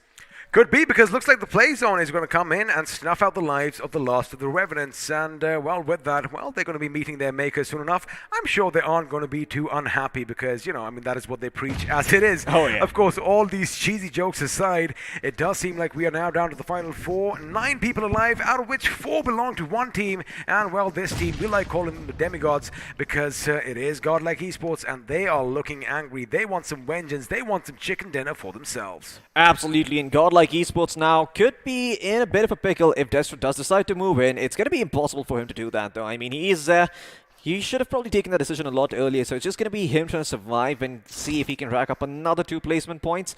Although, given GodLike in 7C's position, I don't think that's going to happen anytime soon. And, well, there is another team that is in the distance. EXO, with 2 of their players over here, are still surviving. They're still slithering in the grass, and they're trying to see if they can find someone with their sights, as we see EXO near their blue zone. They're just trying to move in slowly but surely, make sure they don't take any damage, and Destro still has 4 first aid kits to work with. Look at this man. Well, he's got 3 now, and in about the next 5 seconds, he's going to have 2, then he's going to have 1, then his life is going to be snuffed out. The question is it going to be for anybody else? Looks like 7C might just be taken down. Prince's position is going to be given up as well if he does shoot. Is Destro going to get the 3rd position, or are the boys from Skylightz going to be out yes! in the 3rd? Well, there you have it. 10 points are going to be coming their way. It could even be 12 because Fairs has been spotted out. In fact, it is going to be 12 as Jonathan goes on a bit of a rampage, ladies and gentlemen, surviving by the skin of his teeth. He makes sure that Skylightz Gaming ends up in the 2nd position. And let me tell you one thing, buddy. Another important factor, they don't have a single finish to themselves. 12 points coming in from Skylightz Gaming, and it's all down to one man. Woo! Absolutely. Destro, I think he probably had over 30 first aid kits to work with. Wow. He literally let go of everything in his inventory. He's like, just give me all the first aid, baby. All of them. I want every single one of them. And somehow towards the very end, GodLike, they get up. They're like, all right, you know what? We see EXO, we see 7Cs. We're going to take them out. And, well, Skylightz Gaming, they walk away with a bonus 4 points. Nothing to worry about. 12 points for Skylightz Gaming over here. And I do believe 15, of course, for GodLike. Again, you know, you can't really anger the gods that much. Oh, yeah. These demigods, they have tiny egos, right? And if they get bruised, well, they come out and wipe out the entire server. That is what they do. I do believe they did finish with 13 finishes for themselves. So, you know, I mean, 28 points, nothing to scoff about in Sanhok. And wait a second, we kind of predicted that. Yeah, we most certainly did not. I mean, we didn't see that coming. I mean, we did say that GodLike could get themselves, the first place spot. The chicken dinner was unexpected, though, but, I'm more than happy to welcome it. They did get that first place spot in the first game. Second game, it was TSM, or maybe it was the other way around. I'm not too sure. In fact, was the other way around. It was the other way around. So. And, speaking of games, and, Sanhok is a map where the action takes place just a bit too fast. If you missed any of the action, like in fact we did as well, there you have it. The first few finishes coming in, and it was the sensei himself who went down, and elsewhere, it was Sagi. Sagi, you're supposed to move the moment you get on. I think he just didn't have that button pressed at the right time. Absolutely. I mean, Sagi, unfortunately, a little bit slow and fearless, made the most out of that situation. Couple picks for them, and, well, my caster's curse certainly got to the side of UDog as... Well, I take full responsibility for this match. UDog, if you want someone to beat up, where I am, you can find me. He goes by Hiraka Thakur on Instagram. You send all your hate over there. And I'm just joking. I mean, this is, of course, pretty much coincidence. But have a look at this. Now, Evo, he went up against all odds. Now, he does lose a lot of his HP. He knows the enemy is going to push in. He has enough time to just put in that one first aid. Maybe, had UDog moved in a bit quicker, it would have been something. Boom goes the grenade. Down go a couple of the members. And with that, Dark and Dave were going to meet their makers as well. And, well, OR Esports did survive for a few more rounds. Absolutely. I mean, great performance here by OR Esports too. You know, they might not have been getting themselves to the top 2 spot or the top 3 spot, but they still time and again find themselves in top 6. And it's the consistency that matters, not how many chicken dinners you get Now, that determines who wins. You know, the stats will tell us. Have you noticed one thing? A lot more grenades being used to finish off positions this time. Oh yeah, I mean, yeah, that does make sense. It seems that teams are finally using those nades a bit more judiciously, you know, instead use their weapons to get the knocks and grenades to secure those kills, because those grenades can curve, the bullets unfortunately can't, unless, well, you are accounting for bullet drop.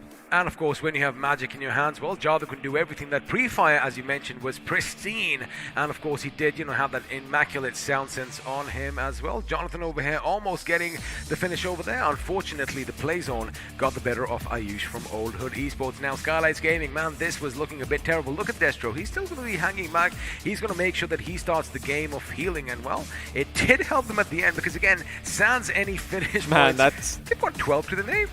That I have to say, you know, this first aid kit in the blue zone has to be the silliest thing I've ever witnessed in BGMI so far. Someone give them the pacifist title, because let me tell you one thing, this guy definitely deserves it. I mean, hey, we are the country from, you know, we are the country with Mahatma Gandhi. Of course, you know, pacifist approaches are welcome and very successful, like we saw Skylightz Gaming get, you know, as we saw Skylightz Gaming pull it off over here. But 7Cs, oh boy, eating a nade like that in the center of the circle, not really the spot they wanted to be in. Once again, sort of the curse and the boon at the same time, right? You have the boon of being at the center, but the curse of having to look in every single direction and trying to defend that spot while multiple teams engulf you from multiple sides. Now, of course, you couldn't have said it any better, because that is exactly what happened. And as GodLike are going to find the last man, Destro has already applied his last first aid and only a few bandages remain. And, well, looks like that was more than enough to make sure that he walks away with 12 points to his and his team's names. Now, you know, again, the thing with 7C was, it's quite simple, because,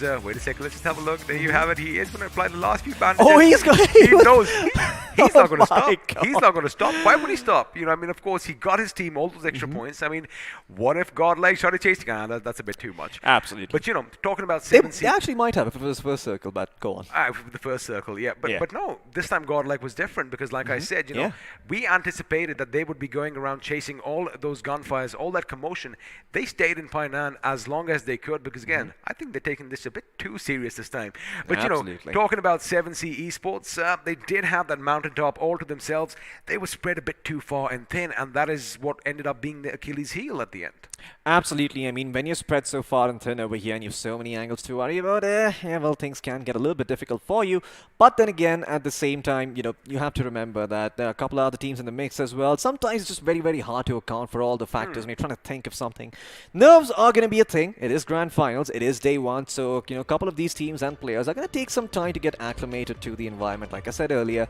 So, you know, once they start getting acclimated properly and they understand what the lobby feels like, I think that is when we're going to start seeing some top-tier BGMI action, and maybe even some underdogs come out on top, because I believe I saw Sultan today sort of knocking himself out with the nade. There was just a slight error with the movement, and I think that might not be him as a player. I think that's just the fear and the nerves getting to him.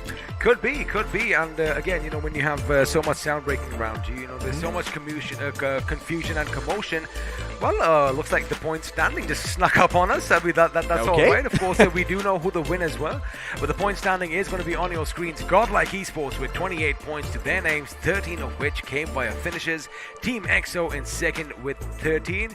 Well, Team 7C Esports in third with 13 as well. Now, the thing is, Floki, have a look. Both of them have something called finish points. Oh, yeah. What's happening in the fourth position is 0 finish points, but 12 in total for Skylightz Gaming. Absolutely. And once again, GodLike seem to be building a moat of sorts of points. In first game, I believe there was a 4-point difference between them and TSM, and then the next team had, I think, 10 points lesser compared to them. So, once again, GodLike, you know, they just come in with these, you know, amazing performances time and time again in matches where these teams are sort of, you know, just fighting each other and just sort of being scrappy, rolling around in the mud, trying to get themselves points to work with. And now we're going to be having a look at the iQOO MVP. It is going to be Jonathan from the side of GodLike. Well, of course, the way GodLike played, Jonathan is definitely going to be silencing all his opposition right now. And, well, with 5 finishes and 786 points of damage, he is definitely making a statement. Now, let's see how many of his teammates could join him, because, again, looks like, you know, we did see action break out, and it was pretty it was pretty, well, the word I want to use is evenly spread. Yes. Because, I doubt if a lot of players got more than 3 or 4 finishes apiece. Because if that is the case, well, we might see a few of the members come in, and it is going to be the case. Absolutely. Clutch God and Neo going to join him in the top 5 over here, as we've also got Wexy in 3rd place, and we've got Jadu from our Esports in 5th. And once again, Clutch God with 3 finishes and 437 damage done. Neo with 3 finishes and 413 damage done as well. Wexy with a similar stat line, 3 finishes for himself, 418 damage done. I wonder what was the criteria that made him, sent to the 3rd place. Might just be that 5 extra damage that he's found compared to the survival time that Neo has. But there's another stat, another set of stats that we have coming up on our screens. The match summary should be on, and we'll find out how many grenades were popped. And of course, 60 were used, which is of course, the general amount for Sanhok, but 4 of them ended up finishing people and putting them in the ground, which of course is something that we did anticipate seeing all the action break out just moments ago.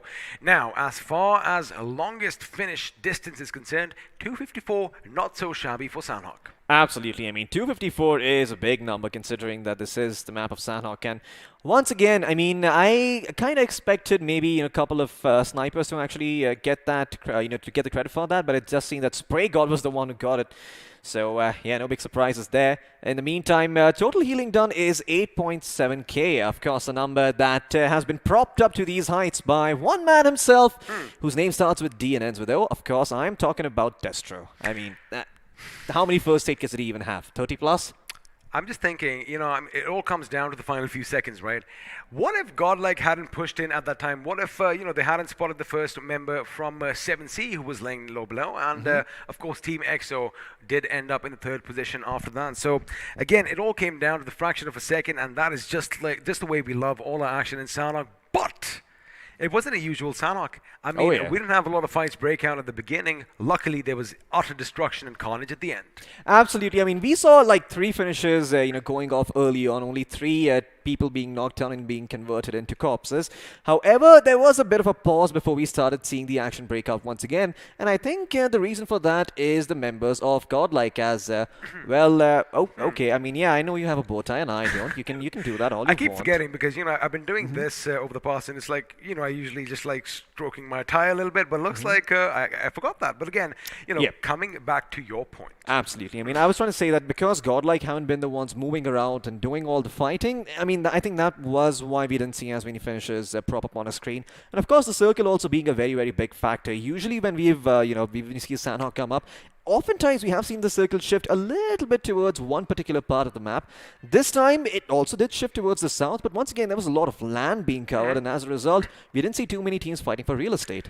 I mean, speaking of, finishes, I mean, what he meant was we didn't see too many finishes early game. Because GodLike wasn't on the move. But I think 13 finishes is no small feat and nothing to scoff at. But again, this does mark, 4 games have been done and dusted. And sooner or later, we might just be pushing to a break. And before that, again, what I'm going to take from this game is the fact that, it was a different Sanhok. It wasn't what we are used to. And again, at the end, GodLike, they're playing like a different beast. They are completely playing like a different beast. But before I head the mic over to you, we have some more winners in our giveaway section. And this time, would you do the honors of reading out their names? Absolutely. Congratulations to the merchandise giveaway winners, of course. Naved Ansari, Partha, Abhishek Mehrotra, Arshad and Suraj Kumar. I am sorry if I butchered your name there, Abhishek, or your surname right there. But congratulations to these guys. You guys have won some awesome BGMI goodies. Make sure you tag us and let us know exactly what you find in your mail. Well, do that, and it looks like we do have an idea of what they just might find, because they do have t-shirts and they do have bottles. Now let's do one thing again. Let's do one better. Let's give it away to 5 more, because we are going to have a few more names. Rashid, congratulations. Sampath Kumar, Crazy Manoj, ooh boy, you are a little crazy, aren't you? Anjali Singh and Abhishek Kashyap, congratulations once again for all your BGMI merch. And I'm going to say it again, I want that tee. I know about the bag, but I want the t-shirt as well. Deal with it. All right, fine, go. I'll get you one as well. Yeah. Is this bribery going on? I mean, what kind of a person do I look like to you, XP? I might be the god of wishes, but I'm not the god of bribes. Come on. Wow. Nah, I'm just messing with you. Of course he's just messing with me. He would get his hands, I mean, everyone would get us hands on some free merch, wouldn't we? Absolutely. I mean, I see a couple of extra t-shirts lying around and they're my size. I'm going to snag them up and, well, there's going to be one less t-shirt when they're doing inventory. Do you know how many pens he has in his room right now? Because again, you have a thing for pens, don't you? Because I've been trying to find the ones that, BGMI does give us, and I don't see them anywhere. Absolutely. Well, I am documenting everything that is said every single day by every single person, so I do end up using a lot of pens, and that's where all those pens go. But Dear diary, today XP did this, and I am not pleased. Is that what you do when you go back? Absolutely. And every single time you tell me that you've put an entry for the merchandise giveaway, I also make sure I take note of that. I also make sure I know exactly what to say to some of the bigger known people out there. Well, now that we are kind of facing off against one another, let's actually put a few more players on our screens and pit them against each other, because on one end you have Clutch God from GodLike Esports, and on the other hand it's the man with all the magic in his fingers. It's Jadoo from our Esports. Absolutely. We've got Jadoo on one side with 407 damage done, Clutch God on the other with 30 extra points. Both of them with the same number of finishes, but it seems like Clutch God has one extra assist compared to him. And survival time, of course, also going to be a lot higher for the members of GodLike, considering that they were the ones who got the chicken dinner. And that about sums it up for the player face-off. Let's now move on to the next little stat we've prepped for you guys. It's going to be the squad face-off coming up on our screens. Now, one squad I'm pretty sure isn't going to be on our screens is Skylightz Gaming, because again, no finishes over there, of course not, even though they did end up in the second position. It is going to be GodLike Esports with 13 finishes going up against OR Esports with 6 to their names. Absolutely. OR once again, just making sure that they might not get themselves, a very good placement in these games. They might not get top 2, top 3, or even top 4. But if they just make it to top 6, top 8 consistently, over the course of time, those points will land up, as a couple of teams may not have very good performances. Now, over the last 4 games, one team has been fragging just a bit too much. There you have it. And we decided we'll just shine the spotlight a bit on them. It is GodLike Esports with 13 finishes. Mind you, this is just this one. Is it this game? Yeah, it's just this game, because they got 15 in the first one. Yeah, they got 15, and now, of course, we just saw this on our screens a moment ago. They still have 13 finishes, still have 31 points of damage. Absolutely. In the semi-finals, I believe, in the course of 2 games, they didn't have as many finishes. So far, they've actually beaten their own their own semi-finals record for the number of finishes scored in a matter of a couple of games. And, well, within 4, they've managed to find themselves 28, and I'm quite sure that by the end of day 3, we might see them cross that triple-digit mark too. We just might, and could come even sooner if they keep, firing on all cylinders and keep this pace up. They might just rack up a few more points by the end of this day. Now, of course, this marks the end of Sanhok, which means the next ones are going to be a bit laid back, a bit chill, because first we're going to be heading to Miramar, after which it is going to be battled in the plains of Erangel itself. But again, I was just talking about Sanhok before we had all these stats on our screen. Slow at the beginning. Absolutely. I mean, I believe we saw a finish per minute for the first 3 minutes, and then for 8 to 9 minutes after that, radio silence. No one even trying to fire a shot or get any finish or get any knocks to work with. I believe we even saw a couple of members from Hyderabad Hydras spot out a few, but not really take any few shots. And as a result, well, I mean, we didn't see any action breaking out. Well, I do believe we've got a couple of other stats coming into the picture, as well as I believe we're going to do a tally of the 4 matches and then put a squad against each other. Well, who better 2 teams to ask for than GodLike Esports and TSM? GodLike with 36 finishes to their point, and TSM with 28, and the damage is going to be pretty similar as well. GodLike with 6,821 and TSM with 6,263. Well, it seems like my math might have been a little bit off, because they got even more than 28 finishes over the course of these 4 games. 36 to work with over here. And, well, of course, they don't really have, a lot of assists compared to the side of TSM. Well, they are 2 shots, so not that big, but yeah, I mean, at the end of the day, GodLike, if they keep converting those knocks into finishes like they are, they're going to continue to rack up those points. And now let's do the same thing, but with players this time, because after 4 games, looks like it is going to be Neo from GodLike Esports going up against the Sultan of Swing himself, Sultan from Old Hood Esports. And, well, Neo might just edge past him on finishes. However, Sultan has more damage. Absolutely. I mean, Sultan having done a lot of damage over here. In the 1,947, just to be precise. A little bit of self-damage as well, although we don't count that. He's got 4 headshots to work with on Neo, though, and 3 assists as well. I see what you did there. Yeah, he's also got 23 minutes of survival time on average. But once again, Old Hood, I can understand why they're having a bit of a slow start over here. They might just be a little bit nervous once again, given the fact that these guys are sort of new in the scene over here. Going off against the likes of TSM, GodLike, Enigma, iQOO, very very big names, very very scary names as well. So sometimes that nervousness can set in, and maybe your hands get a little bit shaky. Well, it definitely can, but the thing is, even if your hands do get shaky just a wee bit, again, they have these amazing devices in their hands. And of course, we are talking about the iQOO 9 series, but before we get talking about our phones, let's have a look and see where your favorite teams are, because the overall standings are popping up on your screens right about now. And at the tippity top, I wonder who it is, because of course it is going to be GodLike Esports with 74 points, and looks like they finally have one chicken dinner to their name. Absolutely. I mean, it seems like they've gotten themselves that chicken dinner to work with, and 74 total points to work with as well. TSM in second place with 61, and then in third place you've got Revanant with 45. So GodLike, I mean, once again building that moat of points and not letting other teams close the gap. And just looking at the finishes, I think we might see that 100 mark come a lot quicker than day 3 here, buddy. I think day 2 probably midway. Well, we still have a couple of games in hand. Let's see how they end today. But of course, if you have a look at the other teams, Enigma Gaming in 5th with 34, tied with Old Hood Esports, and in the 8th position we have Hyderabad Hydras with that one chicken dinner. Now, if you quickly have a look at what's happening on the other side, well, barring a couple of teams, things aren't looking so good right off the bat for most. Absolutely. I mean, OR Esports in 9th place with 28 points, Recknoning 2 points behind with 26, and then 7C and Xpark sharing 18 points, but 7C is above because once again priority does go to those placement points. Our Esports, TSG, UDog India and Tactical though, yet to really make a splash over here. As I believe, UDog and Tactical both, they've had a bit of a rough start today. Oldwood in fact nearly had the chicken dinner in their hands on Miramar, but just that one self-lane actually turned things around. I know I've pointed it out a lot, but there's the grand finals over here, and every single point matters.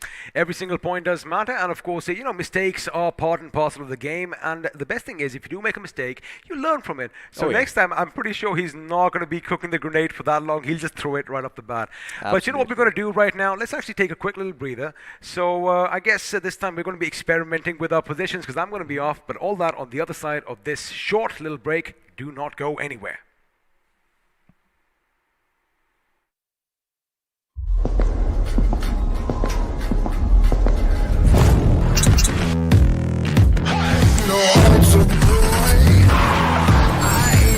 Yes, man.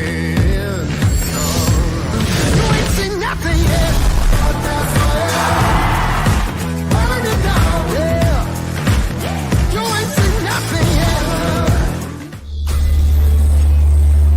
iQOO.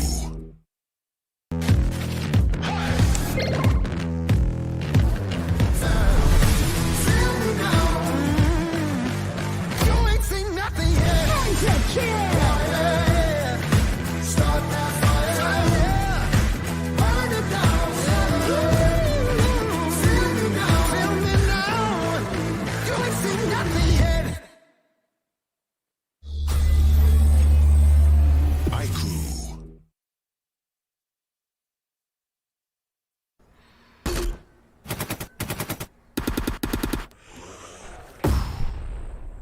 Enemies ahead.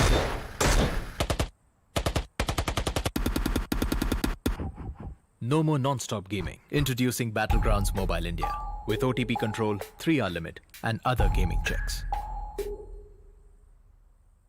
Battlegrounds Mobile India. Game responsibly.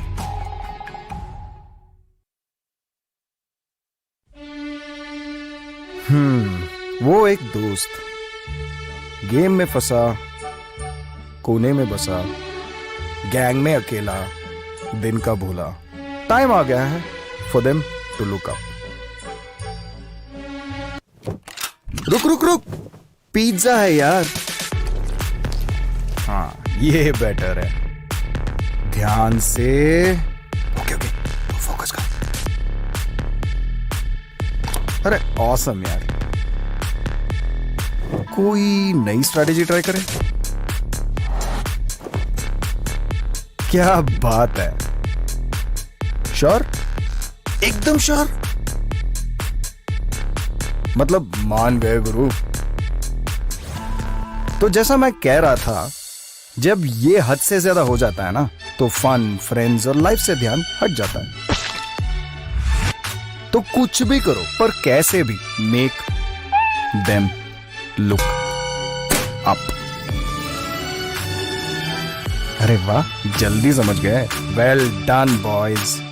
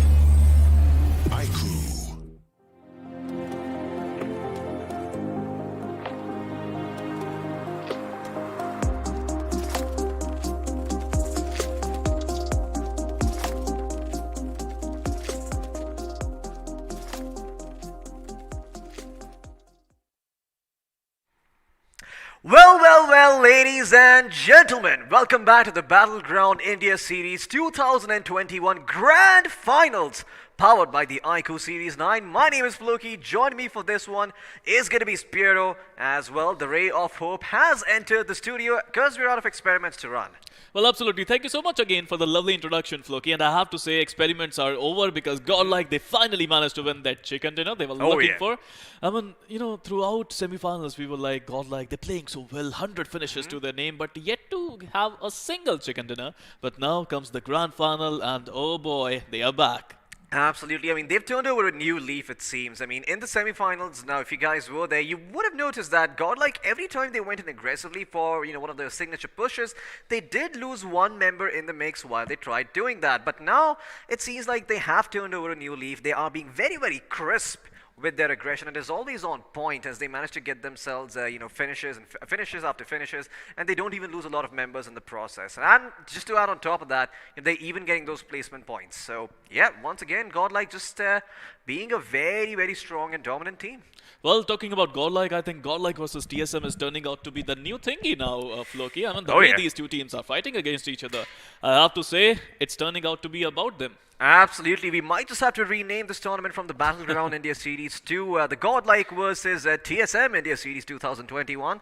And well, it might just end up being a battle for these two teams. But of course, we've got 3 more days of action-packed games, so we can't really jump to that conclusion yet. Yes, there still might be a couple of teams scraping their way from the bottom, trying to scratch and claw their way up to the top and get that first place spot. Of course, that's going to require a lot of hard work, and it's all going to start here on the map of Miramar, because once again, 4 maps are down last two maps in the mix as well. This is going to be the last Miramar for the day too. So if there are any teams that do like to play on that map, any teams that do prefer that map to the other ones, well, they better start playing. Of course, I'm talking about Reckoning Esports. Are you talking about Recknoning Esports or Hyderabad Hydras? Because I think both of these teams, they know their Miramar pretty well. And yes, I think they've worked really hard on Miramar. And I think they would love to have more Miramars. But we have more Erangel. So, I mean, it is what it is, right, for every single team. But jokes apart, yes, Team Hyderabad Hydras, they played really well. The last time we saw them in Miramar, they managed to get the chicken dinner there.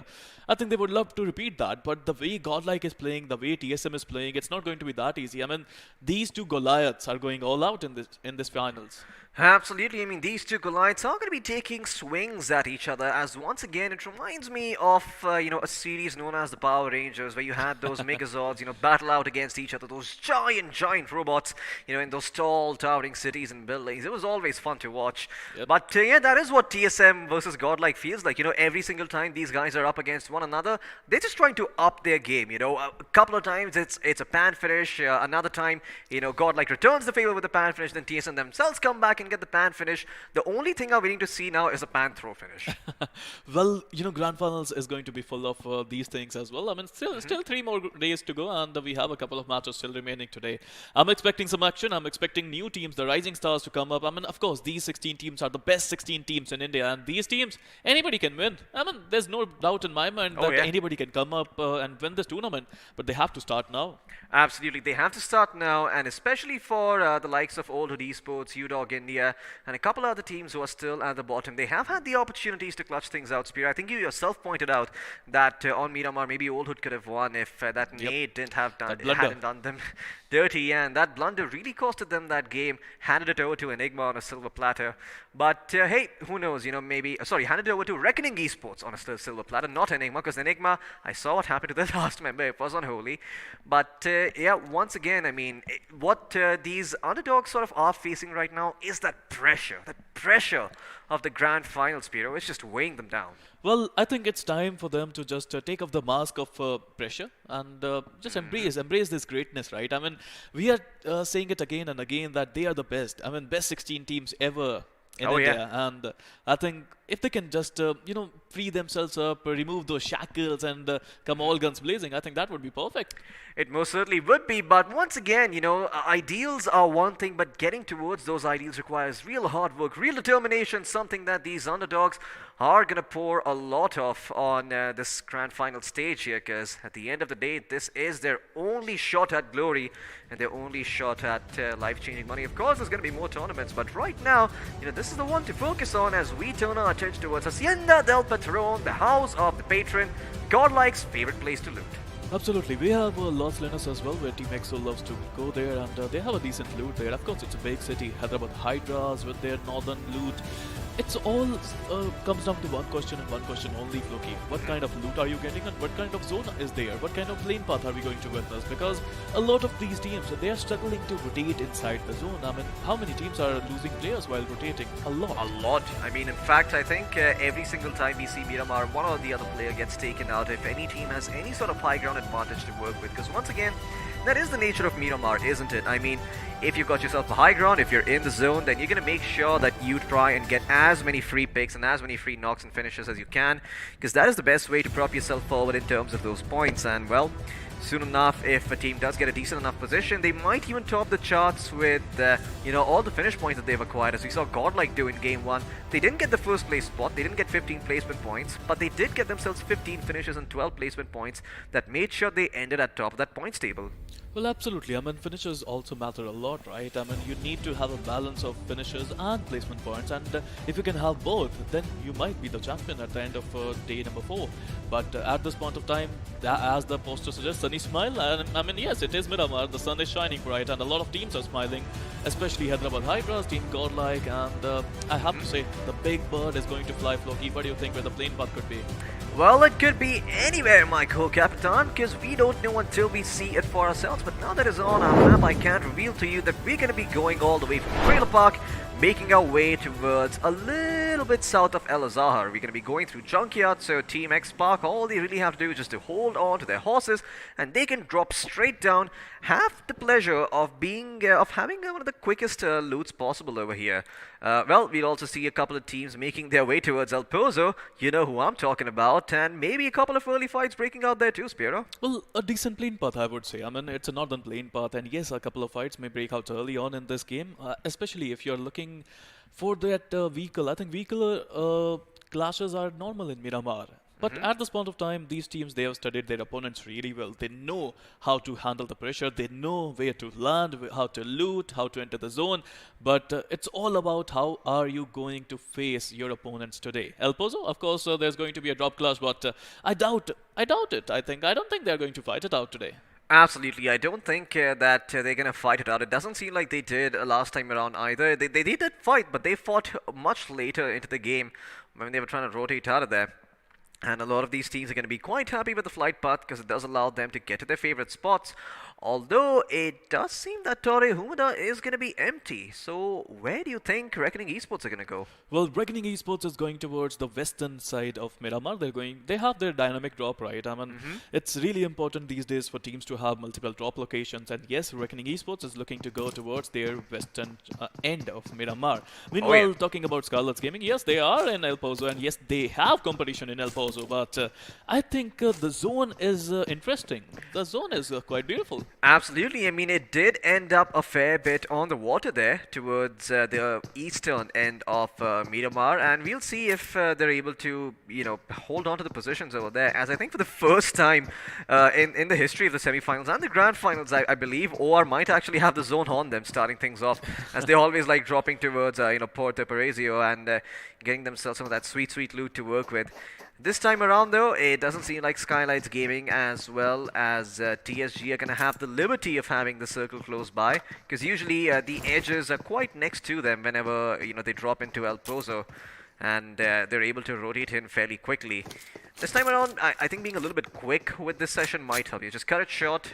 Don't cut it short. Be a little bit more efficient. Once you've got everything you need, take a vehicle and get the hell out. I think I like that plan of yours, Floki. I mean, that's going to be a really important plan for both these teams, because in the end, we always say, if you have the zone, you have the match. And you need to get the zone in Miramar especially. Meanwhile, talking about the zone, I would love to see where the zone is gone. And I believe that those teams who are in the zone at this point of time, they are going to be really happy. Here you go. We have our esports who are in El Hazar, and they must be feeling relaxed. They have the loot. They have the El Hazar. It's a beautiful city, I have to say, and you're going to get a lot of loot there.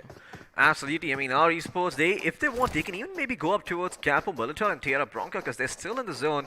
And there could still be a lot of loot to work with over there. Of course, it would be a bit of a death wish. They would do that only if they were at the top of the table. Right now, they would much rather just play the zone instead and hold on to their positions. I mean, everyone has their ideals. I too have mine. I do want to see a team, one day just pull off a completely, well, I mean, I don't know if there's a better way to say it, but a completely useless move and move out of a strong position and go into a weaker one just to get some more loot. Well, they do that. They actually do that, but let's see if they're going to do it today or not. Meanwhile, if you talk about the Bermuda Triangle in the center, I mean, I can see GodLike, I can see TSM, I can see both of these teams, and I can see Team X Park as well.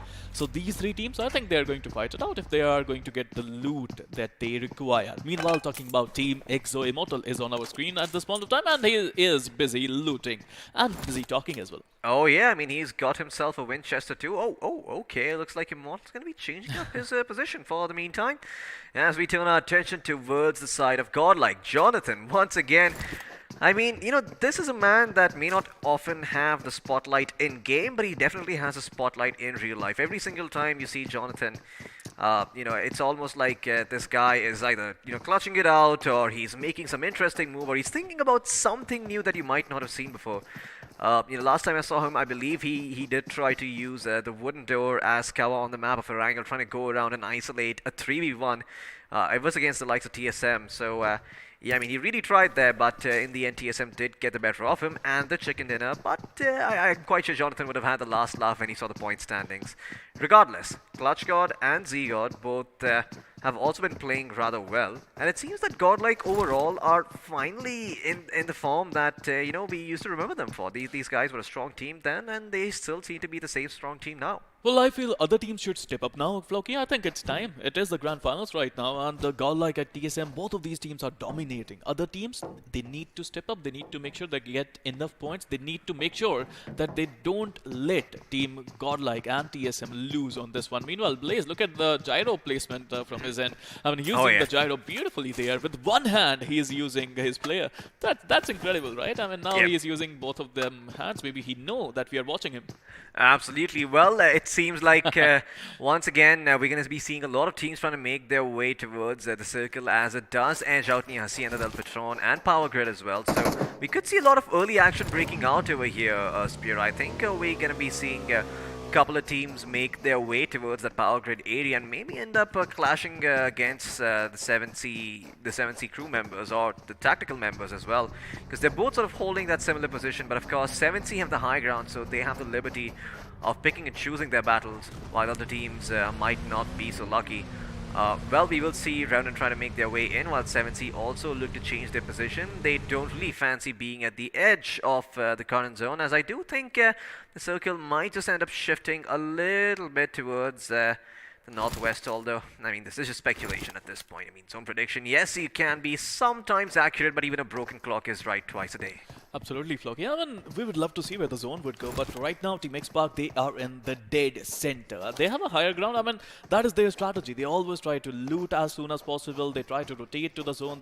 They want a higher spot in the zone, and I think they have it. They have decent loot. They have the vehicles, and now they are in the center. They have the higher ground. Absolutely. I mean, it seems that Team X-Park for now are just gonna also be looting up. I'm not too sure where exactly are they. Okay, so they've just gone down a little bit from Junkyard towards the southern end near Menache and Rallis, and will be looting up that area. But once again, I believe they've got enough loot to work with already, and at this point they're just looking for a couple of specific things. Maybe if they're able to find a 6x scope, maybe if they're able to find themselves a proper sniper, maybe a Kar 98 or an M24, they'd be very, very happy to work with that. Well, absolutely. I mean, this is the land of DMR snipers, and if you can get some snipers or DMRs, you're going to be really happy. Meanwhile, my eyes would be glued on Kill. He's a kind of a player who can turn the outcome of the game in your favor. I mean, there are some players, right, Floki, who can just do miracles, and I think Gil is one of them. Meanwhile, talking about miracles, TSG, the way they qualified is just amazing, right? The way they played, it's magical. It's amazing to see these young players just coming in, doing what they do best, and that is play BGMI. Absolutely. I mean, that is the reward in itself. Just getting to play BGMI at the highest level once again, and having that thrill, the adrenaline rush of competing against some of the best teams in the country and trying to outdo them, trying to outsmart them bit by bit. Although for now, GodLike sit firmly atop their throne on the point standings, and we'll see if anyone can dethrone them anytime soon. Speaking of which, I did have a fair set of expectations from Tactical Esports, although they don't seem to be off to a very good start. In the meantime, Recknoning Esports, they hear the commotion that the members of Revanant are making, and it doesn't seem that Revanant know that there are a couple of Recknoning Esports members here scouting out their rotation. In fact, TopDog will go out of his car and will get instantly knocked down by a Brar, as he will find that knock to work with, could potentially find another one, but Revanant have a very hard choice to make now. Do they go back and help their teammate out and take this fight, or do they just go out? Well, it seems that they do spread out to go back and regroup and help out their teammate. And Recknoning Esports, they are gonna turn a push into a shove, try to capitalize even more on the fact that they've already knocked down one member from the side of Revanant and maybe get themselves even more finish points. Now that's a good start coming in from Recknoning Esports. They managed to get the first finish in their favor. That means they got the first point they were looking for, and they are outside the zone. The first priority of both these teams, I think Revanant and Recknoning, would be to enter the zone, get a decent place in, and have a little bit of cover to play around from. Meanwhile, talking about other teams, a lot of teams are going to rotate at this point of time. And look at the number of teams who are in their vehicles. A lot of teams are in their vehicles, and they're looking to find a decent spot in the zone.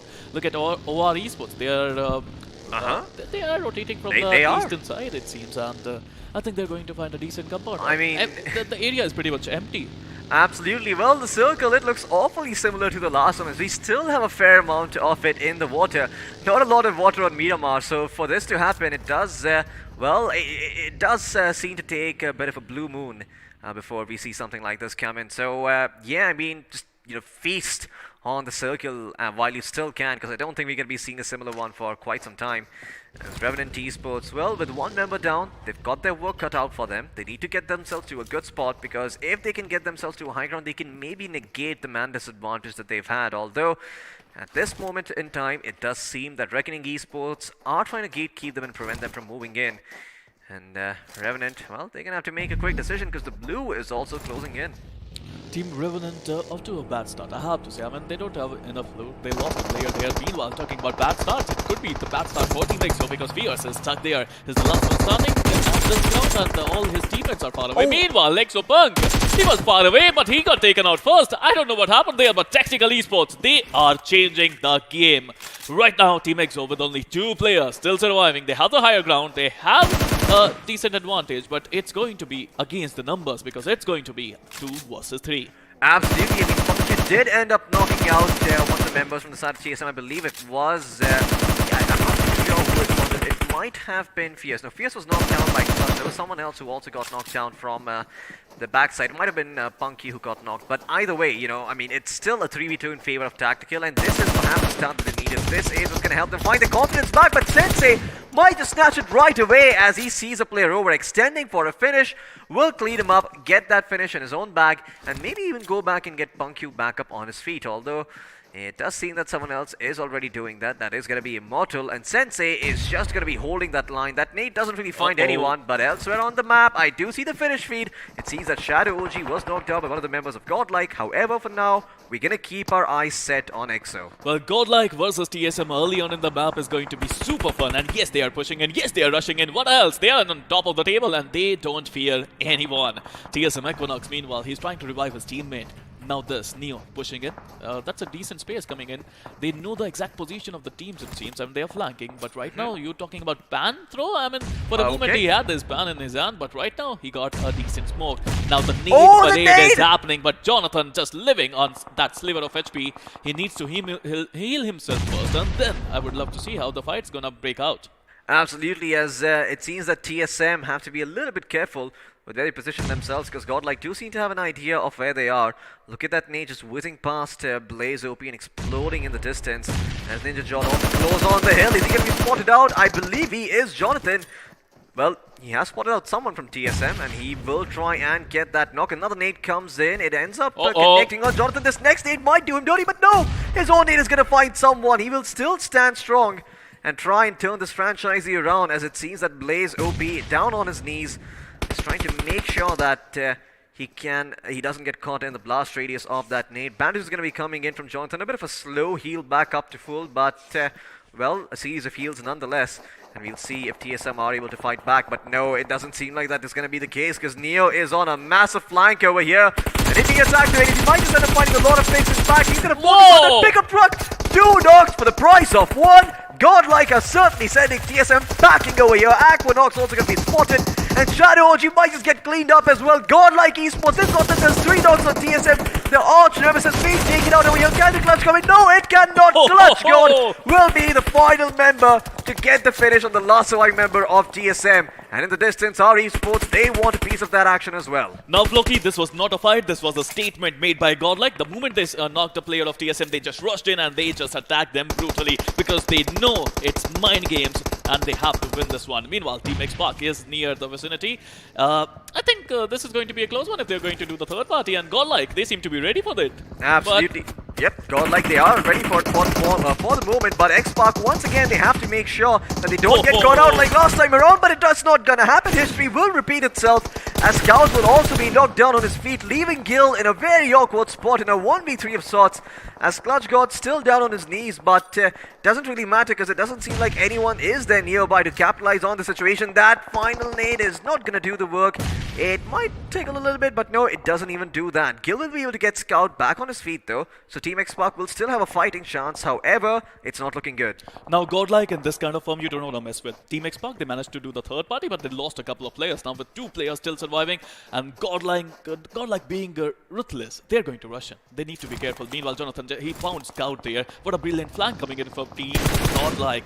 And Jonathan, his position is revealed now. He's rushing in, he's pushing in, and Team Xbox, they had no idea. They got no idea that someone is now here. And wait. the footsteps, Jonathan is coming in, he's very close in. He gets Scout. Now Mummy, the last man. Okay, I'm really sorry about that. It was Kill who was the last one standing, and they took out them quite easily. Now 8 finishes to their name, and GodLike is unstoppable. Absolutely, Jonathan just acting as the bait for his team while the attention was turned towards him. It was the other members that ended up taking down, well, the members from the side of Team Xbox, as they have been eliminated, like you said, in the 14th place. But elsewhere, Revanant also have lost a member down to their last player standing. Wait, what? How did Jonathan get knocked down? Oh my god, it might have been a Lathan from the distance once again, as the smoke will go through. Clutchgod will try and close it. He might just end up dropping himself as well. And Lathan, my god, even at that distance with the scar, he is connecting and making sure that Clutchgod carefully thinks about his decisions, because if he gets knocked down over here, GodLike could be in a world of trouble. However, fortunately for them, 7 Seas will rotate out instead and turn their attention elsewhere. Well, they are prioritizing the zone as compared to prioritizing GodLike, which, I mean, GodLike was far away from them. They can't rush them, right? They have to prioritize the zone, and they are doing just that. Meanwhile, talking about Team Enigma, they're in the zone. Skylightz Gaming managed to find a decent spot in the zone. Hyderabad, Hydras, who apparently love Miramar, they are in the center of the zone. Recknoning Esports, though, I think they found a decent compound, but on the lower grounds, these compounds can be a little risky. Absolutely, they most certainly can get a little risky if you are surrounded by a couple of DMRs and a couple of ARs with those single shot capabilities like you've seen earlier. But once again, you have to remember that if you are a team that's on the high ground and the zone shifts away from you, you're going to be in trouble when you try and make your way down those cliffs. Now elsewhere on the map, it does seem that there is a 3-way fight that could break out between Skylightz, Recknoning and the Hydras. And the Hydras might also have a couple of other teams in the vicinity to worry about. As I see on the high ground, there are members of Enigma too. So you have to be very, very careful with where you decide to fire your bullets and where you decide to take a fight. Because if you don't watch your back, you could get shot in it. As OR Esports, I think they're about to give us an example of just that. Now, there's a truce in the zone, it seems. I mean, nobody is looking to pick a fight with anyone. Meanwhile, Team Recknoning Maxi is scouting his position. I mean, they got a decent compound. They are covering the ridges as well. I think he heard some commotion there, and he is looking to get the first knock in. Team OR Esports, they would like to get a decent position. I mean, of course, only 2 players are still there. They don't want to pick this fight, Floki, at this point of time. Oh yeah, I mean, they really don't want to try and pick this fight, because once again, they don't have the high ground, they don't really have the man advantage either, and they don't even have the information as to how many teams could be in the vicinity. So they could start off a chain reaction of, them maybe, even if they get lucky and get the squad wipe, there might be a 3rd team that comes in and puts them out of their misery, and you don't want to be eliminated in 11th place with just 1 placement point. So they will instead take the safer approach. In the meantime, we're going to turn our attention back towards the map and have a look at the circle, as the blue is going to start to close in and create some problems for the teams near the periphery. As UDog, it does seem that Fearless has been knocked down in the meantime, and we'll see if he'll be able to get back up on his feet. Never mind, it's actually Dark who's down on his feet, not Fearless.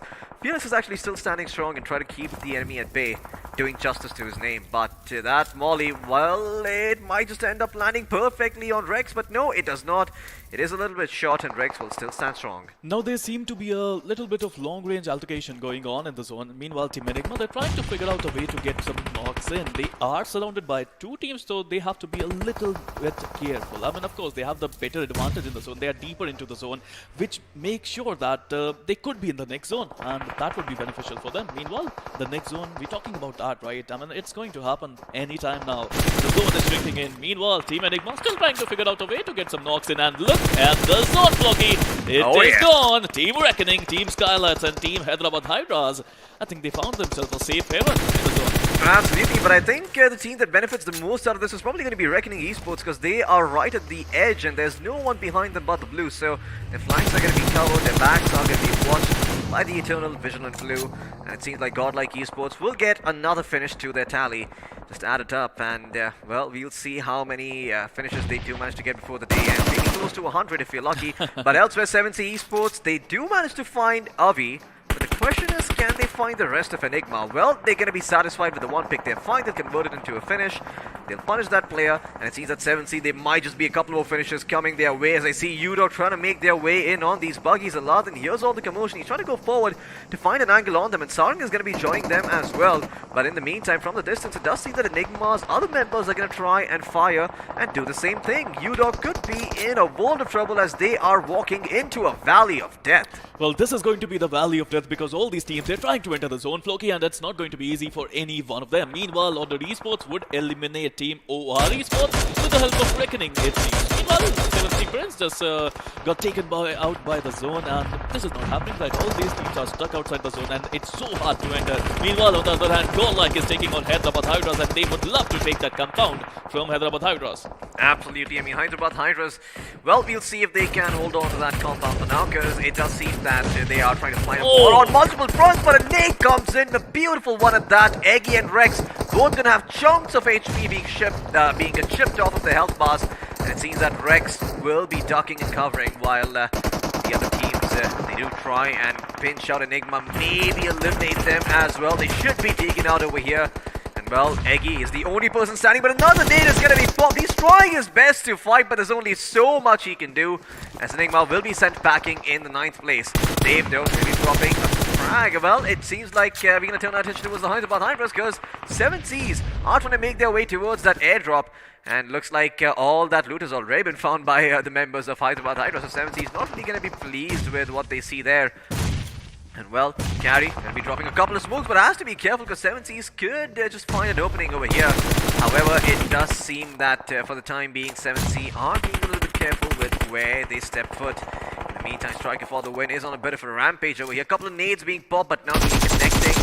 They are not really angled properly, and Spray got in on the other side. Will try and pincer UDog. Now, UDog have only 2 of their members standing, and if he wins out this 1v1 against Dog, he could get those points for his team, and he will get inside the zone and still alive. That smoke will work for cover as well. The first aid will heal him back up, as 7C will keep themselves in the game. UDog India out at 8th place. How is he still surviving? That is the question. I mean, he was outside the zone. He was having no HP in his favor, but he still somehow landed those short, and he is still surviving. Meanwhile, talking about Team Exo Sensei, who got 3 finishes to his name, and they're just outside the zone. I think it won't be that hard for them to enter the zone, Floki. I don't see any competition in front of them. Absolutely. I mean, Reckoning Esports should be alright for now. Well, it does seem that while they are standing strong, they are being careful with where they push out, as Manti-OP. That is a very ambitious nade, but is it going to connect on Desync? It doesn't seem like that's going to be the case. However, he will still try his luck. Gonna make sure that he keeps a couple just in case the blue zone allows for a very sick nade play. And now Manti-OP gonna try and turn his attention towards helping his team out. They do need to rotate inside the zone a little bit. They do need to go a bit forward. And given the terrain of the map, it's not gonna be super easy. In the meantime, Skylightz Gaming, this might just be the chicken dinner that they're looking for, as they found themselves in the top 7. And they are scouting out a lot of members over here. They do see Older Esports in the distance. They don't know it's them, but as soon as they find that first knock, they should be able to figure out it is them in the distance. Well, it seems that Destro will start things off by taking out Sultan. In fact, have Oldwood been eliminated? I think they might have. Yes, they probably have been eliminated over here. Well, this was a great battle. I mean, look at the number of teams who are in the zone at this point of time. Skylightz Gaming still trying to survive. Meanwhile, Destro with a beautiful nade there, taking out TSG Krish. And the Supari gang just got eliminated by Skylightz Gaming. Meanwhile, Aldo Esports still trying to survive. But for how long? That is the question in my mind. Because Ayush and Crazy, their position have been revealed, and the nades are going to come through. Oh yeah, I mean, those nades finally come pouring in, and Ayush and Crazy could be in a world of trouble. Thankfully, those vehicles do provide some cover to work with, but my god, those nades just come pouring in. Pugar gonna be a bit aggressive, gonna try and well, stick his head out of the window. Unfortunately, he's gonna get blown clean off by the members of Reckoning, and Reckoning will still stand strong and try and take this fight. But from the other side, look at Punk coming in from the big flank. Looks like Reckoning are going to be sandwiched between Skylightz Gaming and Exo. And Exo, they're going to have to be careful with how they approach this. They are on the low ground. Any false step, and they could be mincemeat. But it seems that Reckoning Esports will turn their attention elsewhere towards the members of Skylightz Gaming. They realize that this is the easier fight to take, and Exo are going to have to commit a lot of resources if they want to push here, so they will instead focus on this engagement. As Gamla Boy, well, those nades go in. Unfortunately for Abroad, he did not step foot inside that house. Otherwise, he would have been not long for this world. Mr. Spray as well holding on in the house, just trying to make sure he uses the third-person perspective to see if anyone from Exo is going to be closing in. No, it was the compound of Reckoning Esports first, but then then they left the compound to find a decent space in the zone. Now when they come back, it's Skylightz Gaming who's holding that compound hostage there. Recknoning would love to get back that compound, but it's not going to be that easy because they don't want it now. The zone is not in their favor. The zone is in the favor of Team Hyderabad Hydras. And once again, Team Recknoning and Team Hyderabad Hydras showing their class in Miramar. All of their players are trying to push in. Team Skylightz Gaming, they're still fighting MM to corner. They're sweating bullets right, left and center. And oh boy, Recknoning, they are the back foot. Absolutely, they are on the back foot. They've lost one of the players. Only two members standing. What the hell is going on? Recknoning Esports, they themselves are confused. Who is on my team? Who is the enemy? I do not know. But Skylightz Gaming, they will still bite the dust and be eliminated at fourth places. Now we have got EXO, the Hydras, and Recknoning Esports trying to find themselves that chicken dinner. And guess what? Just to spice things up a little bit, there's an airdrop right in the center. Who's going to get their hands on that though? And that is the question. A couple of smokes will be required to cover their tracks because otherwise Ace Black will have a very, very good angle onto that airdrop. And Striker for the win and carry. They're trying to go around on the flank and maybe catch EXO or any other team off guard. I don't think they have any other option. They have to go to take out EXO. The EXO got a beautiful position in the zone and there's an open road there. There's too much open spaces. I think Team Recknoning, if they want to advance, they have to take out EXO first. Meanwhile, Hyderabad Hydra sitting comfortable inside the zone. They have 3 players still surviving. Team Recknoning got 3 players and Team EXO got 3 players. So now it's a 3v3 battle between 3 amazing teams. Absolutely. Well, it couldn't have been any better as we do hit the Holy Trinity. And we'll see who comes out on top over here. For now, Hyderabad Hydras are spread out very, very well. So they're covering a lot of ground. But once again, if they pop their heads at an incorrect time, it could get blown clean off their shoulders. And they could be in a world of trouble. As Striker for the win, he already seen one member from Recknoning being knocked down. And my God, that nade! Oh. Skrills and Abrar have to be very, very careful because otherwise they are not going to be long for this world. Maxi OP throws one out in response, doesn't connect on anyone. It seems that Abrar will finally bleed out and succumb to his wounds as Recknoning reduced to a 2-man roster have their work cut out for them once again. The smoke's giving them some semblance of cover, preventing vision, but once again, spam through that smoke could get them, and that's exactly what does happen. The vehicle gets blown up, and EXO, well, they are just spraying and praying over here. If any bullets connect, they're going to be happy, and they are going to take the fight to Recknoning Esports, but looks like they're not even going to wait for that. They know that Recknoning are down to 2-man squad, and they will push forward and try and get all the finish points for themselves. And looks like they're not really keeping their ears open over here, because Sensei is able to go forward and find one knock to work with. As Recknoning Esports, well, they're still trying to fight back over here, but for how long? Not for long, as EXO will eliminate them. Immortal in the meantime, watching the flank. The Hydras, they're all ready to go. 3 of the members still standing. As Immortal tasked with holding that flank, making sure they're not able to get this terrain for free. Will drop a couple of smokes and delay those pushes. But once again, Striker and all the members from Hyderabad Hydras are going to try and recover, get some of their HP back, and maybe then they can start going forward. Ace Black, full boost, full ready for the fight, but the question is, can he find that angle? Now again, it's going to be a 3v3 battle where Sensei, who was knocked at that point of time but got revved by his teammate Punk. It's a 3v3 battle, a road separating 2 great teams. Hyderabad Hydras, who already got a chicken in Miramar the last time we witnessed it, and Team EXO, who played incredibly well in the semi-finale. Both these teams looking to get the chicken for themselves, and it's going to be a patient battle because Team EXO, they have to come to Team Hyderabad Hydras. They are looking ready for their action, and they are spraying right, left, and center in the smoke. Random smoke sprays coming in, but let's see, are they going to connect? Yeah, a bit of a weird spray coming out by Hyderabad Hydras as they actually think that EXO have pushed into them and crossed the road. That is not the case. EXO still holding on, and Hydras might just be firing off in the distance for no reason. Ace Black, okay, he's still standing strong somehow. EXO, well, they're getting knocked down one after the other. Immortal Sensei, everyone on their feet, and the Hyderabad Hydras will claim a second chicken dinner on the same map, on Miramar, once again, just establishing dominance. I mean, you know, that's why it's their favorite map, right? I mean, the way they play in Miramar, it's just amazing. And the zone supports them as well. Yeah. The zone was in the favor of Team Recknoning. The zone was in the favor of Team Skylightz Gaming. But the zone came towards Hyderabad Hydras. That road separated every single team. And Hyderabad Hydras got the best position in the zone. But you know what? I mean, there was a point where Recknoning, I think they could have gone towards the southern side. They could have went for EXO. Otherwise, there was no other option for them. I mean, they decided to go through from the northern area, which was an open area. It was. I think in the end they got sandwiched by two teams. Absolutely. I mean, your decision making does also matter over here once again, because if they did take that other route, they could have been in a better spot. You know, they would have a light of sight on all of the players, and on top of that, they could have picked and choose when they want to take those fights. Look, it was going to be hard. I mean, even if they go towards the southern part, they have to take out iQOO, which is not going to be easy. But they would have gone fighting.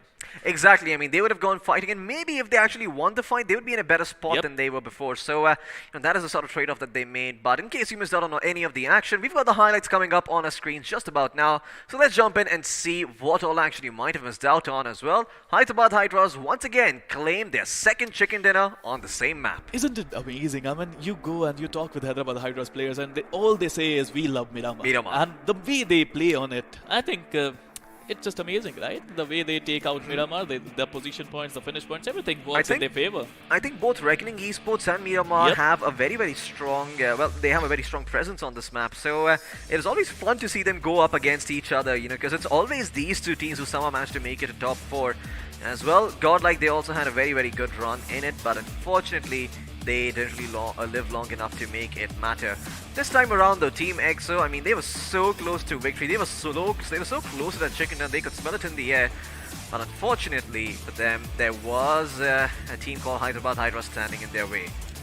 Meanwhile, I mean, look at GodLike, the way they took out Team TSM, the way they took out Team Xpark, who was actually doing the third party. I mean, Team Xpark was supposed to be in a better position because they were doing the third party. But GodLike ended up taking them apart.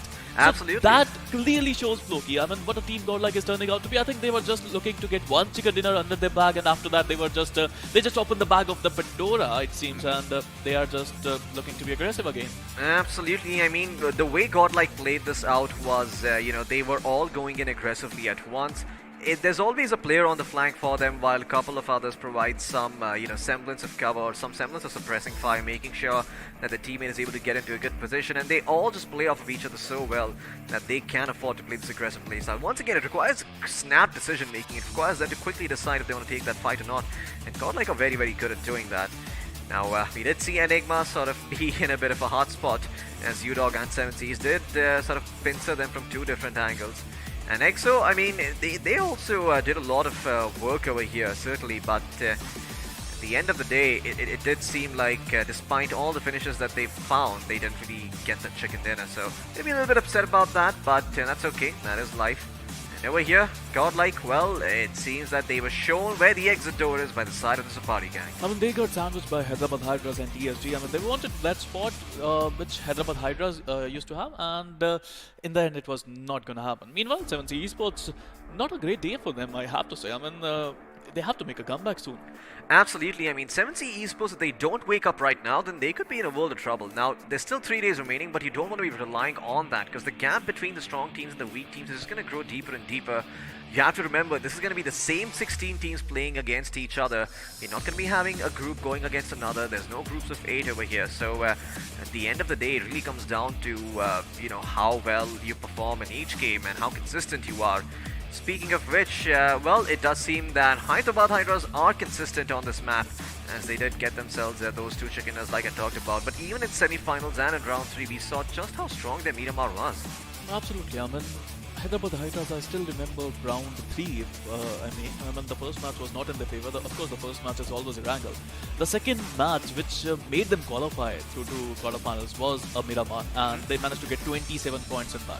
Oh yeah. So that clearly shows from day one. I mean, it was their day one, right, in round 3 for all the invited teams. So from day one, I mean, they've been playing brilliantly in Miramar.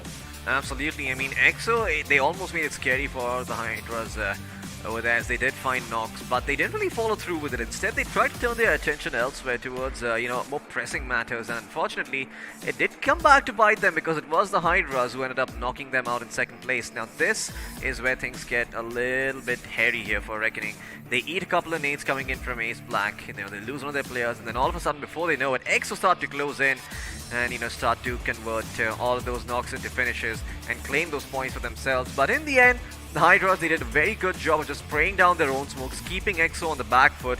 And EXO, I think they miscalculated the amount of ammo that the side of Hyderabad Hydras were carrying, because they did spray a lot. I believe they wasted 2-3 magazines per person just trying to find some knocks in the smoke. I mean, these days when you get M249 in compounds, you can sweat bullets, right? I mean, Oh, yeah. that's what they were doing. Whenever I see a smoke, even if I am playing, I'm gonna throw a nade or I'm gonna, spray in the smoke. It's normal, right? I mean, Oh, yeah. it was really hard for EXO to win that one. Of course, the zone is in the favor of Team Hyderabad Hydras. You need to cross a road which was no man's land, and the moment you step on that road, the moment you are vulnerable. Absolutely. I mean, you come out into the open, and once again, you're exposing your entire body to the teams on the other side. And well, this is one of those situations where that low ground cover can really come in handy. Just make sure you're lying down there and waiting for any sort of pixel to show itself, and then you can go boom, connect those headshots and rack up those finish points. And the Hyderabad Hydras did exactly that. But once again, we all know who's going to be at the tippity top of the table. The question is who is going to be following in their wake. That second, third, and fourth spot also look quite enticing, and if you do find yourself there consistently, I mean, it might not matter the fact that you don't have a lot of chicken dinners to work with, because at the end of the day, a team that consistently gets themselves towards, consistently gets themselves top 4 is going to edge out a team who gets a couple of chicken dinners and then goes cold for a couple of games. But enough speculation, let's jump into the point standings and see what that table has in store for us. Now, number 1, we have Hyderabad Hydras with 12 finish points to their name, and for a total of 27 points, I presume. I think a great outing for Hyderabad Hydras, I have to say, back-to-back in Miramars. Number 2, we have Team EXO with 7 finish points to their name. They got a total of 19 points. Now, Team EXO, I think they're making a steady comeback, I have to say, Floki. Yeah, I mean, Team EXO are starting to finally climb their way back up to the light, right? Because their first few games were very, very rough. They were in the bottom 8 for those first 2. Now, it seems that they're finally finding their footing and they're able to, move forward over here. Recknoning, Skylightz, to follow as well closely with 18 and 16 points. But then GodLike only getting 11, even though they've got 10 finishes. I believe that is the highest number of finishes after Hyderabad Hydras in this game. Didn't do all that much work, only 11 points to work with. 70 Esports with 9, and everyone below GodLike in the single digits. As let's have a look at the iQOO MVP. It is going to be Striker for the win from the side of Hyderabad Hydras, and boy, has he done some damage. Well, amazing player. I mean, he used to be a sniper, but now he turned into a soldier who can use a DMR and is doing a brilliant job for his team. I mean, 7 finishes to his name with a damage of 973, 1 assist, a couple of headshots, and a healing of 225 for a survival time of 27 minutes and 17 seconds. I wonder what other players are going to witness. Are we going to see any godlike players, because they managed to get 10 finishes? Well, I do believe we might see one, and well, there it is, Neo. Right in the smack dab center in 3rd place with 4 finishes and 637 damage. In 2nd place, you've got Sensei with 4 finishes and 813 damage. And in 4th place, you've got Maxi, and you've got Punkyu to follow with 4 and 3 finishes respectively. But Punkyu having a lot more damage at 823. Enough with the player stats. Let's actually have a look at the match summary and see how many grenades were popped, see who got the credit for the longest distance finish and at how many meters, and also how many knocks were found, how many finishes were found, and just how much healing was done. So let's just jump straight into that and see what those stats have in store for us, as we've got 59 finishes and 72 knocks. Now, the best part is that the number of nades used is getting, it's getting bigger match by match. Especially in Miramar, we get 112 nades used in this one, but for 6 finishes. And I have to say, these stats are getting better and better match by match. Absolutely. I mean, lots of healing done as well at 9,500. Of course, this being Miramar, we are going to see a lot of teams, just try and make sure they're able to get back up on their feet after getting knocked from a distance. And well, following a bit of a longer rotation out from, wherever they might be. OR Esports, I do want to say that they had, maybe a good start given the fact that the circle did form on them, but it doesn't seem like they were really able to convert it into a sustainable advantage, as they fizzled out and didn't really get as many points as they should have. Look, the USP of OR is always going to be their rotation. The day they are starting to rotate well, that they are going to rack up a lot of points. Today, maybe not their day. They need to focus on their basics. And of course, Jelly is a wonderful IGL who would, I think after today, they are going to have a meeting and they will figure out what are they doing wrong. But mind you, I mean, OR is a team which will lurk in the shadows, and on the final day, they will be in top 5. I mean, usually they do that, but this is the biggest stage of them all. Let's see if they can repeat that. Absolutely. I mean, GodLike have, sort of bamboozled us after what we saw in the semi-finals. They were a little bit scrappy. They were losing losing one player per push. Every time they got 4 finishes, it did come at the cost of their, one of their own. But now it seems that they have improved a tad bit as they stay alive, they play conservatively, and they make sure that even when they're being aggressive in tandem with each other. They're being aggressive in sync with each other. Every time a player pushes, there's someone else capitalizing on that situation, and they never really give their enemy team a chance to heal up. Look, they were reckless in semi-finals. They were not holding back. Today, they are playing professionally. They want, they're respecting their opponents. This is their way of respecting their opponents, to be honest. Meanwhile, GodLike, out of 11 total points, they managed to get 10 finishes. That clearly shows how aggression can turn the game in your favor. Absolutely. I mean, if you're continuously aggressive, you continuously rack up those finish points, well, you're going to see yourself up there on the point standings, in the overall standings as well, on that leaderboard. But I do believe we're not going to be having a look at that, as a couple of other stats are being cooked up. I do believe we're going to be having a player face-off and a squad face-off coming up next as well. But yeah, while that is underway, I mean, like I was saying earlier, if you are a team that goes for those finishes consistently, you will find yourself on top of the table because, well, those are the only 2 points, the only 2 ways to get points in this game.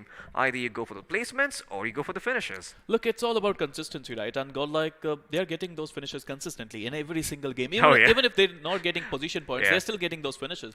That clearly shows how confident this team could be. The courage is incredible. I mean, this is not round 1, round 2, round 3, quarterfinals, semifinals. This is the grand finals, and they are doing that in it. That shows what a team they are turning out to be. They most certainly are turning out to be a wonderful team. But now it's time for the player face-off as we jump into it and put 2 players against each other. See who has the edge against the other, as we're going to be having a look at Sensei and Neo from GodLike, as both of these players have a lot of damage done, but one ended up in 2nd place and the other not even in the top 8. With Sensei getting 4 finishes to his name with a damage of 813, I think both these players played really well. They most certainly did. Consistency is key, like you mentioned, but I'm going to hold on to that thought because I believe we are ready to have a look at the squad face-off as well. So let's put an entire team against each other and see who comes out on top, as we're going to be having a look at GodLike going up against the side of Hyderabad Hydras. Well, it seems that the Hydras have 12 finishes to their name. GodLike has 10. Similar damage done, but I think where Hydras have a slight edge is in the amount of time that they live for. Of course, 26 minutes compared to 19 on the side of GodLike. Well, of course, they managed to get the chicken dinner in their favor, Hyderabad Hydras, and it's great, right? I mean, if you can win all the Miramar games, then you might find yourself in top 3. Absolutely, but if you did look at that stat very carefully, you might have seen that Hyderabad Hydras had lesser damage done, but a high number of finishes in turn. So once again, the conversion rate on every knock they find must be a lot higher compared to GodLike. Now, GodLike, of course, in their own right, do find a lot of finishes. They do deal a lot of damage, but efficiency is something that doesn't always go appreciated by these teams, and it does seem that these teams are being fairly efficient with the damage done. Look, let me tell you why GodLike always has that kind of damage, because if they see you, they're going to shoot at you. There's no respite. They're not holding it back. It's GodLike, right? Pretty straightforward. See enemy, shoot enemy, get point. Nobody knows what the step 3 is, but the step 4 is you walk away with a bunch of money in your hands. And maybe if GodLike do get lucky this time around, and if they do keep up the same performance that they have been keeping up over the course of these last few maps, well, they could be walking away with the grand prize of them all, as they are at the points table right now, at top of the points table right now. And like I said earlier, they are building a bit of a moat for themselves. Well, we do have another interesting stat coming up on our screens. We are going to be having a squad spotlight coming up after these 5 matches have been played, of course, as a collection of these 5 matches. Well, it seems that we're going to be looking at Hyderabad Hydras, who've got a lot of finishes and a lot of damage done. Well, total finishes is 20. That means they are averaging 4 finishes per game, it seems, and I think that's not bad at all. 4 finishes per game with decent amount of position points. Of course, if you know Hyderabad Hydras, you know that it's always about position points for them. I mean, in semifinals, they managed to get 98 position points all in all, and I think it was the 2nd highest. Oh yeah, I mean, it absolutely was. And now we're going to be having a look at the squad face-off over the course of these 5 matches. We're going to be comparing Hyderabad Hydras against EXO. It seems that EXO once again has the high damage done, but Hyderabad Hydras, despite having slightly lesser damage done, have converted a lot more of them onto finishes. I think that is representative of the fact that all the finishes that they find are on the map of Miramar, and once again they find them towards the end of the zone, so they're a lot more likely to convert it into actual finishes, as we've got 10 assists on Hydras and 12 on EXO, but more headshots on Hydras compared to them. Now, you did say consistency is key. I want to go back to this point. It seems that, when somebody says that, they imagine a team getting placement points. They imagine them surviving to the very end. But when you say consistent for GodLike, that is not the case at all, is it? Well, normal rules don't apply to gods, right? I mean, their name says it all. Absolutely. I mean, the rules that apply to man and mortals alike do not apply to the gods themselves, as they are constantly getting themselves a lot of finish points to work with, and I think they might be crossing that 100-point mark soon, like we talked about earlier. In fact, they might have crossed the 50-point mark by the end of this day. Of course, you're going to have to stay tuned to find out. But for now, let's talk a little bit more about the ones making this tournament happen. The iQOO Series 9 itself. Now, the 1 crore rupee prize pool, it didn't just appear out of thin air and land into the laps of, a lovely production over here. It did come by these wonderful folks over at iQOO, and what they have to offer to you is the iQOO Series 9. Now, of course, you can win one of these phones too.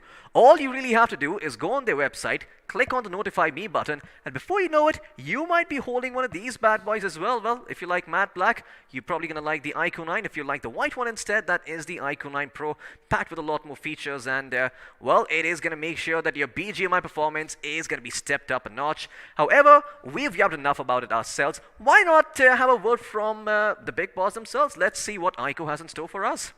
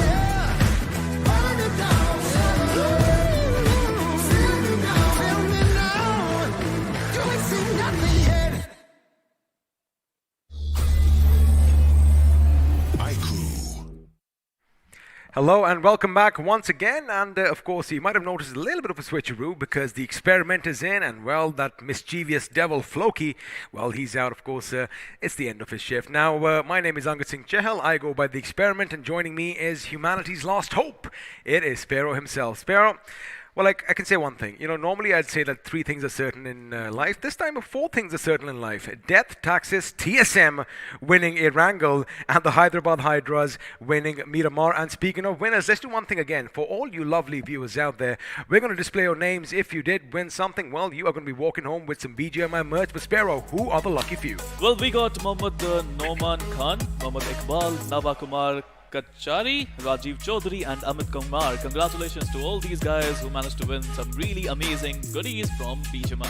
I want that bottle, and more important than that, I want that t-shirt. Right? It's good. I mean, you and I would rock it. And, of course. Let's keep Floki on the side. I don't know why he's being such a spoiled sport, such a sore loser, because we might just win it for ourselves, and maybe our name might just pop up on your screens. But again, in tradition that we do follow, we're going to give it away to 5 more lucky people. And, well, there you have it. It's Tushar Upadhyay, Naved, Adil Hussain, Naba Kumar Kachari, and Akash Shukla. And once again, congratulations to all of you, and rock those t-shirts and click the pics. And again, this guy goes by Sparrow Costs, I go by XP Costs. You can always tag us and we might just do the same. But now, again, coming back to the point where I started, Hyderabad Hydras and Miramar, it's a different kind of a love story, right? I know you're going to say Twilight, but it is something better than that. That's not me. That's Floki. That's not me. That's for sure. But I would like to add one more point there. I mean, TSM is equal to winners of Erangel. Hyderabad Hydras is equal to winners of Miramar. GodLike, I would like to add, even though they won Sanhok, there's only one Sanhok, so I'm not going to say that they're going to win Sanhok every single time. But I'm going to say that they are going to get a lot of finishes because they deal in finishes only. Well, speaking of finishes, let's see if it's going to be enough to propel them on the leaderboard, because, boys and girls, the overall standings are popping up on your screen now. And of course, the question is, who is going to be at the tippity top of the iceberg here? And this time around, it is going to be GodLike Esports, still with a massive lead, which is increasing ever so often with every game. 85 points to their 9, 46 coming from finishes. Look, TSM won Erangel, Hyderabad Hydras won Miramar, but GodLike is still on top of the table at number 1. Number Heavy 2, hitting team, buddy. look at the number of finishes they got. They got 46 finishes, and no one is even closer. Number 2, we got TSM with 2 chickens to their name, 61 total points. They are playing really well. Number 3, we have Hyderabad Hydras with 5 matches played, 2 chickens they got in Miramar, and they got a total of 56 points. Now, normally the Hyderabad Hydra team, they're lead bloomers like me, right? I mean, they're called the comeback kings for a reason, and this time around they are making a statement early on. 3rd position on the overall standings with a lot more games to go. Now, as we have a look, Skylightz Gaming are going to be climbing up to the 5th position, which means, well, if someone is going to climb up, somebody else has to topple over, and that this time are going to be the Revanants themselves. Revanant Esports in 6th position with 45. Now, of course, it is going to be a different story on the other side of this leaderboard, because again, at the top, well, we have Enigma Gaming with 36, and at the bottom, Tactical Esports still haven't found their footing. Well, they need to figure out something, right? I mean, I know this is only the first day. I know Tactical Esports, they can make a comeback, they can get back-to-back chickens as well, but I think they need to start now. There's one more Erangel left. Let's stick to the basic. Let's focus on what you do, and let's see if Tactical can make a comeback. I mean, I can say the same for UDog India. I can say the same for our Esports. I can say the same for TSG. They need to make a comeback. Well, looks like we are going to see some comebacks in the not-so-distant future. And again, UDog, they had a good game in Miramar, or almost they had the semblance of a good game, but their lives were snuffed a bit too early for their liking. Let's see if the next game is going to be any different, because again, I love the fact that, you know, without much further ado, we are going to be jumping into the game, which means casters, stop talk, start game is going to be happening really soon. But now it's coming back to Erangel. The question I'm sure on everyone's mind and on mine is, are TSM going to make it a treble? Well, they would try. They would try their level best, but there's another question. Is someone going to stop GodLike? Oh boy, we're going to have to find out, because again, before all the carnage breaks out in Erangel, we're going to have a look at it from a bird's eye view, and this time again, we are going to be starting in Milta, and all of you know where the favorite drop spots are. Let's do one thing. We're not going to bring up the area. Let's see if our viewers can guess where we are in Erangel, because of course it is the fan favorite map. Well, of course, they can, you know, all these fans, they know their teams in and out, but it's do they going know the others? Yeah, that is the question, and that's a great competition these guys can have in the chat while they like and subscribe the channel at the same time. Meanwhile, talking about teams, talking about legends, yes, this is the platform where legends are going to born. We are finally, after day 4, we are going to find that one single team who is going to be the best team in India. Now imagine if we have a tie. Oh boy, it is going to be kind of salty for the one that doesn't make it through, because again, precedence is going to be given to chicken dinners, after which we have the position points, and then after that, finish points are going to be in that order. Now again, it might seem unfair to others, but this has been the rules right from the beginning, and well, when rules are there, they need to be enforced. And speaking of enforced, our esports, they do love the military base. However, they really haven't been able to rotate out of it well enough and quick enough. They almost seem to get caught off by some team or the other that, well, in an ambushy kind of way, are always lying in wait for them. Well, I can say the same for Tactical Esports. They were not tactical today. I mean, they had the best position in Erangel in the first game. They could have taken GodLike out. They got the first knock in, and they could have done better. They could have indeed. Again, coulda, woulda, shoulda. I love saying that, and of course, in about another 3 seconds, all the speculation is going to be out the window, because, ladies and gentlemen, for the last time on day 1 of the BGIS 2021 Grand Finals, the Big Bird is going to be flying over the green, luscious plains of Erangel, and, well, my co-captain, we already know where we're flying, but let our viewers know where we are actually flying to. Well, it's quite similar as compared to the first map. We are starting near Milta, and Milta Power, actually, and going towards Primos. It is a southern side of a plain path where it would be hard for a lot of teams if they want to go towards Georgopol, Shooting Range, Severny, Rozok, Stalberg, Kameshki, and Yasnia Polyana. So all these teams, either they have to glide really long, or they need to find a vehicle. Now, you know, since it is similar to the Erangel that we saw right at the beginning, let's just quickly refresh your memories as how the teams are doing in this particular map, because at the tippity top we do have TSM, of course, 2 chicken dinners definitely help, and a few finishers help as well, but coming in close, we have GodLike Esports in the 2nd position, with Revanant Esports in 3rd with 33. Now, on the other hand, if you have a look at the top 5 players, Mavi definitely making a splash in Erangel. Well, Mavi got 7 finishes, OH Sultan got 7 finishes, Revanant Top Dog got 7 finishes, GodLike Neo got 7 finishes. So all these top 4 players, they have the same amount of finishes. Why does Shadow not have 7? Then we could have said lucky number 7 or something like that before. Shadow over there with 6 finishes to himself. Now the next question I'm going to pose to you is, where is the circle going to be? Are we going to see a drastic northern circle again, or are we going to see something down south? Because I want to see something on the military base, but wait a second, it looks like before the circle is even going to form, action might just break out as our Esports' hero, oh, he does have an AKM in his hands, which means whoever is driving past him, best be careful. And while, of course, this is not going to accumulate to anything, we might just jump back to the map over here, because, ladies and gentlemen, it is a doozy. We are going to be down south, and there's only one team on the Sosnovka military base, and, well, the island itself, and that team are the boys from Revanant Esports in Novorupnoy, all by themselves. Looks like EXO, they have got the memo, and Punk is already on the move down south. Well, now all these players must be sweating at this point of time, because we all seen some really weird circles in Erangel. And, I'm talking about quarterfinals, I'm talking about semifinals. The bridge is going to be so important. Meanwhile, look at Team EXO. They're already rotating. They know loot is not important. The position is at this point of time, and they can loot easily in the military base area. Now, the thing is, they probably aren't aware that, the military base is pretty much going to be empty, because if you have a look at our Esports, they've decided to head to the secondary drop this time. Again, maybe they were anticipating the circle would be in the north like in game 1. And again, you always have to take that little bit of a gamble, and this time looks like the gamble was not in their favor. For now, you might have expected them to in fact start moving in. Wait a second, speaking of moving in, the Revenants are moving in on EXO. Punk's position, and sooner or later we might just see some action break out. But for now, Punk, he is going to be all by his lonesome, and he is playing a dangerous game, because yes, he is trying to provide as much information to his teammates as possible.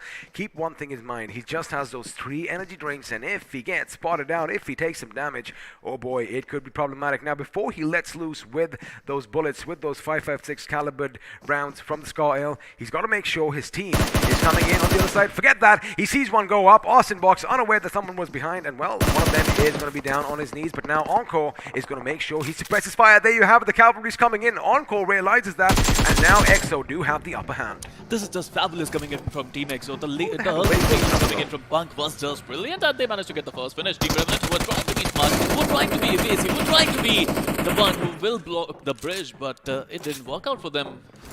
It did not work out for them indeed, but what is going to work out is that Face does have some loot over here, but you got to take some cover, buddy, because we have more enemies nearby. Elsewhere, Enigma Rex is going to be opening up on the opposition, as well as, again, a member of the Supari gang has been brought down to his knees. But for now, Revanant Esports suddenly realizing, I don't think really looted up enough. They're going to have to go back, and they're going to have to loot some more elsewhere. Nickel does have some smoke being deployed by his teammates, but Enigma and his teammates, oh boy, they have the high ground. Well, I have to say Team Enigma got the better position here, but I think TSG, they are desperate now. They would love to win this battle. Even though Nickel is knocked down there, they would love to revive him. But at this point of time, XP, I don't think it's going to be happening. It's going to be difficult for them. It could be difficult, but the thing is, Enigma Eggy is going to be distracted by the teammates of TSG, just moving around in the background, making sure that Respite might just come in. That vehicle, in fact, might just go through, and Krish might just be the superhero that they have been waiting for. But for now, Eggy's attention is going to be on the opposition, and there you have it. Looks like even though we did have some smoke deployed, again, where's this smoke? Chances are lead might just follow. That is exactly what happened. And now Eggy might just get a hit marker on desync. Elsewhere, Rex is going to be moving past Krish, and Krish should be relaying this information to his teammate that, wait a second, I just drove past the enemy, and there you have it. He does have that visual confirmation. In fact, shots might be fired right now, and Rex gets into cover before he's brought down. I mean, he could have waited for a little longer. I mean, his position was not revealed. He could have waited, he could have used the TPP advantage and surprised his enemy. But meanwhile, TSG on the back foot, and Enigma, meanwhile, they are pushing. D6 still surviving, and I think he got a beautiful weapon in barrel. In close range encounters, this weapon could be deadly for Enigma. Oh, with that high rate of fire, it could in fact be deadly. But the thing is, if grenades are going to be showered in his direction, it could be devastating. Now, Rex is going to make his move. He is going to zig, he is going to zag, and now D6, he might just get a visual confirmation. There you have it. The barrel goes brrr, and with that, one of them is going to be taken down. Now, of course, he's going to convert in attention, because that other enemy is going to be circling him. In fact, he finishes the opposition. D6 manages to secure that one finish for himself. But the thing is, you know, it comes with a heavy sacrifice as he is going to be brought down and, well, put out of this game as well. Elsewhere, Eggy is still going to be fighting with 2 members left from TSG. And look at how the tables have turned here, Sparrow, because now the Supari gang have the high ground, and it looks like Avi, well, he just might need his taker as well. Well, it's all about information, right? I mean, Team Enigma, they had no idea about the other players of TSG. Daddy is there, Krish is there, and it's now going to be a 2v2 battle where Enigma, they are on the lower ground, they're on the back foot. Let's see if they can survive this one. Meanwhile, Rex would be so angry, right? I mean, it was a 1v1 battle, and Rex was like, how come I got finished? Well, of course, the opposition must be thinking the same thing because, he did go around and he did realize, hey, wait a second, there's a guy knocked out on my knees. Might as well take him because my HP isn't looking too good. I mean, I love the drama. I love the masala. This is what we live for. But for now, Krish and Daddy, they do have 2 finishes to their names. They are going to be reduced to a 2-man squad, and, well, they do have some distance to cover. And when the numbers are against you, and also when you have no idea where the members of the opposing team are, the best thing to do is, well, run away and live to fight another day. But looks like Krish, of course, the superhero we know him as, is not going to take that too hard because he is going to try and get the attention of the enemy, and looks like he just might have spotted them. But he is going to hold his trigger. Elsewhere, we do see rotations on the map. Anything that catches your eye here, Sparrow. Well, you know what? My eye is on that bridge. I would love to see if their zone is going to be on that because I might want to see some people swimming in the water. I've got a question. Are Tactical Esports in a tactical position? Because at one end I see Team Xpark, and at the other end, as you called it, Recknoning Esports. Well, absolutely. At one side it is Team Xpark, and I think Team Tactical they're in a somewhat of a sandwich situation, and they have to be a little careful. But this position is not bad at all, XP. I mean, if they can stay there, if they can defend that position, look at the Bermuda Triangle they're creating, and every single team who will enter that Bermuda Triangle might end up losing their cars. Of course, you might want to do one thing, get all your information before, because as you said it, if it is a Bermuda Triangle, no electronics are going to be working. The magnetic force is just a bit too much. Now, Tactical, they are going to be spread out with one of their members on the other side of the bridge, and chances are as soon as TX hit them, this is problematic. Wait a second, Hitman, in fact, is going to be rushing in on the position. He realizes, wait a second, someone's there. Can I get to cover in the nick of time? Short answer, yes he can, but boy oh boy, now they know that, someone else is lurking nearby in the woods. For a moment I thought he's rushing them. I mean, he was trying to be the hitman that he is, but at this point of time that was not going to happen. Meanwhile, TSG Krish finally managed to get Enigma Eggy under ropes, and I think, of course, they got a higher ground advantage. They were not looking to back down from that fight, and they got the second final finish, it seems. Now, here is the situation. Now, of course, we have access to something called a minimap on our secondary screen, and I see someone driving past the prison, and that someone are the gentlemen from, or rather, actually, did I just say gentlemen? Are the demigods from GodLike Esports, and, well, if they have something to say, they might just park their vehicles on the other side of the bridge and wait for them to come their way. For now, the circle should be heading down south. In fact, the entirety of the military base is still pretty much in play, barring Nova Recknoning, but there you have it. GodLike are going to be making it through, and, well, looks like no opposition for them. However, the Revanants are going to be heading in our esports' direction as Tactical. Well, they might just come under fire, as we do have the members from TX moving in on their position, and now you could expect a few grenades to go off, you could expect some bullets to go off, and well, let's see if Tactical Esports are ready for this onslaught. You know what, I still remember quarterfinals day 3. I mean, this was that kind of a circle, right? I mean, 2 teams were on the shore. One was GodLike, if I'm not wrong, and other was Soul. They were on the different shores, and they were in the zone at the same time. Oh, we did see that. Now, what happened over here was a little bit of a mishap as Shadow was brought down, and now Ninja Zod, he's going to make sure he deploys enough smoke for his teammate. Elsewhere, it does look like, a little bit of a problem coming in over here because somebody else just went down as well. Well, TSM, clearly they're on the back foot, and they need to figure out a way to make sure that they survive this fight. They're in the open area, and believe me when I say that, this is not going to be easy for them. Meanwhile, Team Hyderabad Hydras, they are brimming with confidence after winning that Miramar fight, and the nades are going to come in. Ace Black, the Erangel is going to come in, and TSM on the back foot. Ace Black with that final nade, and TSM, I think they are done for. And in fact, it was Striker with that M249 who did all the damage over there, making sure both of them do hit the deck, and with that one grenade, well, that is all she wrote for the members of TSM. Wow. Well, that is it. They are out. They are out over here, Sparrow. The Hyderabad Hydras making sure they might just actually get Miramar. 1 second, just to let you know, ladies and gentlemen, the previous 2 Erangels were won by TSM. The previous 2 Miramar Miramars were won by Hyderabad Hydras, and are they going to make it a treble? We're going to have to wait and see, because for now, GodLike Jonathan is going to open up with Wexy. There you have it, the bullets are going to be loose, and Wexy, oh my goodness, how did he survive? This man is just a bit too sexy as he gets out of harm's way in the nick of time. Well, Team OR, they wanted to cross the bridge, but GodLike is in front of them. It's not going to be easy. Meanwhile, Jelly is in water, and I think some fishes are in the water finally, XP.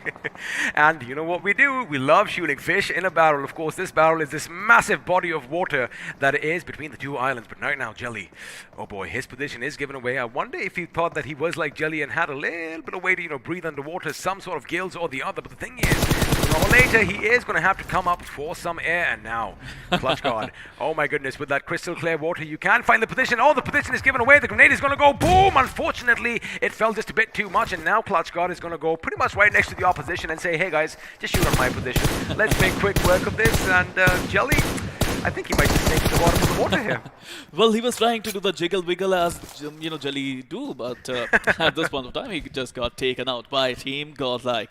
Meanwhile, OR Esports, some of their players are still on the bridge, and it's not going to be easy for them to survive that. But the zone is going to be super important, XP. It is going to be super important, and it looks like a couple of teams are taking that aquatic route as Old Hood Esports. They're like, you know what, there you have it. Thank you so much, production. There you have it. They are going to be hitting the south side of the island, and the best thing for them is there is no one over there. But have a look at what's happening. UDog are going to be crossing it. In fact, they're going to be swimming across, and looks like there is still one member from OR still in the midst amongst all those demigods. Can Evo pull off a miracle like we saw in the last game? I'm just hoping for a bridge zone again. I mean, that is chaotic. I think it could be a bridge zone once again, and if that is going to happen, Team Reckoning would be really happy, but it's not. No! Oh, it happened again! It happened again, XP! What is happening? I mean, I don't have a couple of horns on my head, but it's happening again. You are the devil now. Looks like we're going to take that mantle away from Floki and give it to Sparrow. Sparrow, you are no longer the last hope for humanity. How is this possible? You are the biggest enigma. But right now, looks like a few teams are going to capitalize on the situation. Skylightz Gaming, in fact, are going to be hitting the center right over there. They have the barns for themselves. They have the cliffs. And you want to say something funny? Now imagine the zone coming back to Military Base Island just like that day. Just like that day. Well, that's what 7C Esports might just be anticipating, because, well, Prince is going to be in the same position we saw Soul once upon a time in during the qualifying stages. But again, this is something we love. We love the fact that the zone loves throwing all these curveballs. And take a deep breath. Take a deep breath. I know we love all the drama. We love all of this, but it looks like Hyderabad Hydras, the winners of your last game. Well, their position is going to be given out, and Manti Obi, oh boy, as he is back in the buggy, he is going to come in the crossfire, and tactical clutch. Maybe if he had connected a couple of shots, it would have been GGWP for Manti. Well, if you have a weak heart, be ready. This is going to be chaotic for a lot of teams. And as we see, Team GodLike making their way into the zone. Team Enigma in the zone as well. Team Skylightz Gaming holding a beautiful position in the zone. Meanwhile, Team TSG, they found a decent spot in the zone as well. But for other teams, I can't say it like that. I've got to tell you one thing, though. The way all the teams have rotated, I mean, the majority of them are back on the main island, boys and girls. And that is something that is unprecedented, because I thought we were going to see some, reenactments of wars in the past. Maybe go back to 1944, maybe see the Normandy invasion. But what's going to be happening right now is that Evo's position was invaded by 7C Spray God, and well, he put him 6 feet under. But he's got to be careful. Now, he does have all those bandages wrapped on him like a mummy. I'm pretty sure he doesn't want to become one just yet. Well, they're holding on their own, and just imagine if the zone comes back to Military Base Island, the chaos is going to be huge, and we are going to see a lot of fishes in the water. Meanwhile, Team 7C, a little bit, they're on the back foot. I mean, they lost a player just now, and meanwhile, I think Team OR, they are having a decent position now back in the zone. Team GodLike also managed to find a decent space in the zone. Meanwhile, I'm just waiting for the zone to shrink in XP. Once again, it is Prince from 7C Esports who is going to be taken down. Of course, he is the scout. He is the aggressive player in the team. And sometimes, well, that aggression can be your downfall. For now, Pucar, he is going to be on the edge, and by the look of things now, Skylightz Gaming, again, keep in mind, they are still a 4-man squad. Hold on a second, looks like we might just see some action, because although Recknoning Esports, they do have control of this compound, there is one man lurking around from, I do believe it was Tactical Esports, and let's see if they are going to be tactical enough. Elsewhere, looks like Jadu is going to fizzle out all that magic out from his fingers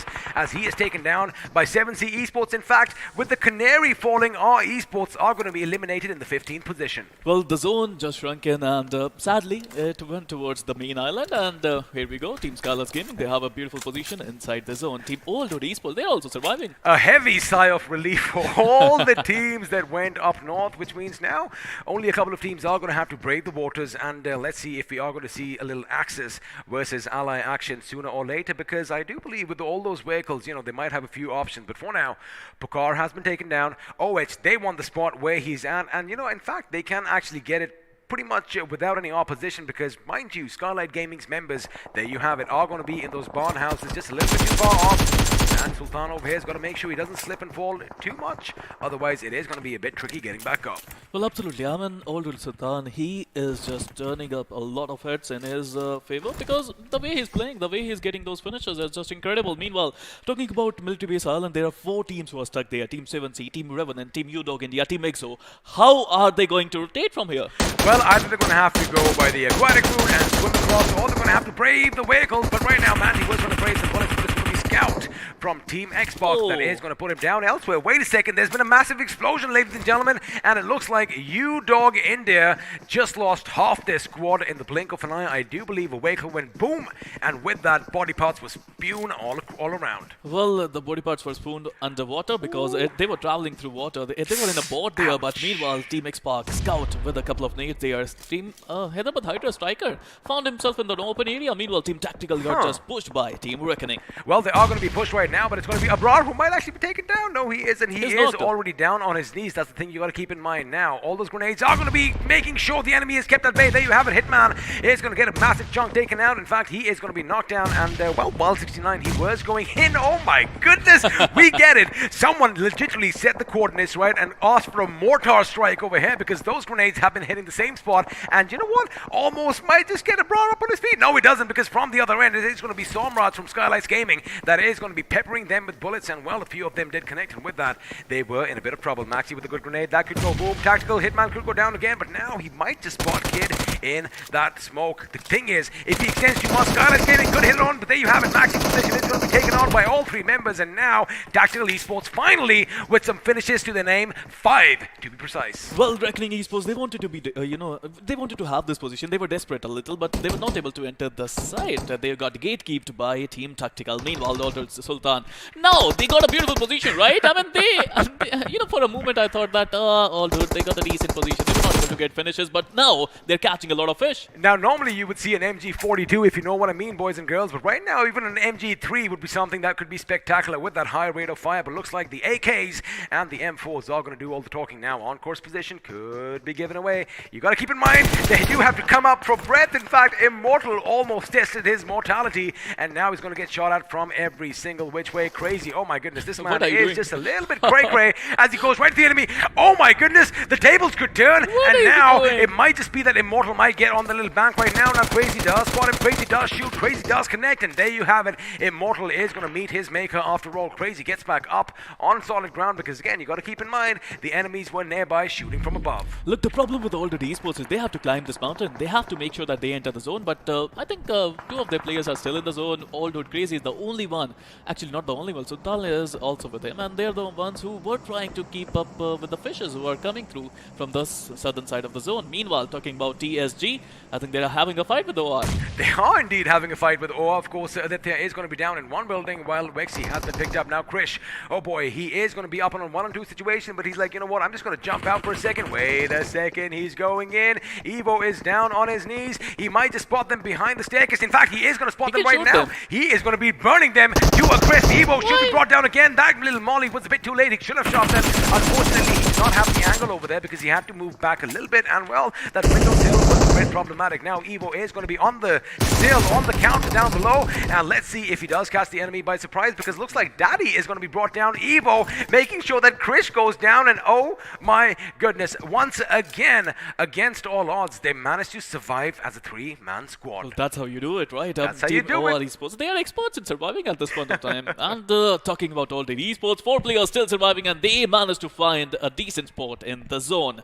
Now Tactical is in front of them, and I feel if I'm not wrong, one player from Team EXO is still surviving there. He is still down below. Of course, he is a fierce fighter, but right now, Sarung's position is going to come under fire. It is GodLike. GodLike love this little shack over here. There you have it. Z-God is going to join them as well. Fearless, on the other hand, is going to be making quick work of Gil. Now Neo, are they going to go in? Because if they stand on this slope a bit too long, chances are someone from afar could come and put a few shots in. Now Sarung is last man. There you have it. We just called it. They spent a bit too much time, and of course, all that smoke going by. Someone is going to spot them, but right now, OR could be in trouble. Are they still the masters of survival? Yes, they are, but Ace Black could be a little thorn in the side for GodLike. As from his position, he could do some damage, but it's going to be Enigma Saggy that knee! who bites the dust. That is going to be just brilliant, but Enigma Gaming eliminated in the 11th position with 2 finishes to their names. We have 10 teams, 26 players still remaining, and Team GodLike, with all 4 of their players, they are looking to get the chicken. But Oh my with a beautiful spray goodness! there, he took out GodLike, Jonathan, and Team Aldo. They are not giving up yet.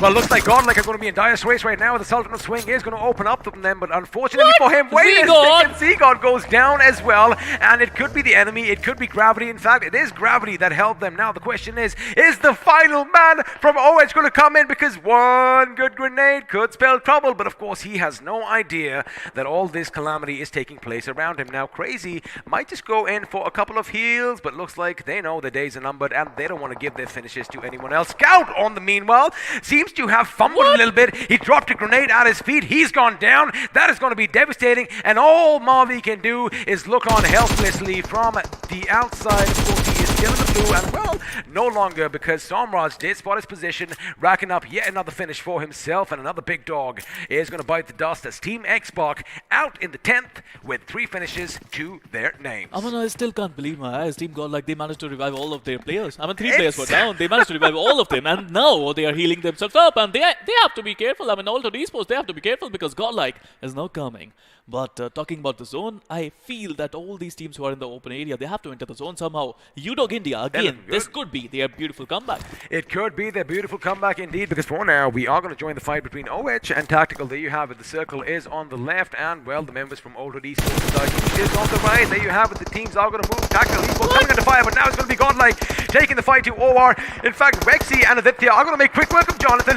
Neo's down. Clutch God and Z-God are a bit too late, and there you have it. Z-God goes down, and without putting up a fight, ladies and gentlemen, GodLike Esports, the demigods, well, looks like gods do bleed after all, because they have been wiped out in the 8th position with just 3 finishes. That is very unprecedented. That is not the GodLike we know, but for now, we're going to switch back to Tactical Esports. Boy, oh boy, these guys are looking good. Older Esports down to a final man.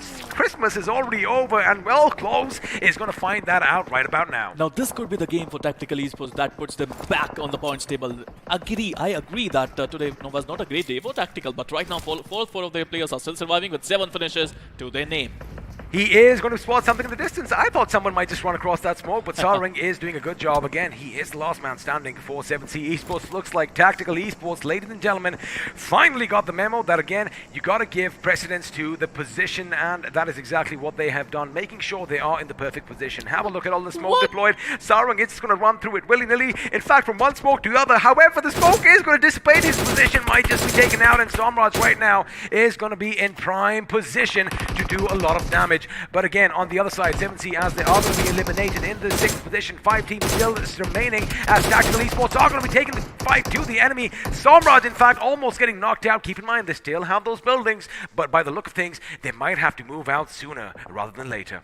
Well, absolutely. They have to be careful about it. They need to make sure that they get enough points. I mean, Team Hyderabad Hydras, they managed to come in top 5 situation, which is absolutely brilliant. But talking about OR Esports, they are struggling, but it was quite unique. I mean, I've never seen GodLike Esports do what they did. Well, GodLike Esports, again, you don't really see them in that position. Looks like that is the case right now, as OR Esports are going to be, in the taking tail of all the action. They are going to be taking the brunt of everyone right now. Rexy down on his knees. Can he get the revive? Because there you have it. Skylightz are going to have to move out as well, and Destro is in a good position, but it looks like the play zone wants to play as well, Sparrow, as Ace Black from Hyderabad Hydras are out in the 5th position. Look, I've always said that you have to make sure that play zone is your friend, but it's not. It's not your friend. It's your enemy at this point of time, because it is now in no man's land. And Team Tactical Esports, I think they're the only team who are in the zone. Meanwhile, talking about Skylightz Gaming, I have to say, 3 of their players are still surviving, but they are so far, apart from the zone. they have to travel, and they have to travel in the open area.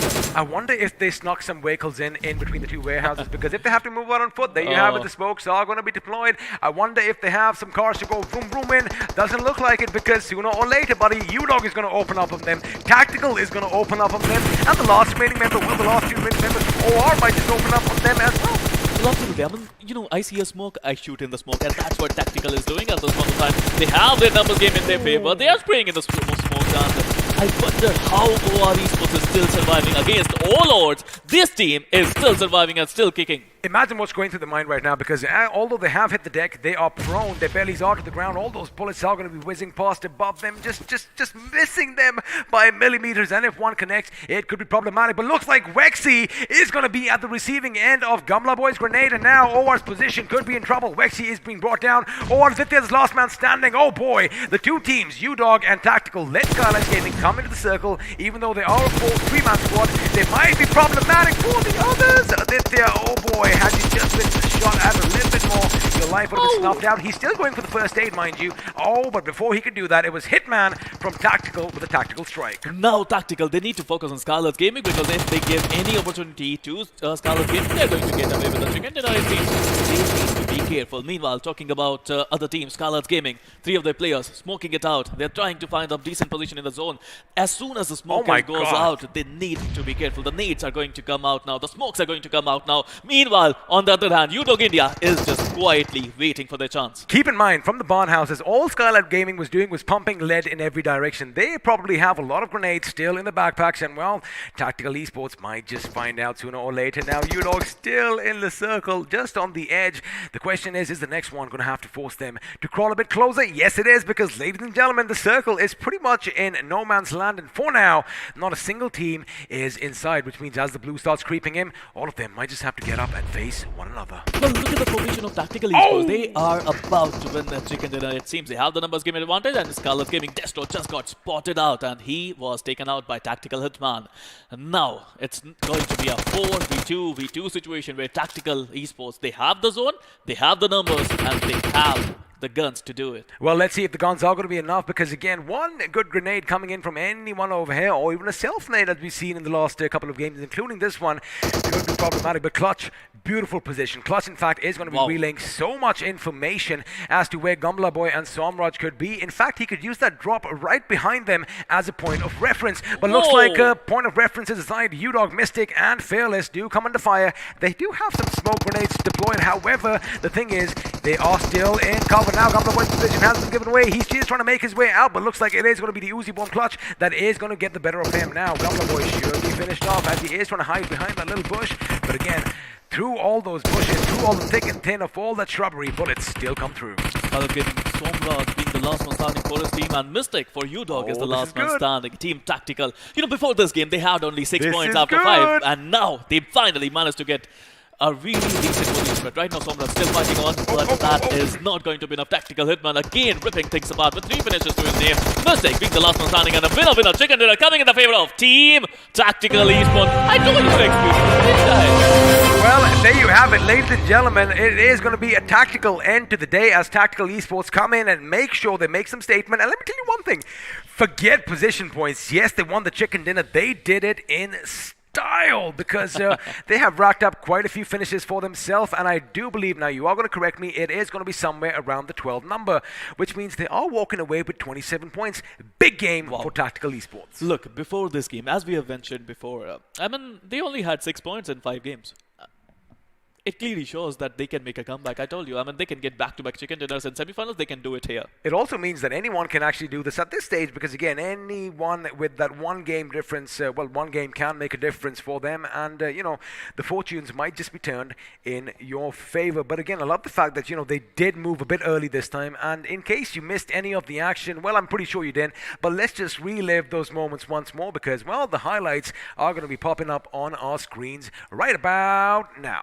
Well, apart from, I think I have to say, apart from Tactical, if I have to give the MVP to someone, I would give it to the zone, because the zone was crazy again. Erangel and its zones are just getting better and better day by day. Meanwhile, talking about better gameplay, Team TSG managed to get the better of Team Enigma in this one.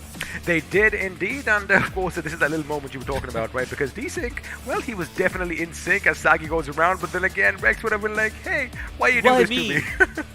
I mean, why me? I was just not there. You should focus on the guy who's running at you at that point of time. Meanwhile, I think it was just amazing to see Hyderabad Hydras pushing Team TSM. The way they took them out was immaculate. And of course, they isolated them as pairs, took out one pair at the other end, and well, this was all she wrote. The grenade goes boom, and with that, TSM's chances of getting the treble went out with it. Now, this over here, Wexy just manages to survive, well, because his opponent ran out of bullets. Well, I have to say, OR Esports, they took their revenge at GodLike. I mean, they waited for them, just like GodLike waited for OR. They did indeed, and this time they did get the better of the opposition. Again, GodLike, I get it, you do have a little circle. You don't want to be caught dead in a vehicle, Sparrow. I don't understand what they did, why they did, and how they did that. Well, I guess we are going to have to find out sooner or later. We will be definitely hitting them up after the game. But for now, it did look like, this is the fight that we did kind of miss. Now, we did see Mavi, take down a member at range. But again, TX, rotation-wise, they were getting caught off guard. At this point of time, all 4 members of Team Xpark were alive. They were spread out, they had the decent position in the zone.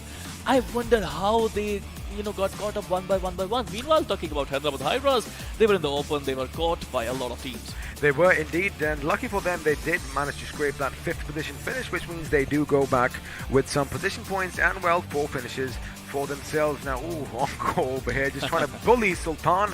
However, it does seem like Harry was there to carry his teammate, and there you go, he gets that finish, and well, Sultan was back up on his feet. Now, elsewhere, OR Esports, I thought this was it for them.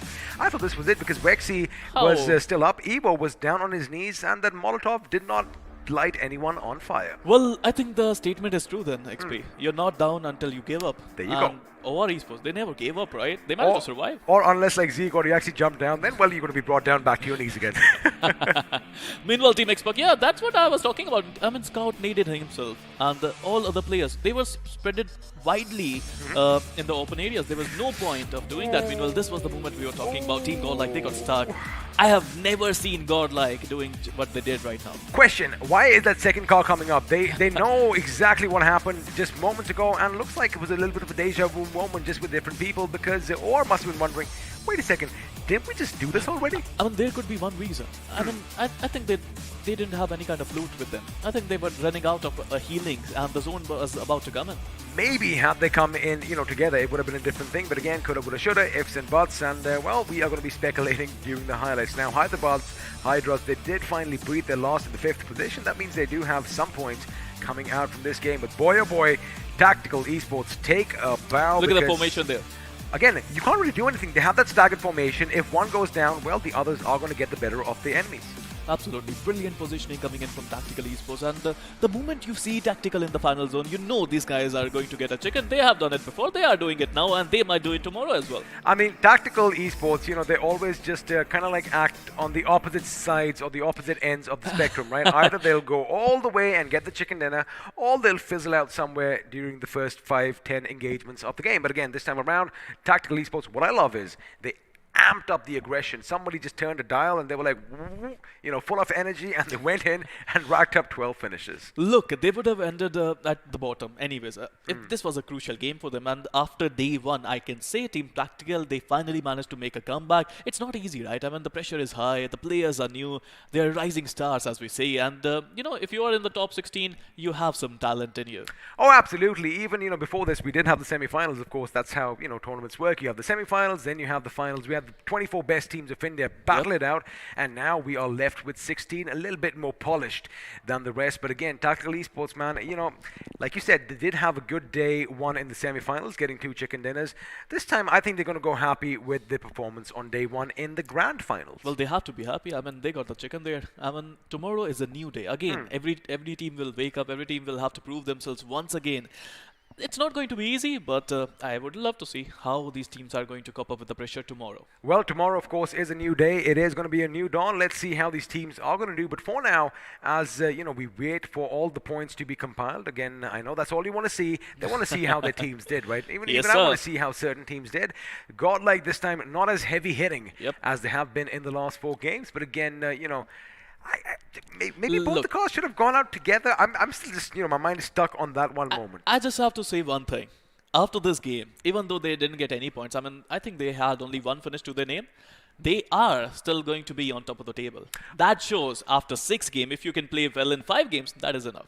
Yes, I do definitely agree with you over here. He's like, you know what, it's all right, XP, It's all right, calm XP, down, come on. calm down, buddy. You know, they are entitled to have a bad game here and there, and well, like we said, you know, you can't do that at this stage. Yes. And if they garner enough lead for themselves on the tippity top, well, catching up to them, oh boy, it just might become a bit too difficult at the end. Look at their opponents, right? I mean, team TSM, they were not having a good day as well in the last map. Speaking of opponents, I think you might have something to tell our viewers. Well, I think it's time for the points standing, and I would love to see how many points these teams racked up in this Erangel. Let's see if my math is correct, because there you have it. Tactical Esports in the #1 position with 27 points to their names, 12 of which came via finishes. Coming up second, we have Skylightz Gaming. Although they did end up third, they are going to just, rack up just a little bit. Well, actually, OR Esports, they have 8 finish points to themselves. So again, they do have the position points as far as OR Esports is concerned. Now, UDog India, they are going to be finishing in 4th position with 14 points for themselves.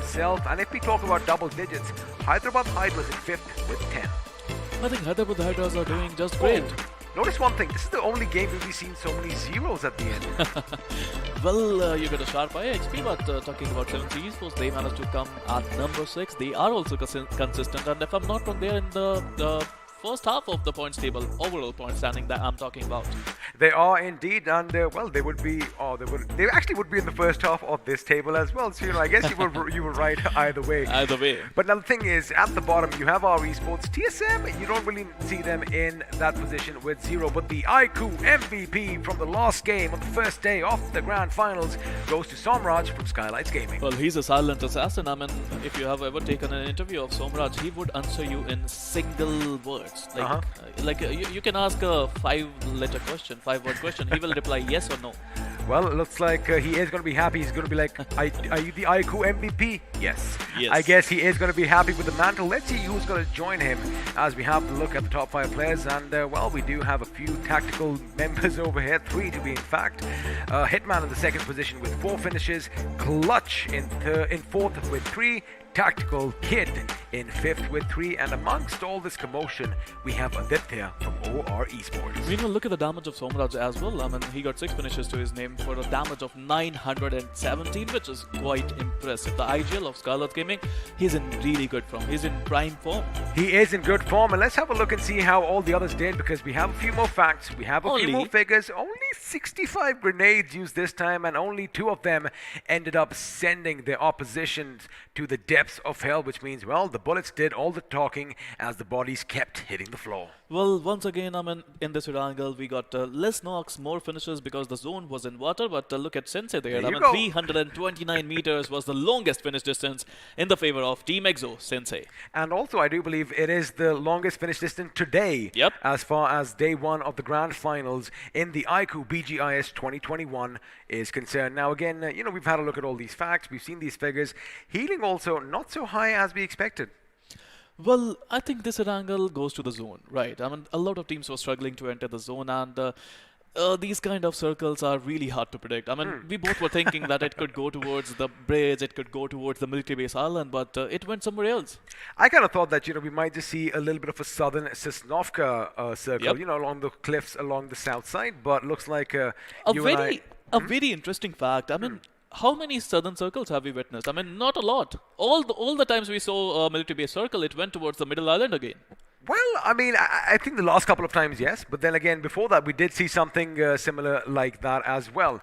And now, of course, with all the facts and figures out, well, we are going to appear on your screens once more. And I know everyone is waiting for just one thing, right? Everyone just wants one thing. In fact, they're like, you know what, why don't you just end the show?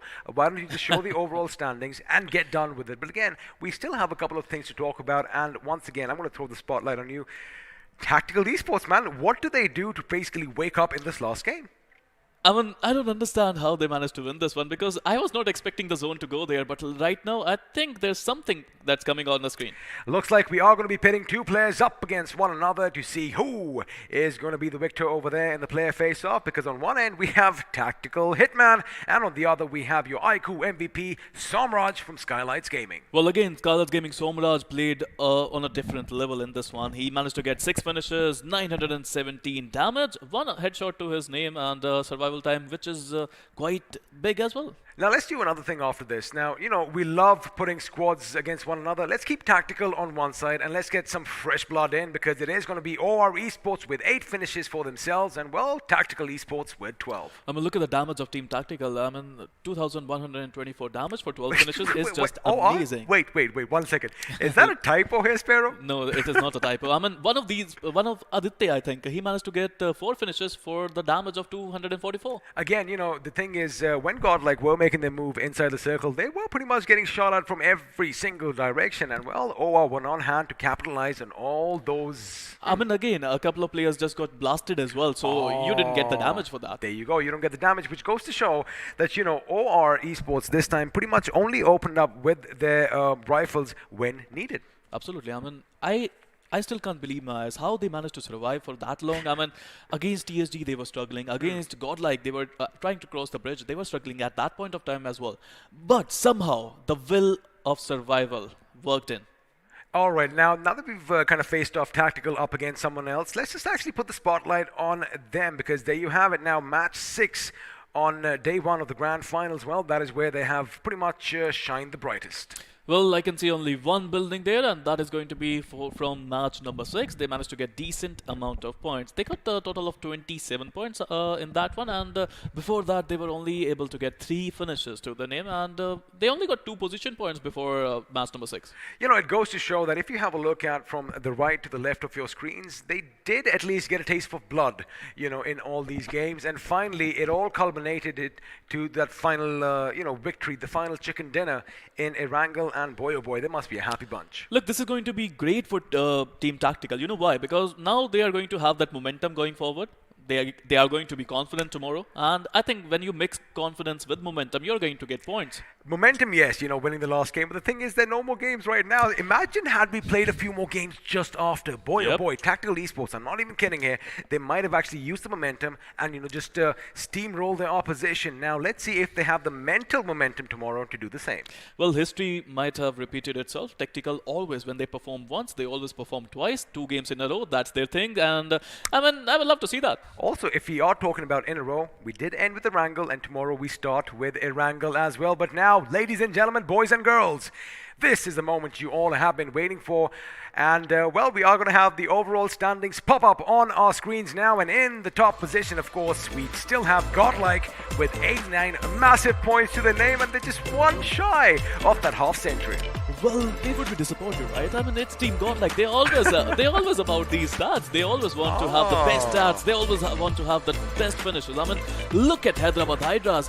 It's more than double the difference in total finishes. For a second, I was just looking at you dumbfounded. I'm like, wait, they'd be disappointed? But yes, that makes sense. Well, of course, they would have been happy with 50 finishes to their name, but right now they have 49 with the total points of 89. Nowhere even close to them. Meanwhile, number 2, we have Hyderabad Hydras, 24 finishes, 42 position points, and I believe still today, just like semi-finals, Team Hyderabad Hydras, they're racking up those position points. Oh man, I'm gonna tell you one thing, and yeah, maybe they don't have as many finishes as compared to the likes of GodLike, but they are still in the upper echelon as far as finishes go. Now in 3rd position, Skylightz Gaming with 65, TSM slipping to the 4th position with 61 points, despite having those 2 chicken dinners, and I know you want to say something. I mean, Skylightz Gaming, look at their stats here. They got 42 position points as well without a chicken dinner. That clearly shows how consistent Skylightz have been, especially with their positioning. And, you know, with the likes of Somraj, who was, of course, the iQOO MVP, man, they are making sure they are good in the finish department as well. Now, let's have a look and see what's happening on the other side. And, well, it looks like Tactical Esports, ladies and gentlemen, are no longer in the bottom position because they just jumped to 12th with 33 to their names. Well, 12 is a better number as compared to 16, but right now at 16 we got our Esports with 16 total points. They need to break the shackle of these numbers. I mean, they have to do something tomorrow. Number 15, we got TSG, the Supari gang, with 18 total points. Number 14, we got Team X-Park. Now again, it's a team who loves to make a comeback. You know, speaking of shackles, I'm just going to talk about UDog India. It looks like they are kind of leashed up right now. What they need to do is unleash that inner gaming monster inside them. And of course, since they are all using the iQOO 7 Legends, it is going to be a bit easy for them. It's not going to be hard. Absolutely. I mean, you have the best device. You have the best players in India. I mean, after all, these all 16 teams are champions, right? They are champions indeed, and you know, again, normally you're the one who's always had the matte black iQOO 9 in your hands.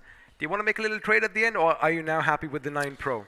Well, it's so cool, right? I mean, look at the camera there. It is cool. It is a cool camera, and since he wants one, let's do one thing. Let's do some more giveaways before we end the show. And of course, we are talking about you. If you spot your name on the bottom of the screen, well, first of all, we're very jelly. Let me just make that clear, because I want that merch as well. But let's have a look and see who is going to be winning those bottles and those t-shirts, Sparrow. Well, it's going to be Praveen Kumar, Ayush, Tripta, Dev Kumar, and Ajay Deka. Congratulations to all of you. You managed to win those goodies, which we also want. I think we might just, sneak one for ourselves later on. But the thing is, now we don't talk about it. Right, because there is that mischievous devil with us. We're just going to make sure he doesn't hear anything. But again, we're going to have 5 more winners coming up on our screens, and I'm going to let you do the honors once again. Well, it's going to be Abhishek Meena, Patel Bhavya, Ashok Bhai, Pushkar Pujari, Dhruv Brahmbhat, and Preet Avinash Mahatre. Quite big names there. Can we just go back to Ashok Bhai? And let me tell you one thing, that is quite a name you have over there, Mr. Ashok Bhai. But again, congratulations for all that amazing BGMI merch. And again, we're going to get ours as well. All right, we're going to get ours as well. But with Don't that, tell of anyone. Course, now we just called it out. Now someone is going to make sure they go and tag Floki at Hiraka Thakur on Instagram again. Reminder, what is your Insta handle? Speedocast. And mine is XPcast. If you do want to see some more action, we're going to break things down every once in a while. Do give us a follow if you like. Again, a little shameless plug over here. Absolutely. I mean, we can do that. But let's address the elephant in the house. It is going to be about iQOO 9 series. I have to say, I mean, these phones are just amazing. I'm just waiting for the release. And of course, keep in mind, by the end of the day, by the end of the grand finals, you sitting at home can stand a chance to win one of these bad boys as well. Of course, in my hands, I have the iQOO 9. In his hands, he has the 9 Pro. Now, all you have to do is make sure you visit the website, or just to make things easy, just type iQOO 9 in any search engine. You are going to find it. Click that notify me button, and well, then you will tag us on Instagram, because again, you are going to make us feel just a little bit jealous. By the way, XP, I have to break it down to you. The last time, I think there's a guy who won iQOO 9, and he pinged me on Instagram already. And what was your response? He was asking, the Spiro. What are these settings? How do I turn my camera on and this and that? Yeah. He was just asking, Spiro, can I have a picture with you? Oh, imagine just adding a little bit of I'm just salt kidding. to those fresh wounds. Of course, congratulations to all the winners out there, and that is what this is about. You shower us with so much love. It's only fair that iQOO and BGMI do the same for you. Now, before we end anything else, let's again have a word from our sponsors. I am, of course, talking about the official smartphone sponsor for BGIS 2021.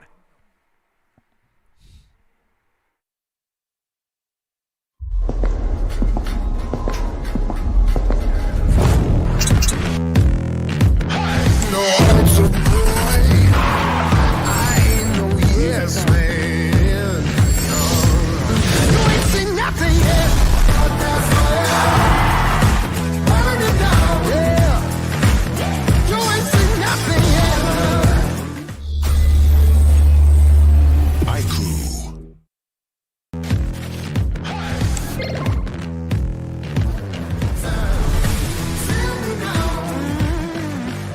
You ain't seen nothing yet.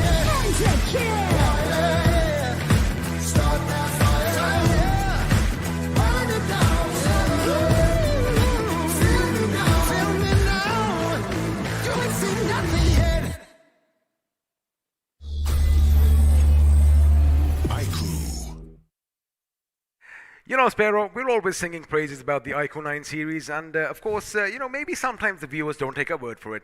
Then we show the little promo video, and then they might be like, I don't know about this, but now that on day one, every single competitor has used the iQOO 7 Legend in their hands, they know exactly what these bad boys are, and they are unleashing the monster inside. And well, looks like GodLike are getting the better of everyone else. Well, absolutely. I mean, Team GodLike, with these new devices, they are just ripping things apart, even better than the semi-finals. Unleash that monster inside. That is exactly what they are doing. Now, of course, we've had a look at the overall standings, and you all of them out there, they do have a favorite team. So let's do that. Let's actually put the spotlight. Let's shine the light, all this glorious light, on one player. I wonder if you know who it is, because he is a demigod. He is from GodLike, and it is going to be the Matrix himself. It's Neo. Well, in one day, if you can get 19 finishes, I mean, this is a single player, right? I mean, it's not a team entirely. But yes, that is GodLike Neo. He managed to get 19 finishes all by himself. 2,378 points of damage. Now, what happens if we add this or multiply this by 4? Because, well, coming up next, hold on to your seats, because now we're going to be shining the spotlight on the squad itself. It is GodLike Esports, and oh my goodness, they are so close to the 10,000 damage mark, and one finish away from 50. With 11 headshots, and 28 assists, they played incredibly well today. But look at the average survival time. I mean, every single map.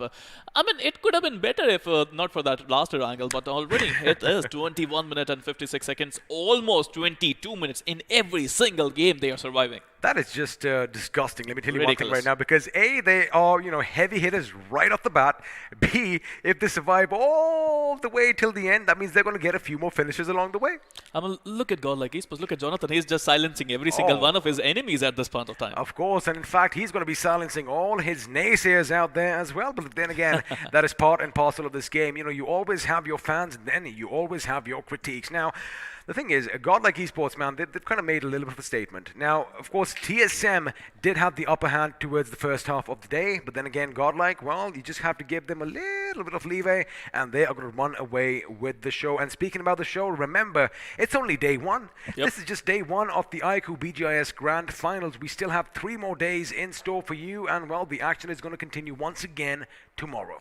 I mean, again, GodLike would come in, they would love to dominate, but at this point of time, I think other teams would love to step up. It's day one, it's over, the nerves were there, the nerves are over. Now the teams can show their real class. Day 2 would be just epic. Day 2, of course, is going to be, full of all those fan favorite moments. Like he said, it is going to be epic. We are going to see all the clashes, and once again, keep one thing in mind.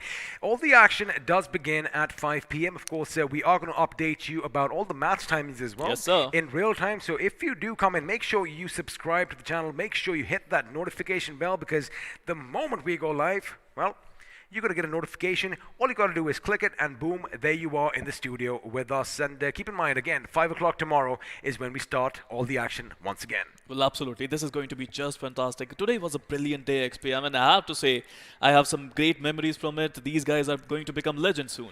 Oh, they are going to be legends soon. But again, for now, I think from Sparrow and myself and everyone here at the iQOO BGIS 2021, we are going to wish you a good night. We are going to bid you adieu. Remember, you better be here back tomorrow, because all the action is just getting started.